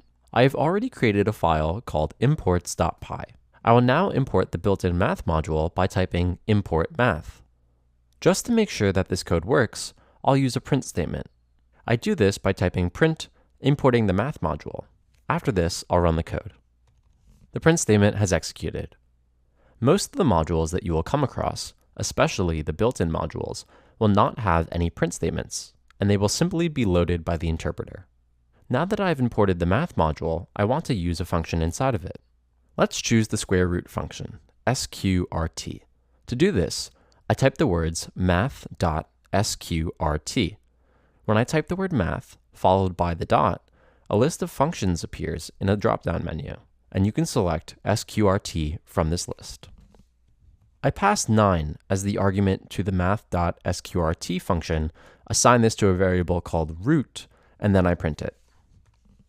The number 3, the square root of 9, has been printed to the terminal, which is the correct answer. Instead of importing the entire math module as we did above, there is a better way to handle this, by directly importing the square root function inside the scope of the project. This will prevent overloading the interpreter by importing the entire math module. To do this, I type from math import sqrt. When I run this, it displays an error. Now, I remove the word math from the variable declaration and I run the code again. This time, it works. Next, let's discuss something called an alias, which is an excellent way of importing different modules. Here, I assign an alias called m to the math module. I do this by typing import math as m. Then, I type cosine equals m dot. I then select cos, C-O-S, from the list of functions, after which I add the number 0 in parentheses. On the next line, I'll print cosine, and then I run the code. The result is the cosine value of 0, which is 1. This is possible because I used the alias called m. If I tried writing math.cos, it wouldn't work because the math module is now recognized as m instead. Let me remove this code from the screen and clear the terminal before we continue. An alias can also be used for a function that's imported. For example, I can type from math import factorial as f to alias the factorial function. Now I assign f of 10 typed as f opening parenthesis, the number 10, and a closing parenthesis to a variable called factorial 10. I'll print the variable and see if it works. When we run the code, we see that it works just fine. Using an alias in this way reduces the effort of typing factorial every time. After I remove the alias, I can import as many functions as I'd like from a given module. I'm going to import log and sqrt. I create a variable using the log function to find the value of log base 10 of 50. I do this by typing x equals log 10 opening parenthesis 50 and closing parenthesis. And again, I print the variable on the next line. And when I click run, I'll see whether or not it worked. Once again, it worked just fine. Now, what if I want to import all the functions inside a given module? I can remove the functions I added earlier and replace them with a star. This basically translates to import all from the math module. When I run the code again, let's see if it works. And it does. However, this practice of using a star is not the best approach in certain cases. For example, This is a small file, and I know that the log10 function is present inside the math module. But when you work with a large codebase, it could be difficult to track where the log10 function came from. Additionally, when you're importing other modules, it may get confusing. Importing packages is very similar to importing modules in Python. Just like you can have imported functions, you could also import variables and classes from a given module. Now I replace the star with a variable called SumVariable, which may be present inside the given module. Let me try to run the code again. Since the math module doesn't have such a variable, it throws an error when I print it. The interpreter is not able to import SumVariable from math. In this video, you explored different methods that can be used to import modules in Python using keywords like import from, star, and as. This enables you to use the modular structure of Python in object-oriented programming in general. Now you should be fairly familiar with how modules work. Let's look at another related concept in Python, namespaces and scopes. The official Python documentation defines namespace as mapping from names to objects, and scope is the textual region of a Python program where the namespace is directly accessible. At this point, the dictionary, with its key value pairs, serves as the ideal data structure for the mapping of names and objects. You have also learned how every Python file can be a module. You can view the same module as a place where Python creates a module object. A module object contains the names of different attributes defined inside it. In this way, modules are a type of namespace. Namespaces and scopes can become very confusing very quickly, and so it is important to get as much practice of scopes as possible to ensure a standard of quality. There are four main types of scopes that can be defined in Python: local, enclosed, global, and built-in. The practice of trying to determine in which scope a certain variable belongs is known as scope resolution. Scope resolution follows what is known commonly as the LEGB rule. Let's explore these. Local. This is where the first search for a variable is in the local scope. Enclosed. This is defined inside an enclosing or nested functions. Global is defined at the uppermost level or simply outside functions. And built-in, which is the keywords present in the built-in module. In simpler terms, a variable declared inside a function is local, and the ones outside the scope of any function generally are global. Here is an example. The output for the code on screen shows the same variable name Greek in different scopes. There are three possible declarations of the variable. At the global level, inside the function b, or inside the nested function c, which is called from within b. The ID function is used here in the print statements, which returns the identity of the objects. You can make some observations from the output.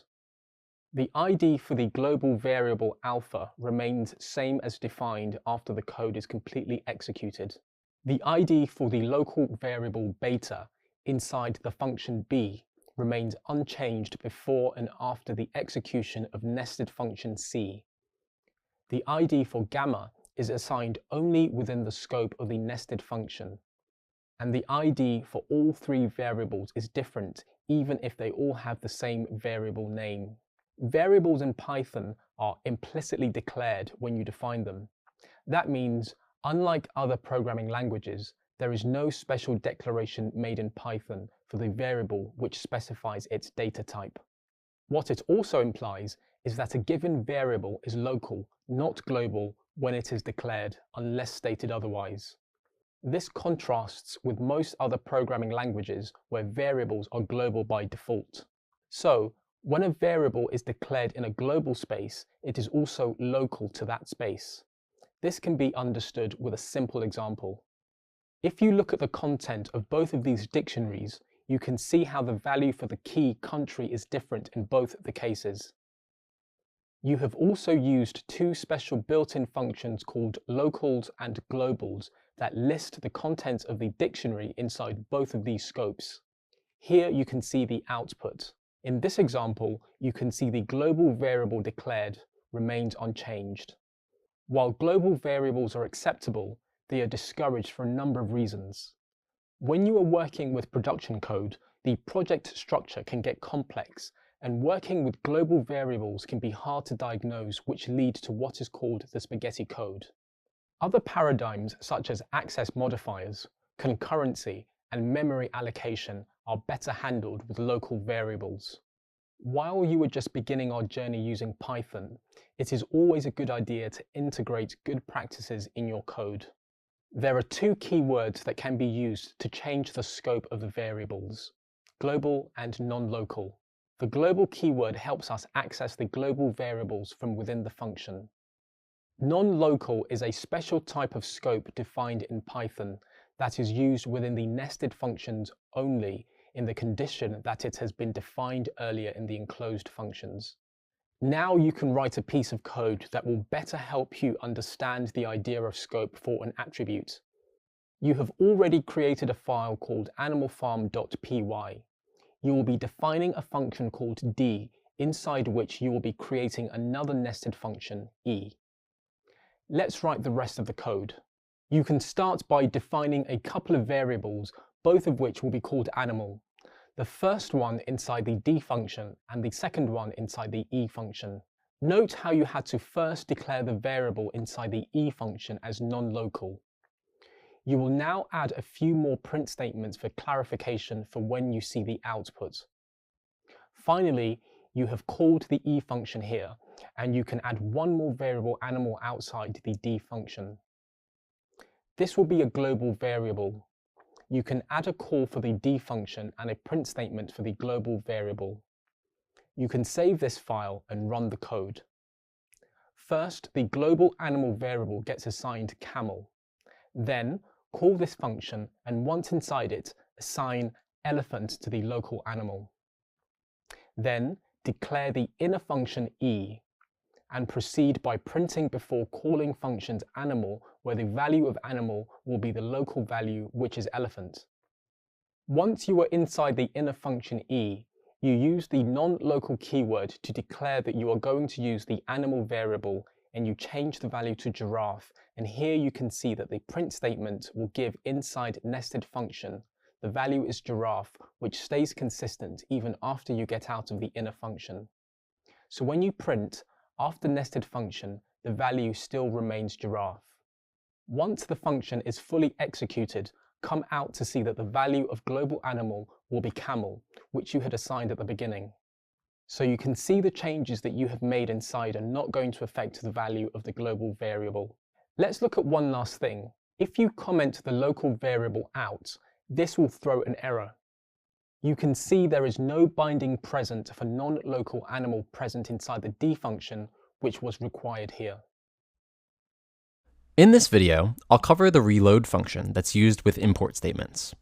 The reload function reloads an imported module in Python. The only precondition is that the argument passed to it must be a module that has already been successfully imported within the program. Previously, you learned how the import statement is only loaded once by the Python interpreter, but the reload function lets you import and reload it multiple times. I'll demonstrate that. First, I create a new file, sample.py, and I add a simple print statement named hello world. Remember that any file in Python can be used as a module. I'm going to use this file inside another new file, and the new file is named using reloads.py. Now I import the sample.py module. I can add the import statement multiple times, but the interpreter only loads it once. If it had been reloaded, we would have seen hello world several times. However, I can change this with the help of the reload function. Let me remove this code and add the import lib module where the reload function sits. Then, I pass the module name as an argument to this function. Note that the sample module has been imported more than once, and I could do it as many times as I want. Now, to better demonstrate how the reload function can be used, I'm creating another file called filechanges.py. This file is going to list the content of a particular directory. In the following code, I will be updating the contents of the directory and be able to monitor the changes using a file that I will import. Since the interpreter loads the file only once, the reload function will allow us to reload that import and effectively update the changes every time without stopping the execution of running code. I begin by importing the built-in OS module, and I use a function called os.listdir inside it. Next, I pass the current path as an argument by right-clicking the Files tab at the top and selecting Copy Path. I paste this as an argument to the listdir function and add an R before the path. Because I'm looking for a directory and not a file, I remove filechanges.py from here. I'll save the output from the listdir function into a variable called contents. On the next line, I'll add a print function for the contents variable. Before running our program, I'll clear the terminal to make things clearer. The return value should list the files that are present in the given directory. You'll notice that it indeed lists all the files present in this directory once printed. I now go back to the reloads.py file and I clear the file. Then, I once again import the importlib module. After this, I import file changes and create a function called changes. As good practice, I add a try block and use the reload function to pass file changes as an argument. Let me go back to the filechanges.py file and create a function that will print the contents variable. This is now complete, but I'll add another print statement for clarity. I save this file, and then I go back to using reloads.py. I call this function that I just created inside the file changes module, and because I want to make a try block work, I add the except and just pass for now. After this, I execute the code using a for loop. Because I want to do it more than once, I use the range function and call the function that I just wrote. To take some control of the program, I'll add an input statement here. Now the program will execute 5 times, and every time it will load the file changes module and list the contents of the directory. To make it more interesting, I'm creating a few text files inside the directory. Now I've returned to using the reloads.py file to run this code. Note that the content of the current directory is listed here, but I'll now remove the text file called text3.txt. When I execute the code again by hitting enter, you'll notice that the particular text file has been removed. Now, without changing anything else, I'll execute the rest of the code. If I also change the content of filechanges.py, for example, changing the print statement before the file names, I could see the code reflected after I press enter again. As I demonstrated, the reload function can be used for making dynamic changes within your code with the help of import statements. Packages are bundled collections of modules in Python serving a specific purpose. In Python, there are currently tens of thousands of packages to choose from, and in this video, you'll learn about some of the most popular. You can think of this collection of packages like a traditional real-world library. Each package is a book or magazine, and this library gets bigger every day. In programming, a package is a directory or folder, and in the same way, a module is a file or document. You import packages in the same way as a module using the import statement. And like with the import statement, it's important to remember that unless defined correctly, the import serves no purpose. For example, suppose you want to import a package named foo. The import statement on its own will not serve any purpose. It needs to be in a format like from foo import a, where foo is the package and a is the module containing the functions you want. Exploring the package's directory structure or referring to code blocks online can save time. To work with packages in Python, it's important to know that pip is the default package manager, and Python Package Index, or PyPI, is the package index where you can find and publish packages. Python has an extensive collection of packages. As a developer starting out, it can be overwhelming, but it's important to understand what Python is most widely used for today. The major application areas for Python are data science, AI and machine learning, web frameworks, application development, automation, and hardware interfacing. With this in mind, packages can be grouped into categories. For example, built-in packages, data science, machine learning and AI, web and GUI development. Let's explore each of these briefly now, starting with built-in packages. These are packages that don't need to be installed separately and can be used as soon as you've installed Python. Almost every project uses one or more of these built-in packages, so it's worth getting to know them well. The most popular ones are OS, sys, CSV, JSON, importlib, re, math, and itertools. In the world of data science, the most popular Python packages are NumPy, SciPy, NLTK, and pandas. These are all used for data exploration and manipulation. Other packages like OpenCV and matplotlib are used for image processing and data visualization. Within the world of machine learning, or ML, and artificial intelligence, or AI, the most popular packages are TensorFlow, PyTorch, and Keras. PyTorch and Keras are currently the most popular for deep learning and neural network implementation. There are other packages such as SciPy, scikit-learn, and Theano. Choosing which package to use will depend on the scale and scope of the project and how familiar you become with the package in question. Okay, let's move on to web development. Python today is primarily used for ML, AI, and web development. The most popular packages are Flask, which is a lightweight micro framework, and Django, which is a full stack framework. Other popular web development packages include CherryPy, Pyramid, Beautiful Soup, and Selenium. There are also other packages for robotics, game development, and other specialized domains. For any domain you want to work in, you'll find several Python packages relevant to it. While no one package may be a perfect fit for your current project, the open source community of Python developers is working relentlessly to fill the gaps. As a beginner Python coder, most functions you need will be met by one package.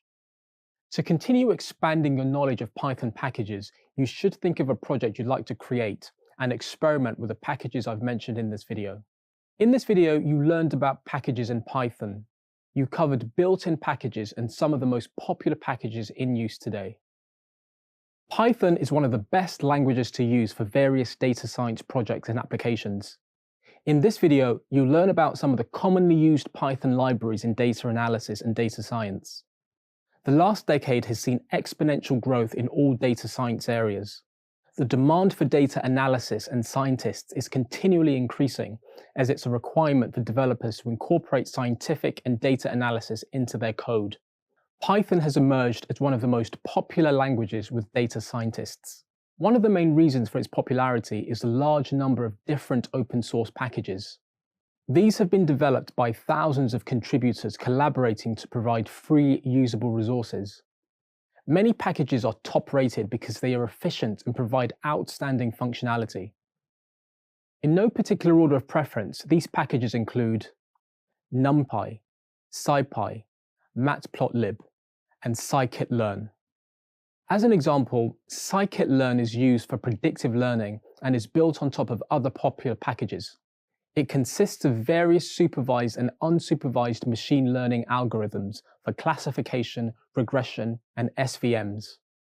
Modeling data is the primary focus of this library, and it provides popular models such as clustering, feature extraction and selection, validation, and dimensionality reduction. Pandas is an acronym for Python Data Analysis, and this is a data analysis and manipulation tool. It's used primarily for working with datasets and provides functions for cleaning, analyzing, and manipulating data. Using it, I can compare different columns and find the arithmetic mean, max, and min values. The primary data structures used in pandas are series and data frames. While series are single-dimensional and can be compared to a column in a table, data frames are multi-dimensional and can potentially store tables efficiently. They are agnostic to the data types being stored. Pandas' most common applications are reading CSV files and JSON objects and using them within Python code for faster retrieval. Pandas are known to bring speed and flexibility to data analysis. Pandas library is normally imported by the code import pandas as PD. NumPy stands for numerical Python and is a powerful library forming the base for libraries such as scikit-learn, SciPy, Plotly, and Matplotlib. Python scientists use the abilities of NumPy especially when working in scientific domains such as signal, image processing, statistical computing, and quantum computing. NumPy carries out the calculations needed for algebraic areas such as Fourier transforms and matrices. The backbone data structure in NumPy is called ND-array or n-dimensional array, which substitutes the conventional use of lists in Python and is a much faster solution than lists. The dimensions in NumPy are called axes, and the number of such axes is called a rank. Conventionally, NumPy is imported with import NumPy as NP. Matplotlib is the visualization library used in Python. It can be used to create static, interactive, and animated visualizations. Many third-party tools such as ggplot and Seaborn extend the functions of Matplotlib. These functions are located inside the pyplot subpackage. Matplotlib is imported with import matplotlib.pyplot as PLT. An example such as libraries 2.0 uses the matplotlib and NumPy libraries to, for instance, display a graphical representation of students in a class or the distribution of their scores. To recap what you've learned in this video, you should now know about the most commonly used Python data analysis and data science packages. Artificial intelligence, or AI, is broadly about making machines think like humans. Data science primarily focuses on the management and exploration of data, which may include media such as text, audio, images, and video. Machine learning, or ML, is a subsection of AI and deals with algorithms for training and generating insights from data. Many fields utilize machine learning. Some of the most widely used areas are natural language processing, deep learning, sentiment analysis, recommender engines, computer vision, and speech recognition. With the amount of text, image, and video data available today, data science and AI in particular are in greater demand than ever. Python is one of the most popular languages used in these domains. The reasons are syntactical efficiency and readability, flexibility with different languages, frameworks, and operating systems, a welcoming and large community of developers, ability to build ML models without having to understand the intricacies, user-friendly debug and testing tools, and modular structure. These all promote the development of many primarily open source libraries and frameworks. It's important not to get confused with the terms packages, library, and frameworks. A package is a collection of modules, and both library and framework are often used interchangeably with packages. Libraries can also be a collection of packages with specific purpose, whereas the term framework is usually used where certain flow and architecture is involved. It's important to remember that all of these pieces of Python code are used with the help of import statements.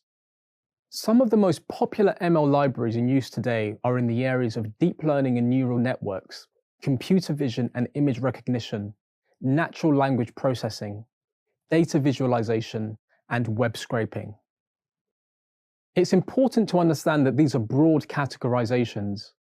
Most of the libraries associated with them are not restricted to a particular field. Every project is unique and should be treated as such. The right selection of the library can save precious time when coding. In this video, you learned about machine learning libraries. Many fields use machine learning, and those fields, like deep learning and neural networks, rely on open source machine learning libraries that make developers work easier. These libraries are collections of packages, and the selection of the right library can save you time when coding. So in the future, think carefully about which library you should pick for a project to make sure that it suits your needs. Web frameworks are software applications designed to provide us with a standard way to build, deploy, and support web applications that we can use on the web. They help developers to focus on application logic and routines by automating redundant tasks, which helps cut development time. They also provide easy structuring and default models that are reliable, stable, and easily maintainable, saving time and effort. Web frameworks are primarily written in high-level code, which removes the overhead required for understanding concepts such as sockets, threading, and protocols. As a result, time is better spent working on application logic instead of routines. Python is a popular framework in web development thanks to several features such as good documentation, abundant libraries and packages, ease of implementation, code reusability, a secure framework, and easy integrations. The different frameworks in Python are efficient and make it easy to handle tasks such as form processing, routing requests, connection with databases, and user authentication. They also provide debugging and testing tools to handle profiling, test coverage, and test automation, etc. There are mainly three types of web frameworks in Python. These are full stack, micro frameworks, and asynchronous. Let's explore each briefly now. Full stack frameworks are considered a one-stop solution and usually include all the required functionalities. This can include form generations and validators, template layouts, HTTP request handling, WSGI interfaces for connection with web servers, and database connection handling. Some of the most popular Python frameworks are Django, Web2Py, and Pyramid. Micro frameworks are a lighter version of full stacks that do not offer as many patterns and functionalities. They are usually used in smaller web projects and building APIs.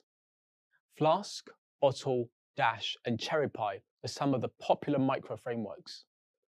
As the name suggests, asynchronous framework types are used to handle a large set of concurrent connections. They are mainly built using async.io networking libraries. Growler, AIO HTTP, and Sanic are some of the names you'll encounter. Choosing a framework can depend on many factors. This can include things like available documentation, scalability, flexibility, and integration. While this categorization is pretty broad, it's important to remember that each framework in Python has its own unique set of features and functionalities.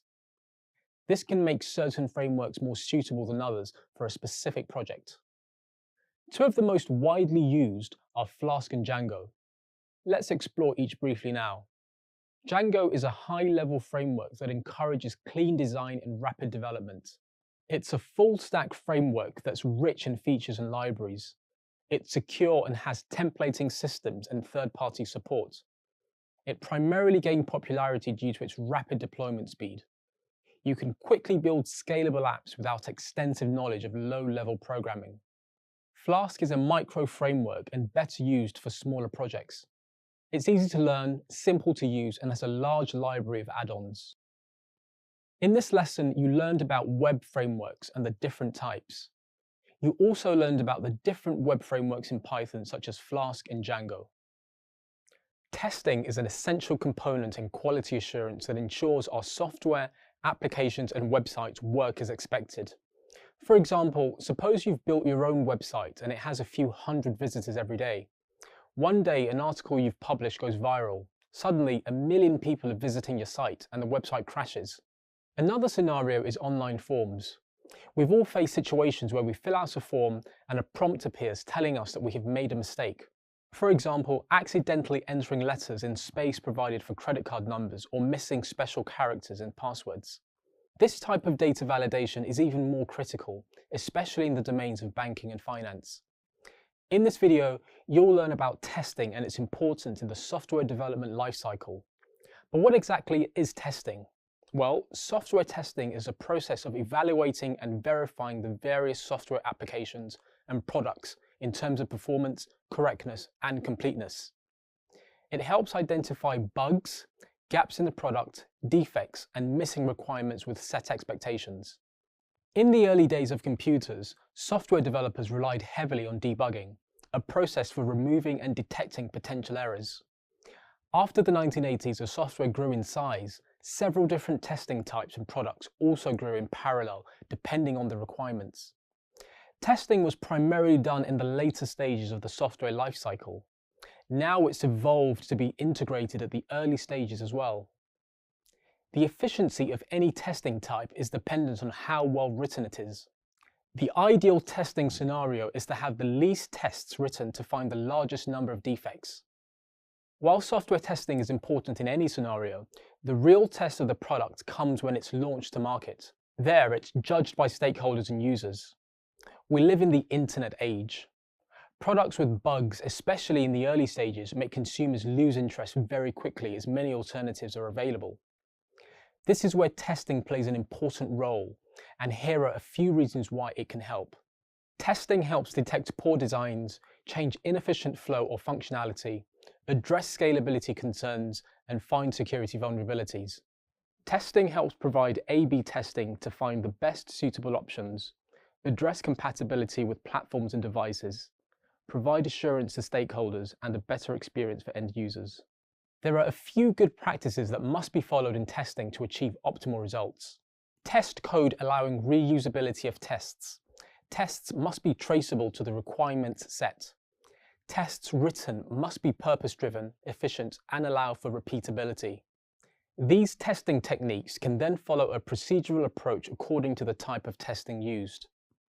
The testing lifecycle in general can be broadly described as planning, preparation, execution, and reporting. The steps involved in achieving this can include writing scripts and test cases, compiling test results, correcting defects based on them, and generating reports from our test results. Okay, so you've already learned about test cases. They are a general set of actions containing steps, data, pre- and post conditions written for a specific purpose. This purpose can improve functionality, flow, and finding defects. A well-written test case eventually provides good coverage, reusability, better user experience, reduces costs, and increases overall satisfaction. As the tech industry is ever growing, several testing categories, types, tools, and products have evolved, which are tailored to best meet the requirements of the software in question. For example, a web page will have different testing needs than an Android-based game. Even among web pages, a social media page will differ from one, say, from financial management. Testing can be categorized by several different factors. For example, depending on the amount we know about the internal implementation, we can call it black box or white box testing. There are also many testing types used in practice. These include compatibility, ad hoc, usability, and regression testing. Don't worry too much about these terms for the moment. You'll learn more about them later. For now, I just want you to know that with testing, there is no one-size-fits-all solution. When testing products, it's also important to understand when to stop, as no application will ever be 100% perfect. Otherwise, a developer may feel the product is well tested, but realize it's full of bugs and flaws as soon as it's released to the end users. A few metrics can be established for this purpose, given that there are well-written test cases in place. These include a certain number of test cycles, passing percentage of test cases, time deadlines, and time intervals between subsequent test failures. Testing in software development can be seen as the anchor of a ship or insurance for your vehicle. You can hope that everything operates smoothly, but often it does not. And while you can aim for perfection, there is always potential for human error. Quality assurance today has become an important component in the software development lifecycles. Much of the credit goes to development of testing tools and techniques. The question is, what type of testing should you use? In this video, you'll learn about the types of testing, including the 4 main levels or categories of testing, which is unit, integration, system, and acceptance testing. There are different ways in which you can categorize the different test types. There are white box and black box tests. White box testing is where the tester has knowledge of the code, design, and functionalities. Black box tests function with no such information, and the tester has no idea about the internal implementation. There are also other ways to categorize different tests as functional, non-functional, and maintenance tests. Let's explore these. Functional tests are based on the business requirements stated. They determine if the features and functionalities are in line with the expectations. Non-functional tests are more complex to define and involve metrics such as overall performance and quality of the product. Maintenance tests occur when the system and its operational environment is corrected, changed, or extended. But there are also manual and automated testing methods that are dependent on the scale of the software. The most broadly accepted categorization is in terms of the levels of testing as you move ahead in the software lifecycle. Let's delve deeper into these levels of testing. The 4 main levels of testing are unit or component testing, integration testing, system testing, and acceptance testing. The 4 types of testing levels build on each other and have a sequential flow. Let's explore these now. In unit or component testing, the program tests specific individual components by isolating them. The components are low level, which means that they are closer to the actual written code. They often involve use of automation for continuous integration given their small sizes. So you usually write these tests while writing the code. For example, if the code is in Python, unit tests can be written with packages such as PyTest. Integration testing combines the unit tests and tests the flow of data from one component to another. The keyword here is an interface. This means that you test if the data is correctly fetched from a database within the Python code, and if you have sent it to the web page. There are different approaches to it, such as top-down, bottom-up, and sandwich approaches. Your approach depends on what code level interfaces you attempt first. It builds on the unit testing and a tester deals with it. Next is system testing, which tests all the software. You test it against the set requirements and expectations to ensure completeness. This includes measurements of the location of deployed components, such as reliability, performance, security, and load balancing. It also measures operability in the working environment, such as the platform and the operating system. This is the most important stage handled by a team of testers. It's also the most critical stage, as the shipping of software to the stakeholders and end user happens after this phase. The final type of testing is acceptance testing. When the product arrives at this stage, it's generally considered to be ready for deployment. It's expected to be bug-free and meet the set standards. The stakeholders and a select few end users are involved in acceptance testing.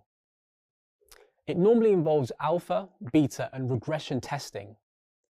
One way of approaching this is to give pre-written scenarios to the users. You use the results for improvements and try to find bugs that were missed earlier. All the different testing levels are designed to optimize software at different stages. The key to testing is testing early and testing frequently. While each of the testing phases is important, early detection saves time, effort, and money. As the code gets increasingly complex, mistakes become harder to fix. It doesn't necessarily mean that unit testing will happen only at the beginning and acceptance at a later stage. There are many testing cycles where these levels are approached iteratively. A typical example is the Agile model. Here you release different versions of the product iteratively, and you perform acceptance testing every few weeks.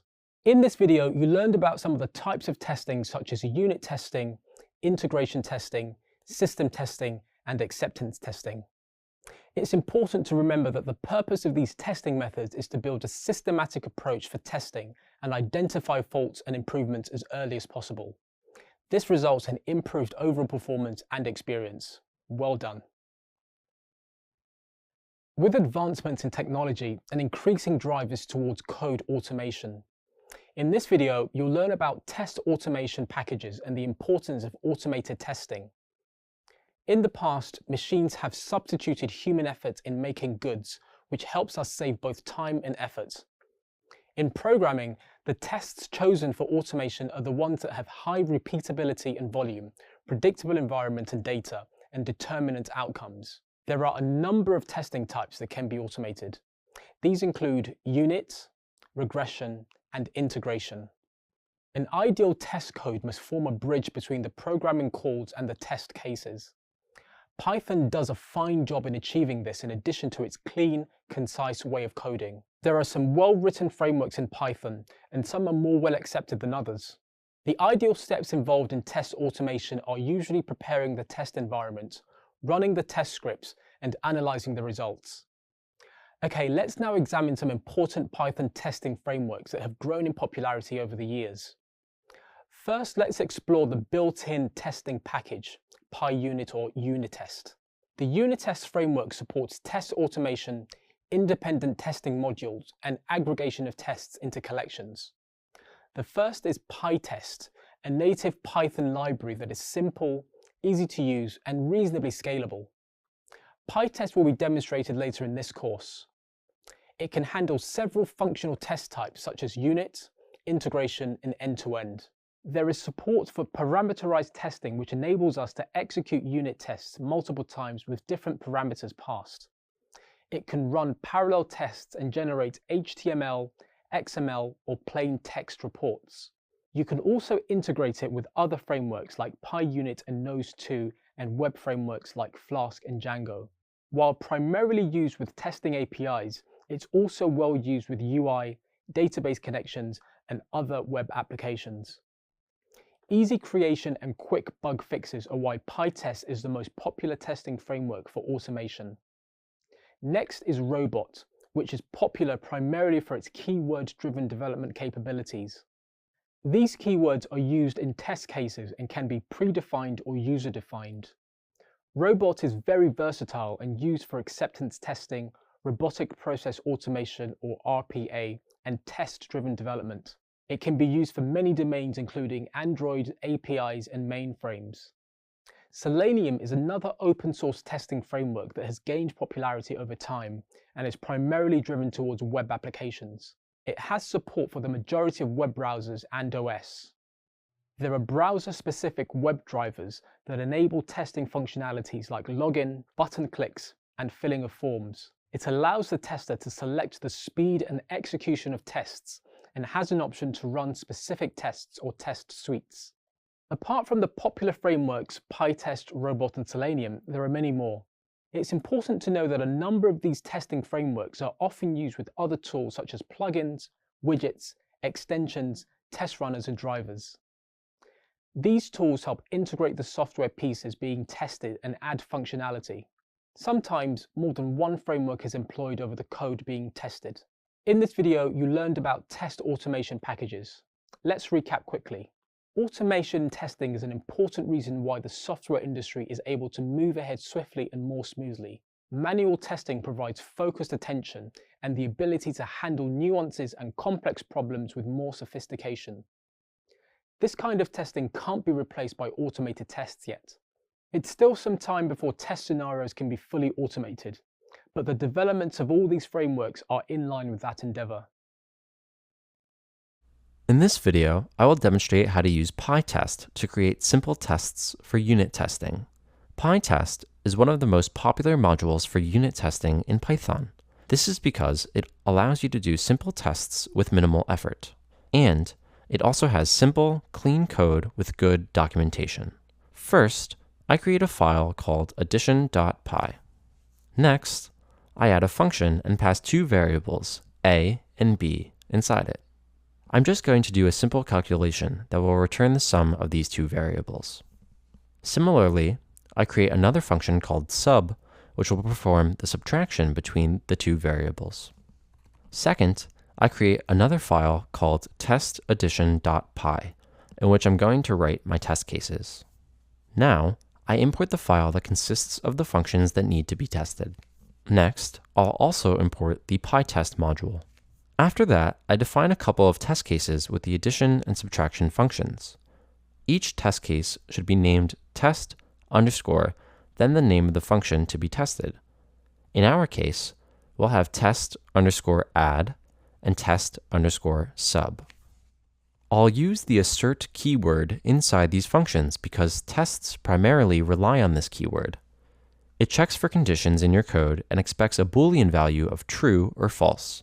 When the return value is true, the test passes. When it is false, the test fails. Let's add assert statements to our tests.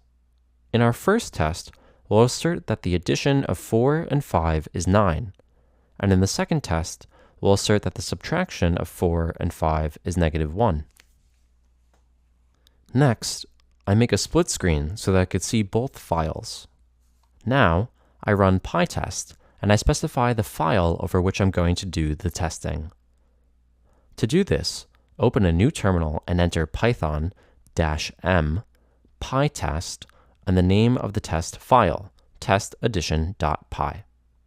I ran the code and both tests passed. This means that both the assert statements have been confirmed to be true. 4 plus 5 is 9, and 4 minus 5 is -1. These two dots after testaddition.py in the terminal also indicate that both tests passed. Now, I will intentionally make one of these tests fail. I do this by changing the -1 answer to -2. I make sure that I have saved the file, clear my terminal, and I'll run the test again. Note that the first test passed, but the second one didn't. Also note that where there were previously 2 dots, there is now only 1 dot and an F to indicate that the second test failed. The E's at the start of the lines show where the test failed, and it supplies the possible reason as to why it failed. I could also write these tests without the assert statement and just add pass. This passes the test regardless of any errors. When I run the code again, it indicates that both tests passed. You should note that I used an equality operator here, but I could have used less than, greater than, or keywords such as is, in, or not in. All that matters is that the assert statement gets a Boolean value. I can also add multiple assert statements in a single function.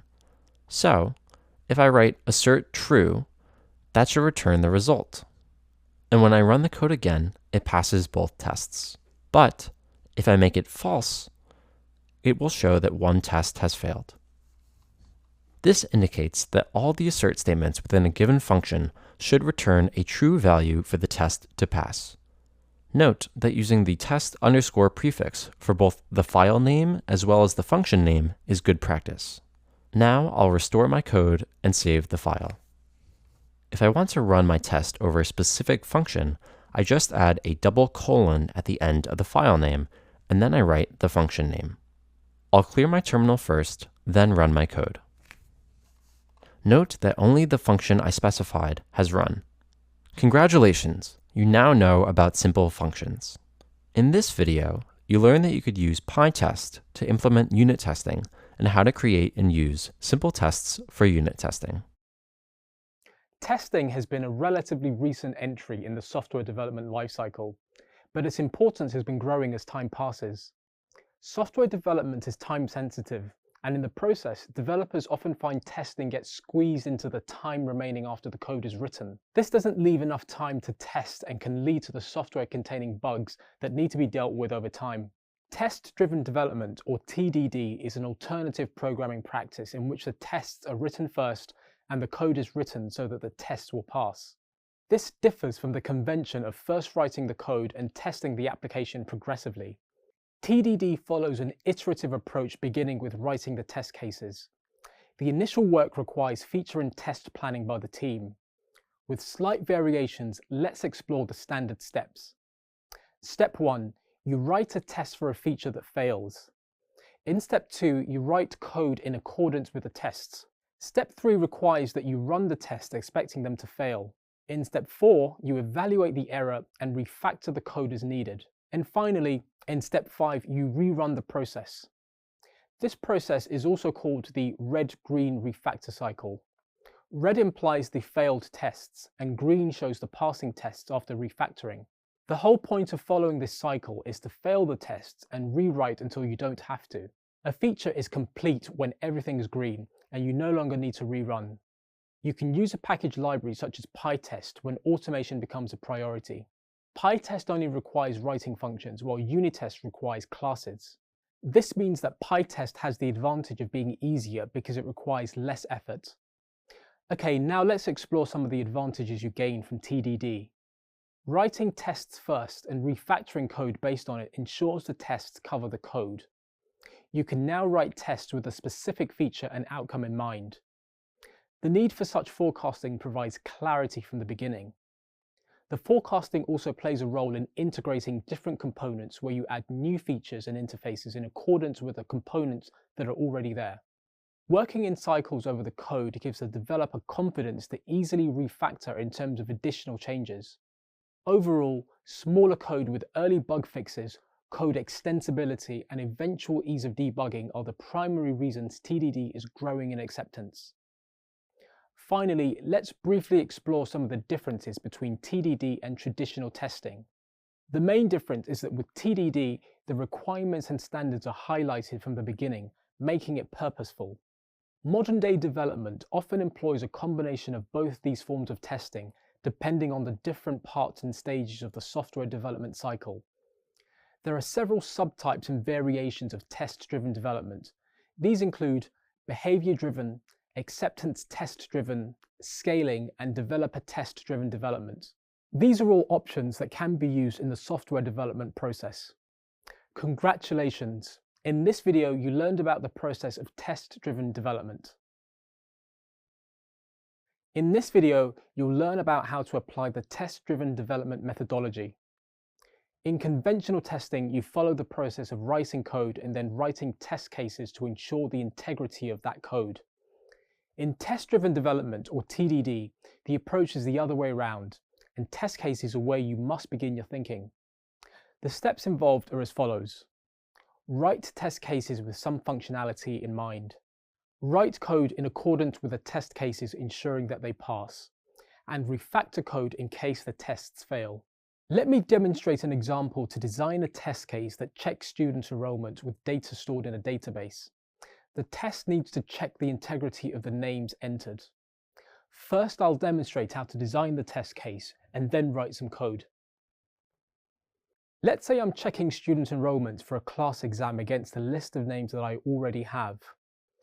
To keep things straightforward, I'm going to use a Python list with the names instead of a database. I want to make sure that the names I enter are on the list. And I also want to ensure data integrity, which means that I must be sure that the names are entered in the correct format. I've created two files. The first is test_findString, which is my testing file. And the second, findString, is my main file. I already have the PyTest package installed. And because this is test-driven development, I'll write my test function first. I begin by importing a curses module that will help me check the ASCII characters that are present. Then I import the PyTest module, as well as the findString module, which is my main file. I define a function named test_isPresent, and I add an assert statement to check if the isPresent function works, because I'm going to use it to validate my data entry. Contrary to the conventional approach of writing code, I first write test_findString.py, and then I add the test function named test_isPresent. In accordance with the tests, I create another file named filestring.py, in which I'll write the isPresent function. I define the function named isPresent and I pass an argument called person in it. Then I make a list of names written as values. After that, I create a simple if-else condition to check if the passed argument is present inside the list. So the function called isPresent will check if the name passed is present in the list. Let me test my code. Note that the test has passed because the name Al is in the list. But this doesn't ensure the integrity of entries I may add. For example, I might not want numeric characters in the names. To address this issue, I write another function named test_noDigit. I'm going to update some of the code in my main program, findString.py, in accordance with the newly added test. To do this, I create a function called noDigit that matches my test. And again, I create a simple if-else condition. I run the code and you'll note that one of the tests have passed and the other one has failed. So the name Al passed because it's on the list of names, but the value of N7 didn't pass because it contains a numeric character. I could also add more test cases and modify my code so that it's suitable for the test cases, and I can repeat the cycle until I have no more failed tests. Congratulations, you've now explored the test-driven development methodology. You've reached the end of this module on Python modules, packages, libraries, and tools. Great work. During this module, you learned that Python is a powerful language that allows you to build amazing things. But it can gain even more functionality with the use of modules, libraries, and tools. You may remember that we started with modules and learned that they are the building blocks for adding functionality to your code, so you don't need to continually redo everything. Next, we explored some of the commonly used Python libraries in data analysis and data science. And lastly, you discovered that testing as a tool is an essential component in quality assurance that ensures your software, applications, and websites work as expected. It's now time to recap the key lessons you learned and the skills that you gained. With that in mind, let's summarize the key points you learned in this module. You should now be able to explain what modules are in Python and why they are used. Identify the different types of modules and explain where they can be found. Explain how to access built-in and user-defined modules from different locations, and use import statements to access modules from different directories. You should also be able to create packages from the Python package index using pip, write modules using import statements, and explain and use the reload function in Python. You have now learned that Python has an extensive collection of packages and should be able to describe typical module use cases, differentiate between built-in and user-defined Python packages, list some popular Python packages, and list some common Python libraries used in data analysis and data science. In the module, you also learned about libraries, frameworks, and testing.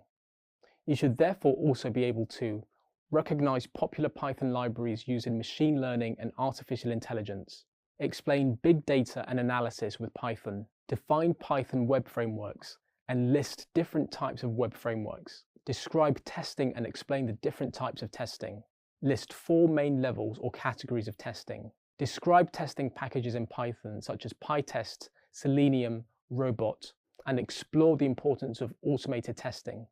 And you should now be able to explain test-driven development, TDD methodology, and list the features of test-driven development. This module was an introduction to Python modules, libraries, and tools. This knowledge enables you to extend the ability of your programming code. In this course, you were introduced to the foundations of Python development. Let's do a brief recap of what you covered. Module 1 was getting started with Python. In this first module, you learned about the different ways developers used Python in the real world and discovered the rationale for the existence of Python. You checked out your hardware and software by running Visual Studio Code and carrying out operating system environmental checks, identifying any required dependencies. You explored variables and data types and worked with strings, casting, and data files. This led you to the section on control flow and conditionals, where you got to use Python operators and build looping and flow controls into your code. In Module 2, you moved on to some core programming skills with Python, including exploring functions and data structures, scopes, lists, tuples, sets and dictionaries, and quags. With all that coding built, it was time to check for errors. You finished Module 2 by examining errors, exceptions, and file handling and considering approaches to error handling. Nearly halfway through the course on Module 3, you discovered all about the paradigms of functional and object-oriented programming and associated logical concepts. You also had an introduction to algorithms and to Python classes and instances. Nearly at the course end in Module 4, you learned how you could boost your coding environment by using modules, libraries, and tools in Python. You also learned about the different types of testing and how to write a test. Well done on completing this course recap. It's almost time to put your knowledge to the test in the graded assessment. Are you ready to display all your Python abilities? Congratulations on completing the Programming in Python course. You've worked hard to get here and acquired a lot of important skills during the course. You should now have a great foundation of back-end web development skills. This is the base for you to continue building on in the future. And you've also demonstrated your skill set in the graded assessment. Following completion of this first course, you should now be able to complete basic programming with Python, distinguish between the programming paradigms of procedural, functional, and object-oriented programming, demonstrate how to use modules, packages, and libraries, and work within a test-driven development environment. So, what are the next steps? Well, this is one course in the Backend Developer Professional Certificate. While you've established a good foundation so far, there's still more for you to learn. So if you've enjoyed this course and want to discover more, why not enroll in the other courses? Throughout each of these courses, you'll continue to develop your skill set.